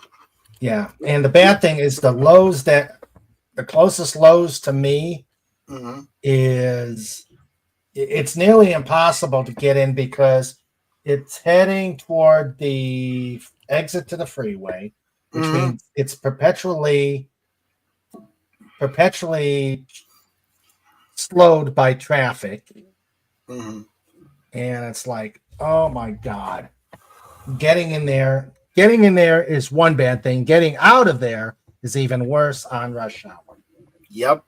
Oy. So getting to a Lowe's, and Lowe's has got more things than Home Depot, which is easier to get to. Yeah. Shopping. Yeah, it's all confusing. See, in the old days in Scranton, you used to take the bus or, if you're old enough, the trolley. From anywhere around, you could get a trolley anywhere to Scranton or Wilkes-Barre. You go downtown, you buy your stuff, you get back on the trolley, you go back home. No parking worries. You didn't have all this climate change crazies and beautiful buildings being torn down for parking lots. Mhm. It was a great town once. And then they built the mall. Mhm. Oh my God. It's kind of like Scranton without the whimsy. Mm. Or even worse, Yeah. Wally World. Oh God, yes. Oh. Oh. Let's see. We've got one over there, one back there, two back there. There's the one in Honesdale. Is it Honesdale or Hawley? Well, they're right next to each other. You've got the three H's in Pike County: Hawley, Honesdale, and Hamlin. Mm. And I can never tell them apart until I get to the Walmart and figure out which one is which. But yeah, Walmart is everywhere. And where there's no Walmart, there's a Walmart service center warehouse. Mm. Oh. Or the place where one used to be. Taylor had one near Old Forge, and it was built right next to a mountain. And one day, a big old boulder come off the mountain and went through the back of the store all the way to the front. Oh, geez. Yeah, the thing was about the size of an 18-wheeler. Wow. But and probably the same weight or more. Mm. But I imagine, yeah. that kind of put the kibosh on their blue light special that day. So, Yeah. I would say, Yeah. yeah. Snort says, I saw a photo of a lovely old home in Wilkes-Barre today. Must be the only one. Oh, there's some really nice ones, especially on Franklin Street and River Street. Beautiful old places. A lot of railroad and mine executives, of course, the newspaper people, the miner family, and all that.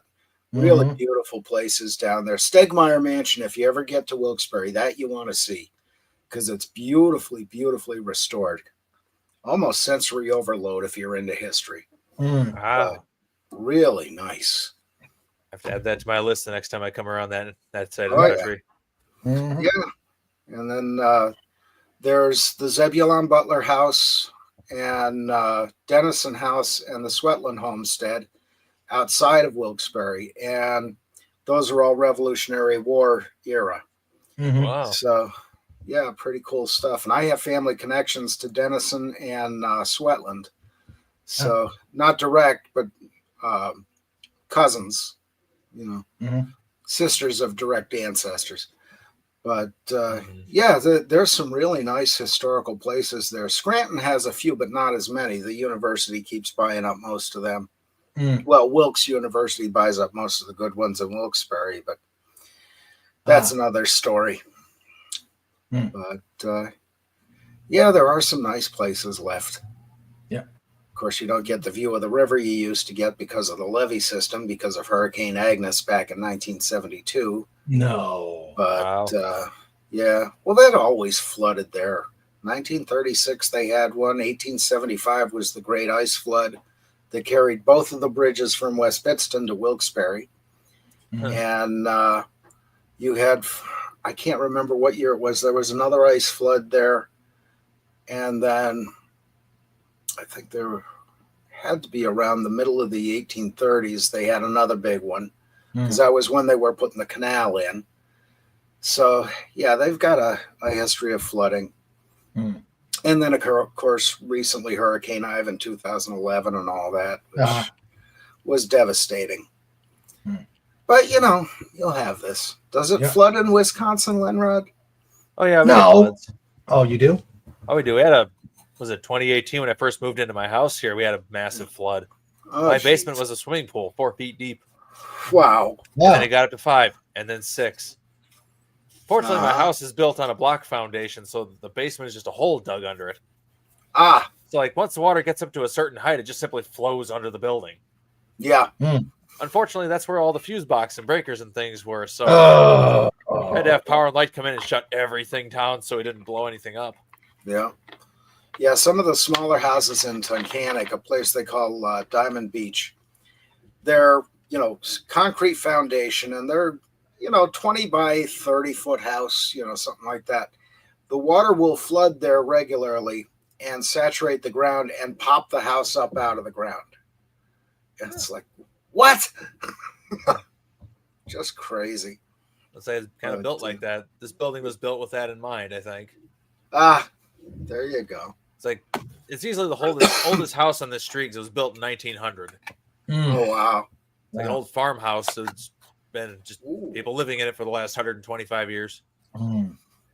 Always better when you got people living in it. It keeps the human to mouse ratio down Yeah. because the Every mice now do and then. the damage. Yeah. Every now and then I get a squeaker in here, but Mm. I've had more shrews in the house than mice, though. Mm. Well, I think forgot about them. Once you feed them, they're actually really nice. Yeah. They let you We pet them and don't- everything. we don't have a lot of. Well, I'm sure we got mice out there, and of course we got groundhogs, but I think Yeah. we don't get mice in here because they still smell the ferrets. Yeah. Yeah. So Yeah. Mustelids And are their enemy. if they have even a hint of cheese on them, then trike will be on them. of course, You know. of course. And Trike is still sleeping. Hail Oh, trike. of course. Hail Hail to the everybody trike. else out there I missed. Yes, definitely. Nice people. 917. And I they need more bears to keep the mouse population down. Maybe the human population too. Of course. Humans, Yeah. you know those humans. Yeah. And that's the thing. This area I'm in is kind of developing a few more homes here and there. And in 20 years, it'll be like Philadelphia. Mm, And nobody wants that. that's true. It'll That's probably just be empty. I mean, we're kind of in a state of population decline right now. Mm. It's like each generation's had less kids than the generation before. It's right at a point where the population is technically going to be declining once the boomers start dropping off. Mhm. Yeah. Sad. Yep. But you'll have this. Yeah. So I think So right what- now, just to maintain the current population, all couples that have kids have to have Mhm. something like 14. Yeah. That's just to maintain the population. Mhm. Yeah.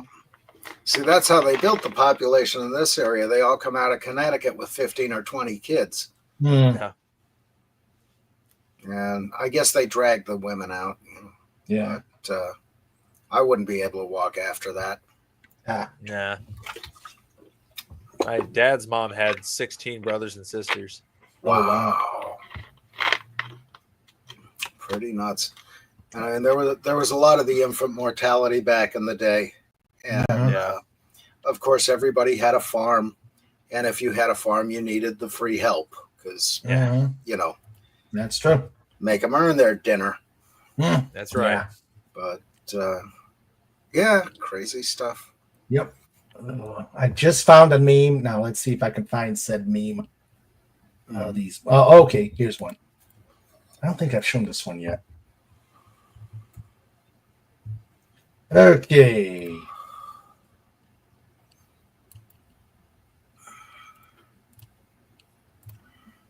You know you're an aircraft mechanic when you've slept on concrete under a wing. Mm-hmm. You've worked a 14-hour shift in an airplane that's not even flying tomorrow. You can distinguish fuel, skydroll, and de-icing fluid by taste. Yep. I believe that too. I've seen them. Mm. You said, "Oh yes, it's supposed to look like that."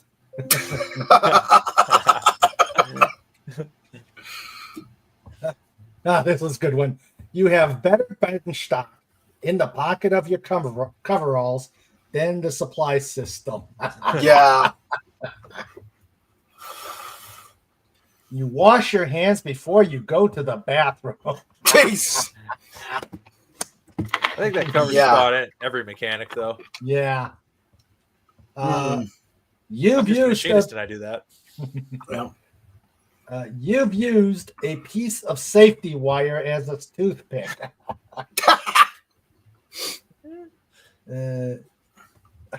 This is a good one.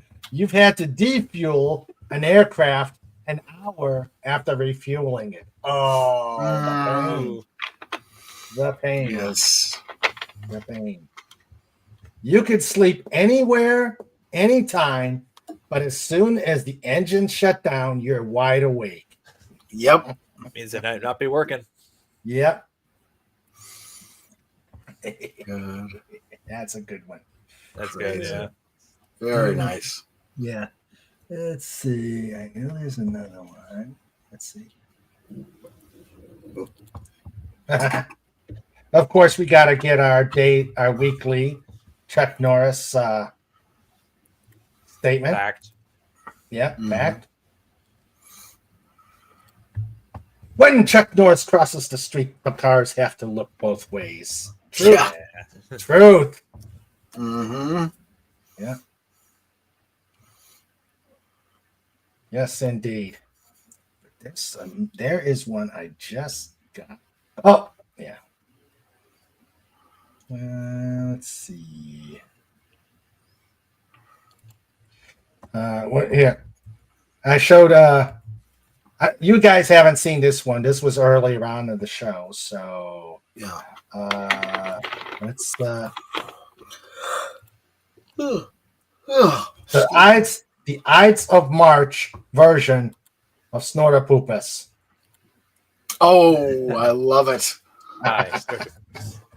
I Snortopoopas. Yes. I heard old Nice. MacDonald had a form. What do you think of that, Snort? I Snortopoopas. Let's see. Old McDonald. Old McDonald. Old MacDonald had a. Right near Route 81. He says, Ave. It's here somewhere. Where did I put the bloody thing? I don't know. Oh, here it is. All right. Let's see. There's the paperwork. Let's see. Route 81. Is this Old MacDonald's farm? Yep. Oh, And it knows exactly where it is. Okay. Come over 107 Cary Road, Yankovic Road. dot the I, cross the T, Yep. use the slide rule. She's down from there. Add a good cue for measure. Mm-hmm. Yeah. Bring out the abacus. Yep. I know it's right in here. Comes over there. Yeah, somewhere right in this area was Old McDonald's farm. Oh, which okay. They had the Vale Cemetery, which is why I know about it, because the Vales were part of my family. And the woman who owns it won't let anybody into the cemetery because she's paranoid. Mm, But that went all the way to the Supreme Court, mm. and she Wow. won. Damn it. So, Well, private property is private property, I guess. Mhm. yeah, kind of Yeah, a shame. you know how that is. He says, turn left, go a while, then turn right. Yep. All right. Wave to Right. Pudgy as you go past. Mhm. Yep. Always wave to Pudgy. Always wave to Pudgy. Yep. This is a good one. After this act, Hulk decided to be Shrek forever.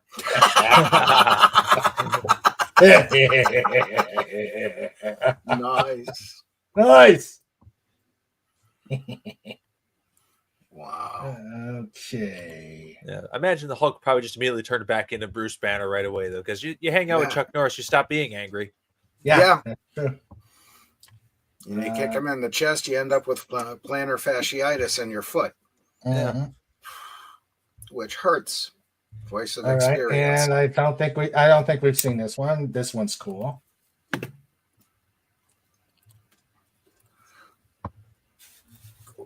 Chuck Norris and Superman once fought each other on a bet. The loser had to start wearing his underwear on the outside of his pants. Well, that explains it. Yep, that's what happened. God. That's not the one I'm looking for. I just uploaded it. I gotta find it. I have so many memes. Now I know how Mrs. Dadman feels. Mm. She's got a ton of memes. The dankest of memes. Mhm.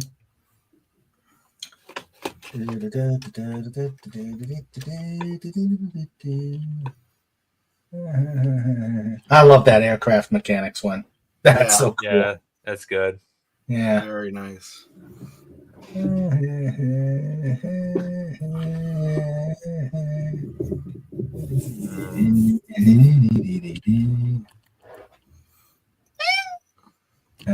Oh, this is a good one.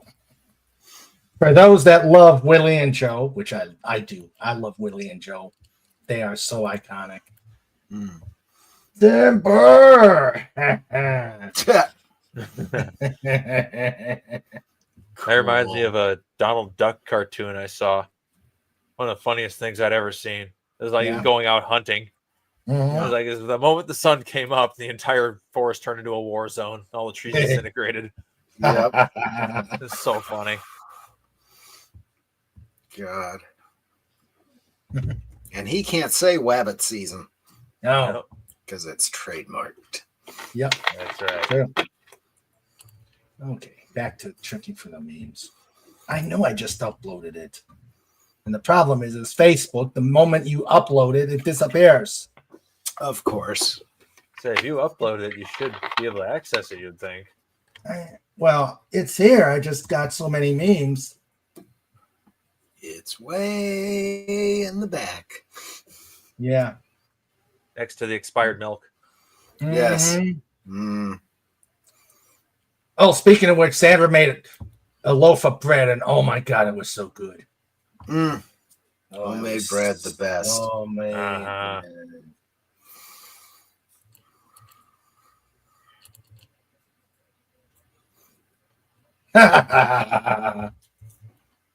This is a good one. I'm finding every other cool meme than the one I'm looking for, but these are cool.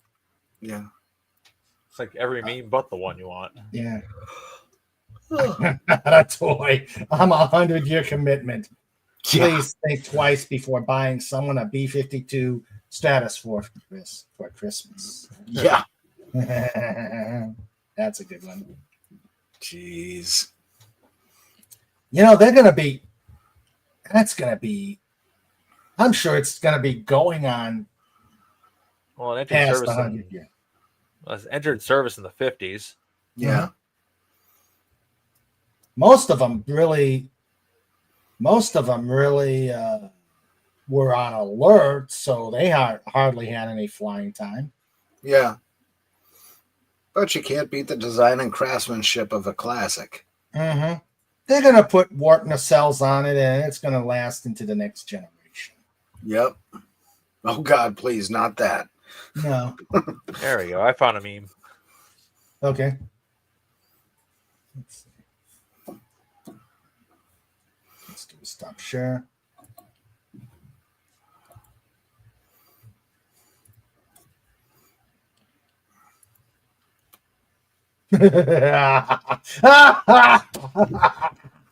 Oh, yes. Yeah. That's awesome. Cool.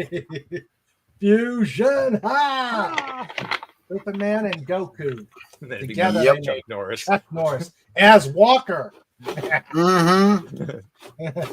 That's awesome. Send the. I gotta.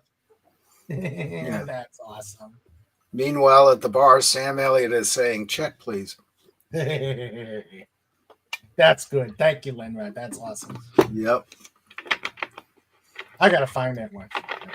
Yeah, I found the picture a long time ago. I don't know where I found it, but yeah. Probably on the internet thingy. Mhm. Oh yeah, it was on the internet thingy probably back in the 2000s.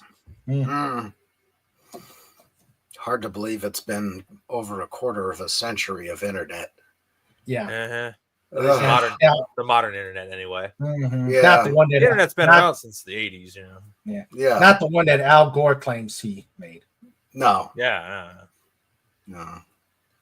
Al Gore invented pants, too. Mhm. And he protects the space-time and continuum. Yes.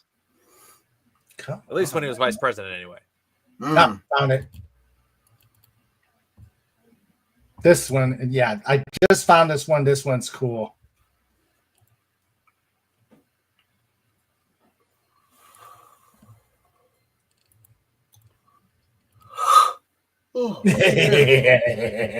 Yeah. Cute. That's cool. Yeah. Good. All right. John, for you, Oui, we're oui. going to do this last card Mm. of trivia Okie dokie. because you've missed most of the trivia questions today. Ah, Yeah, so this is going to be the last one. Fez love Twevia. Yeah.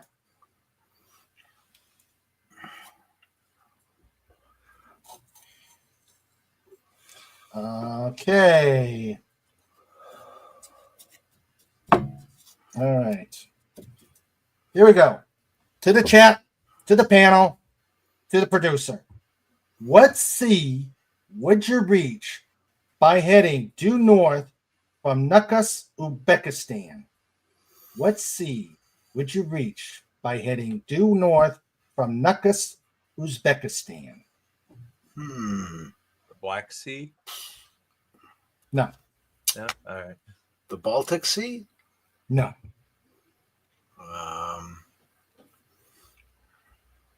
Let's see.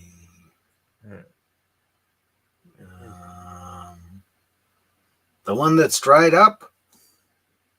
No. Uzbekistan north is Russia. There's Russia. What did they? And The more Arctic Sea. Russia.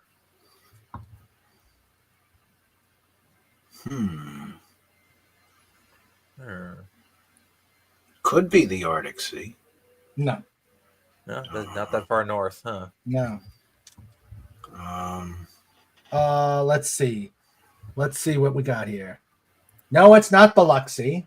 The Azov? No. The Azov. The Baltic? No. The Azov? Nope. C sharp. Okay, how it? Oh, Yeah, there we go. It's north. Yep. Better him than me. Yep.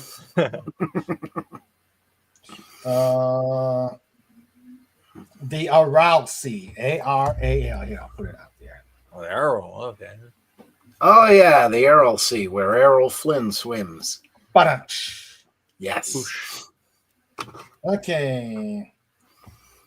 What 1997 movie featured a dog named Verdell? Verdell. Verdell. What year? 1997. Okay, it wasn't Turner and Vidal. No. Something about Mary. No. A fish named Wanda. No. I'm out. Caspian the Friendly Ghost? No. Caspian. He says boom. All right, last chance. What 1997 movie featured a dog named Verdell? Verdell. Who cares?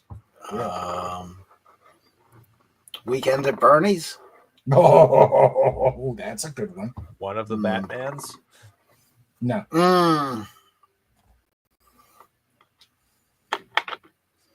No idea. As good as it gets. Ah. Oh, yeah. Jack Nicholson and Meryl Streep. Yes. Yeah. The only thing I remember from that movie was the scene where Nicholson was being asked about how he writes women so well. And his response was, I just think of a man, then I take away reason and accountability. Yep. Oh. Yep. Wasn't Helen Hunt in that movie too? Don't recall. But yep, Snort got it. Yeah. As good as it gets. All right. Meryl Creep, yeah. Meryl Creep, yeah. She did some good movies. I liked her in Sophie's Choice. Mm-hmm. Yeah. What Hispanic was murdered in a Phoenix bar 14 years after being at the center of a controversial Supreme Court ruling? Ooh. Let's see. Wasn't Cortez. Supreme Pancho de Villa. No. That might have predated that just a little bit. Mm-hmm. No, it wasn't me. Mm-hmm. That was a bar in Wilkes-Barre. Is the answer, Fez? Huh. Snort got it. Ernesto Miranda. Ah, yes, which led to the Miranda rights. Mhm. Ah, now I know. Knew it had to be something big if it went to the Supreme Court. Yeah. Okay, next victim. All right.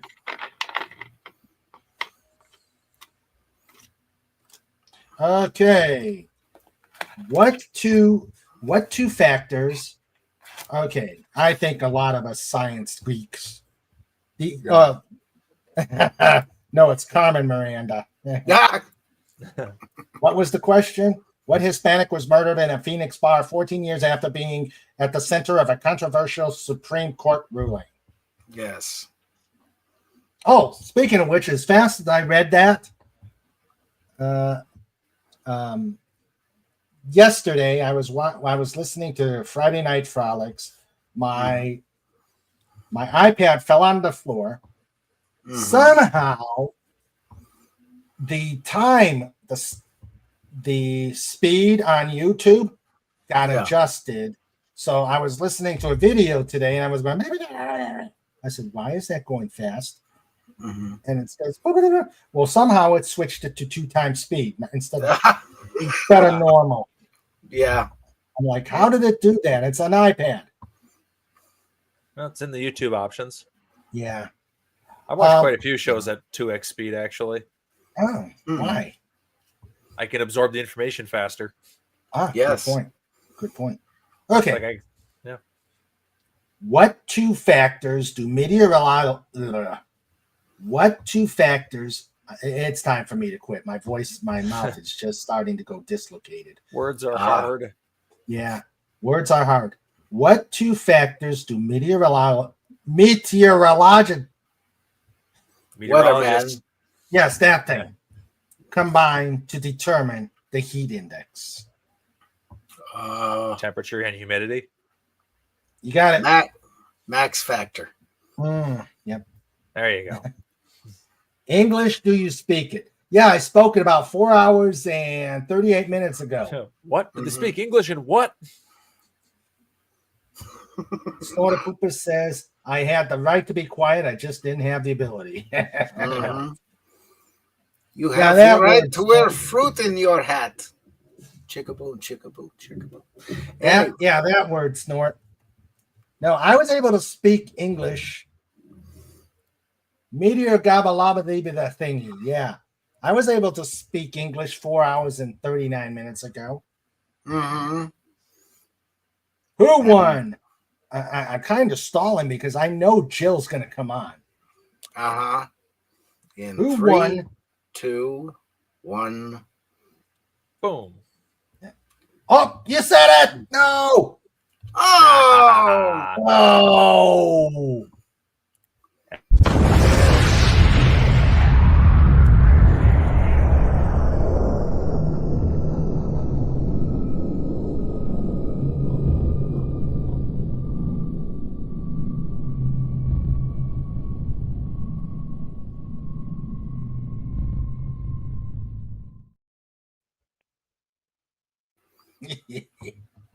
Actually, Warmed up nicely. Yes. John, Excuse me. Warmed up Actually- really nice the other day. there was another mention of that earlier on, but no one caught it, so it's not going to get done. Aha. Oh. Someone put the dolphin to bed. Mm-hmm. It warmed up, but your face melted. However, yeah. That's Okay. fine. I don't need this mug anyway. Who won 58 straight 400-meter races from 1989 to 1997? Who won 58 straight 400-meter races from 89 to 97. Kyle Busch. No. 400 meters, goof. Well, that's about all he usually gets in a race. No, no, Tim. No snort. Carl Lewis. Speedy Gonzalez. Fancy's Mouse, Vale Mexico. Yeah. Yeah. Epa, epa, andale. Mandalay. Yeehaw. Let's see. Slowpoke Yeah. Rodriguez. But Slowpoke Rodriguez had a big gun. Yeah. Well, you know. Danica Patrick. Did she ever win one? Once. And she didn't even keep. And she didn't even keep Aaron Rodgers, Yeah. And which might not have been a bad thing. well, did you notice her first name stands for Does Anyone Notice I Crash a Lot? I like that. But yeah, she couldn't even keep Aaron Rodgers. Yeah. Nobody can And- keep Aaron Rodgers. That's true. We're going through the Aaron Rodgers drama show right now. Which team gets him? Who's Aaron Rodgers? Quarterback, Green Bay Pack. Oh, Ex-quarterback. Ex-quarterback, Green Bay Packers. Ex-quarterback, New York Jets. Okay, footy We'll see if he ball. goes to the Vikings and pulls a full Brett Favre. Yeah. I don't know. There's right now it's the teams that are into it are the Vikings, the Steelers, and the Giants. Yeah, And everybody's speculating it's going to be the Steelers. I pulled my Brett Favre one day and I couldn't walk for a week.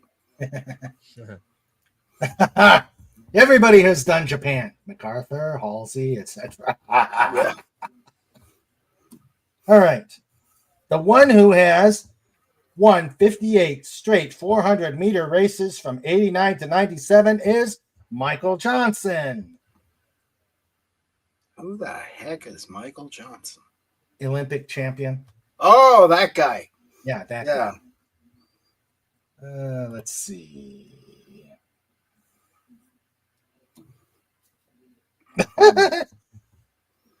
What TV homemaker said of aesthetic snow removal, always leave an inch of snow so it looks nice and white? Martha Stewart. Yep, you got it. Had to There you go. be. Yeah, you got it. Because I don't know any other TV homemakers Hmm. other than Harriet Nelson. Ozzy and Harriet back in the 50s. Yeah, I know. Well, they Martha Stewart and the snow is the other white stuff. yeah, You the can stuff go you skiing don't on want that. to snort. Yeah. Mhm. All right. He says, I knew that, Fez. Mhm. All right. Heading off to college at 40, a woman felt a bit self-conscious about her age. I'm the oldest student in my class, she told her husband, sighing. Even the professor is younger than me. Yeah, he said optimistically, but look at it at my point of view. I thought my days of dating college girls were over. Oh, Yep. oh, that's a good one. Uh-huh. Oh, yeah. It wasn't a polar bear. We like our snow deep. Yeah. Well, All polar right. bears are deep thinkers, you know. Mhm. Uh-huh. Indeed. Okay. Set one thing up here before. Okay. And it's time for Shonen. Oh, that thing. Yeah. It's a thing, yeah. Yeah. It's time for show notes. It's time for show notes. Yeah, with Mr. Reagan and Sandra too. It's time for show notes. We're bringing it on. It's time for show notes. You've all been warned. It's time for show notes. Yes. The Ides Yeah. of March version. Tim says, show notes, thank God. Hey, this wasn't a bad show. Yeah. Yeah, this wasn't a bad show. At least since I No, showed it's just trying to thank me, but that's just sacrilege. Oh dear. Oh, I got to bring up the I am a Wiki. blasphemer. wiki so I could check out that thing that Snorty just let's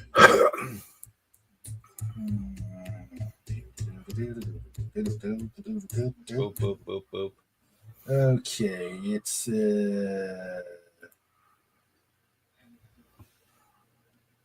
oh, what? Okay, this is okay. Pacific. Mhm. Spiny. Oh, there it is. Okay.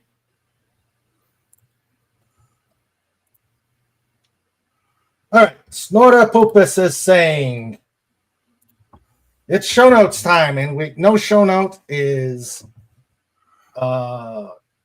complete without a Snorta Poopus. Take care. Take care, every human, dolphin, doggo, Dalek, parrot, eagle. Where is Dalek today? He must be tired. Or Yeah. must be You're doing napping. something. Yeah.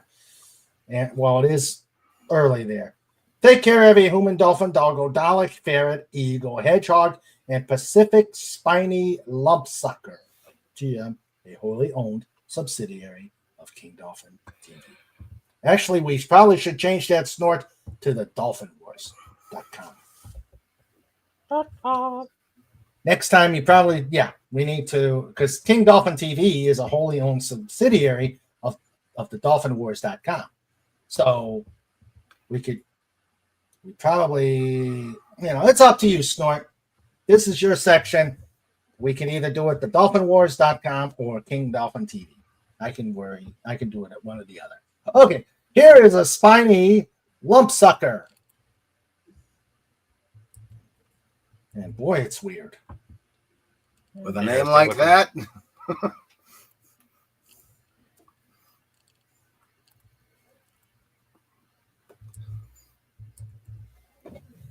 It's a Oy. fish. That a is suction odd pad. looking fish. Really? It's got a sucker pad on the bottom of it. Oh, I see. Cute little guy. Yeah. Oh, okay. It does have a sucker. Yes. Eh, Well, there you go then. it's someone's mother-in-law. No one got stabbed in the back yet. And Yet. show notes. Thank God. Is it Maxine Waters? Yeah. No. No, I don't want to say anything about politicians, but she's made of because leather. The fish is made out of fish. yeah, that's an interesting design. Yes. Yeah, it is. That's a good one, Snort. That is a good one. Now imagine if all those dots were eyes and they all opened suddenly. Oh, that would Scared be the living weird. hell out of you. Yeah, it would. Yeah, it would. Now I'm going to be dreaming about that, John. Thank you very much. You're welcome. Oh, did I tell you about my really odd dream a couple weeks ago? No. I was over there. I was coming out of this really scuzzy apartment building. I mean, where trash is everywhere. And I'm trying to go downstairs, and this freaking Chihuahua is seemed like acted like Red. And he said, "Stay here, no, you gotta stay here, you gotta stay here." I'm saying, "Go away, dog. You gotta stay here, you can't go." And it's climbing up my foot, climbing up my leg, going, "You gotta stay here, you gotta stay here." And I'm going, "Go away." And then I trip down the stairs, and next thing I know, I'm getting up off the floor of I fell out of the bed. Mm-hmm. I fell out of the bed. Thank God I didn't do what happened a few years ago where I clobbered my head on the nightstand and ended up opening up a wound. No, that's not. Yeah, no bueno. And I'm over there looking. Sandra's saying, "Are you okay?" And I said, "No, I think I fell out of the bed." I'm trying to get myself up and Yeah. getting. I'm trying to get off the floor to no avail. And, Mhm. it was a weird dream. At least it wasn't a Yeah. dream where you had to use the bathroom and then you went and used the bathroom and you woke up and you used the bathroom. Yeah. But the bad thing is that continues my further hatred of Chihuahuas. Mm. And did Yeah. you tell your doctor that? No, I kept it numb. What, that you hated Chihuahuas? Mm-hmm. Yeah. One of my Boy, I neighbors fell had out a of the bed. chihuahua that didn't bark. It was amazing. Mm. Here, This- lizard. But this one didn't bark. It was talking to me. Ah, Not even a bark. Just stay. You gotta stay. And it did sound like the Chihuahua from Taco Bell. ah. Yeah. Here, lizard. Uh-huh. Can't go nowhere. All right. So, this coming Wednesday, we're going to have the Deep Space Nine documentary, What We Left Behind with Anti-Derivative Jill. Okay. So we're going to have that. On the 22nd, we will have I got to check. We will have Just Cuz on the 22nd. On the 26th, we're going to have Mysteries with Don Mace. And on the, 29th is the usual Just Cuz. The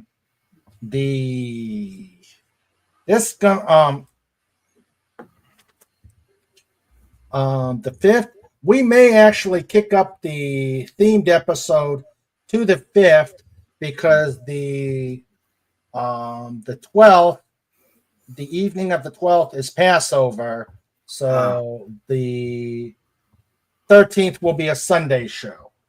Okay. So you may want to, let Fett know that the 12th is all his. Okay. We'll have to make sure to play Creeping Death Mm. because that song is totally about Passover. That's Oh, April, okay. 12th, April 12th. But I won't. Yeah, April 12th will be April 12th. Fett can have April 13th will be a Sunday show. Okie dokie. All right, yeah. And I'm thinking of the theme show on the 5th. Let's do James Bond. Yes. James Bond. Yeah, the 5th. I will be at MGC that day, so you're on your own. Okay.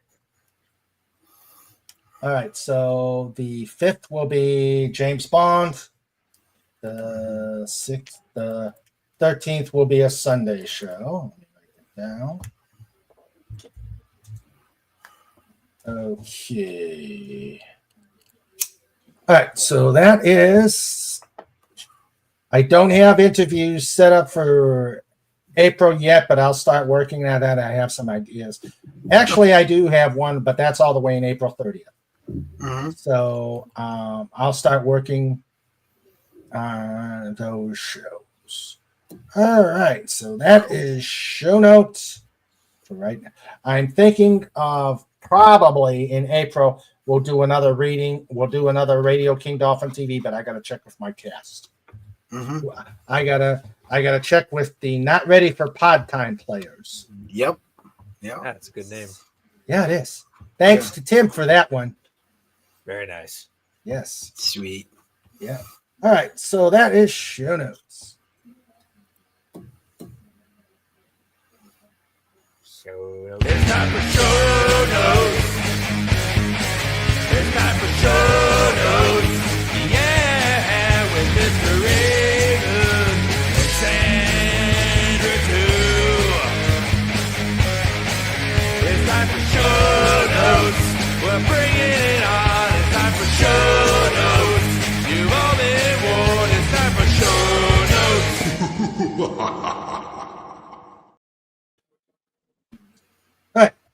So that is show notes, and so we've been on for 5 hours, and time to wrap this puppy up. Like a Christmas present. Yeah, and give it to Trike. So A you little eat it. nice bow on the top and a card and a couple of little candies. Yeah, that works. All right, so let us see. Let me thank who all was here. We had, let's see, visiting the chat, we had the great Herc 130. Yeah. We had Old Man Bird. We had the great Phantom Outsider. Of course. We had SP4H. We had Swift -1. Ah. So we did have a good showing with Yeah. visitors. Mm-hmm. Let's see. Update these things. And now for lifeguards. Yeah, and yesterday I wore my lifeguard shirt. Remember, you can get those at Zazzle. Cool. The King Dolphin TV lifeguard shirts for those who are a King Dolphin TV lifeguard. Yep. And let's see. Snorter Poopa says, "Good night, Gracie." Followed by Lenrod saying, "Good night, Gracie." I love that line. Yep. That's a great show. Yeah. George Burns and Gracie Allen. Uh-huh. Yeah. A show that never actually got canceled. Yeah. It's like they just stopped doing it. It wasn't, they were still good to keep doing as long as they wanted, but they had to stop because Gracie was getting too sick to keep doing the show. Yeah. And SP4H says, "Good night, everyone." Good night, SP. Good night. All right. So we had, well, first off, let's start with our amazing producer, Sandra. Again, King Dolphin TV in color and stereo were available. High def and certain locales. Yep, the Sandra. Technicolor. Yes, Technicolor. A Sandra Feliciano production. Love you, honey. And along those terms, the great Trike. Yay! Hail Trike. King Woofer and Napper Extraordinaire. King Woofer? Awesome. King Woofer. Oh, yeah. King Woofer and Napper Extraordinaire. I gotta put that in there. Night, Sandra. Night, FKHC. Okay, yep, I gotta put Trike in there now. Let's see. We had our co-host Wendy Webb, Trauma Warrior. Ah, I missed her. She was here. She had to entertain. Of We had the wonderful Agent Pepsi One. Pepsi One. They've given her a number and taken away her name. Yeah, we were talking about casinos. That's what led to that story about Las Vegas. Viva Lost Wages. I actually like that Elvis Presley song. Viva Las Vegas. Viva Las Vegas. Yeah, Snort says, and passer of the special trike toots. Oh, yeah. Yep. Of course. Mm-hmm. Yep, too chill. He doesn't even know it. Yep. Let's see. We have FKHC 2005.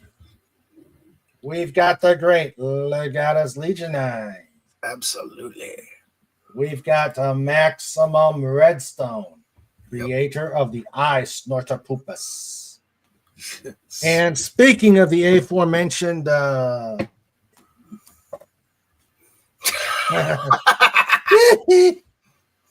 it's now Viva Viagra. Viva Viagra. That's a good one, Tim. Let's see. But the aforementioned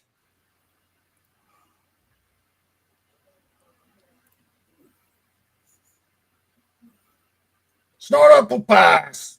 Cubar. That screen. Hashtag roar. Hey. Mhm. Arr. Hey, Trike. Oh, look at him. He's just napping. He's, Yep. he's And he's had his Dairy Queen drink. yeah, Clearly. the Dolphins lemonade from Oh. no, it wasn't Applebee's. It was Outback. Ah. Cool.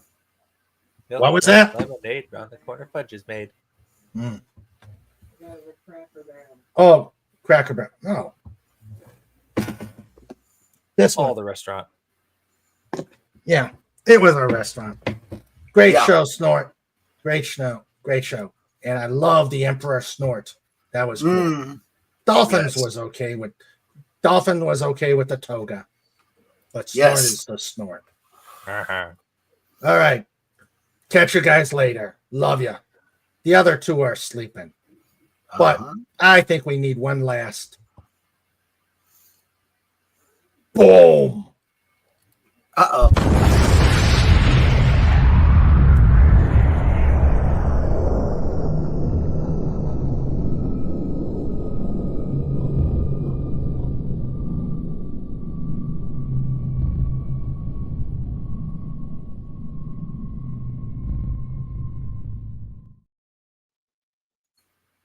Okay. Now that we've annihilated somewhere, somehow. Mm-hmm. Yep. So yeah, and there's the avatar, Ides of March, King Dolphin with a toga. Toga. Yep. Toga. Love the laurels. Toga. Yeah, I like the laurels too. Toga. Toga.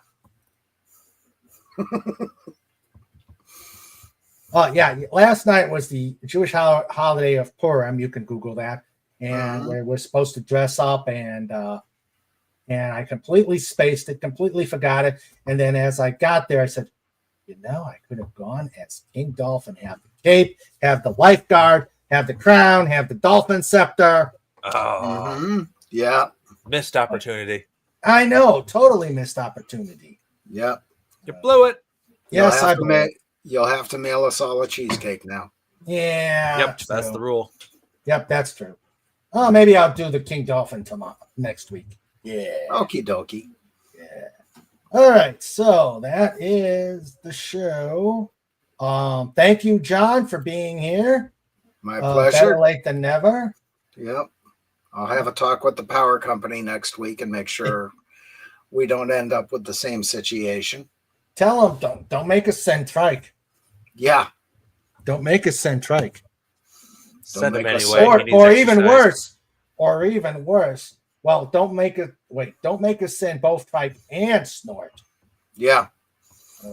So yeah, Yeah. we And don't want if that. I have to ask Cobalt and Pudgy to get involved, they're really in trouble. Yeah, I mean, come on. Do you really want these two shysters or these three shysters visiting the power company? Yes. Yes. Okay. Yes, I do. Yep, there it is. Snort, Trike, and Dipsy. Dipsy. Yep. Yeah. Dipsy Doodle. Yep. These guys can take out the power company real quick. Well, they can take out their money so I can buy a generator. That's true too. Hmm. I gotta bring mine up. It's a gas generator. It's been a while since I've turned it on. I better turn it on. I don't want it to explode. Yep. And thank you, Lenrod, for being here too. It's always a good time. Yeah. You said okay, so you won't be here next Saturday. Now, next Saturday. Nope. Like I'm here next Saturday. Okay. Yeah. I say the 5th, on April 5th, I won't be here. Okay. Hey, Pudgy. Hail, Pudgy. Pudgy. You want to come in to say a quick adios? He says, new plan, pay the bear. Yes. That's always a good plan. Pay the bear. And pay the bear and the dog. Yep. Yes. And that's why you should okay. subscribe to Pudgy Hedgehog Adventures. Yes, that's why you should subscribe to Yeah, that's why you should subscribe to Pudgy Hedgehog Adventures. Hello. He's waving from the retirement birdie tree. Okay. Ah, Wow. Okay. cool. Well, say hello to Mama Eagle for us. Yep, and Cobalt. And Cobalt, yes. Let me plug Pudgy in. Yep. And those last two stories were pretty good. I like them. I like them, Pudgy. Definitely. I can't wait. I can't wait to hear what happens to Mr. Bear Yeah. when he goes into the room. Mm. Yeah. Oh. Mama Eagle doing good. Good. Hail Mama Eagle. Righteous. Tell her, yes, waves a paw to Mama Eagle. Yep. Is she listening and wondering what the heck this talking dolphin is all about? Oh, speaking of which, Pudgy, do you like the dolphin avatar? What do you think of the dolphin avatar for Ides of March? Oh, and what was the last thing Julius Caesar said on the Ides of March? Ouch.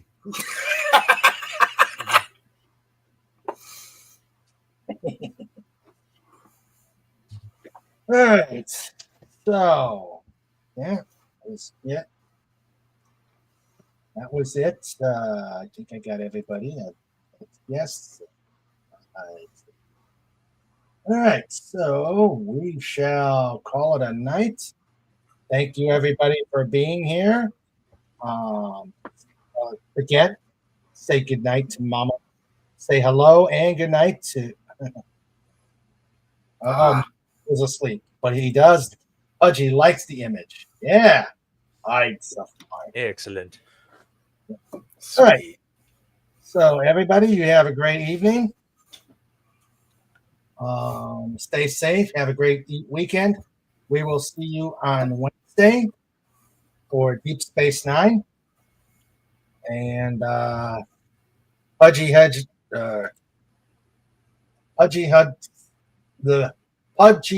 everyone. We'll watch the video rewind. Yep. Yeah, please watch these videos. Get me some hours. Yep. Put on a playlist. Have them in the background. Yeah, put them on a playlist and have them in the background. I think I'm going to have to set this up. Is it cheating? Sort of. But it's legit. Yeah. So I gotta set up a playlist. Jill told me to set it up. I just haven't gotten the time or gotten around to it, so I'll probably do it tomorrow. All right, everybody, you have a great weekend.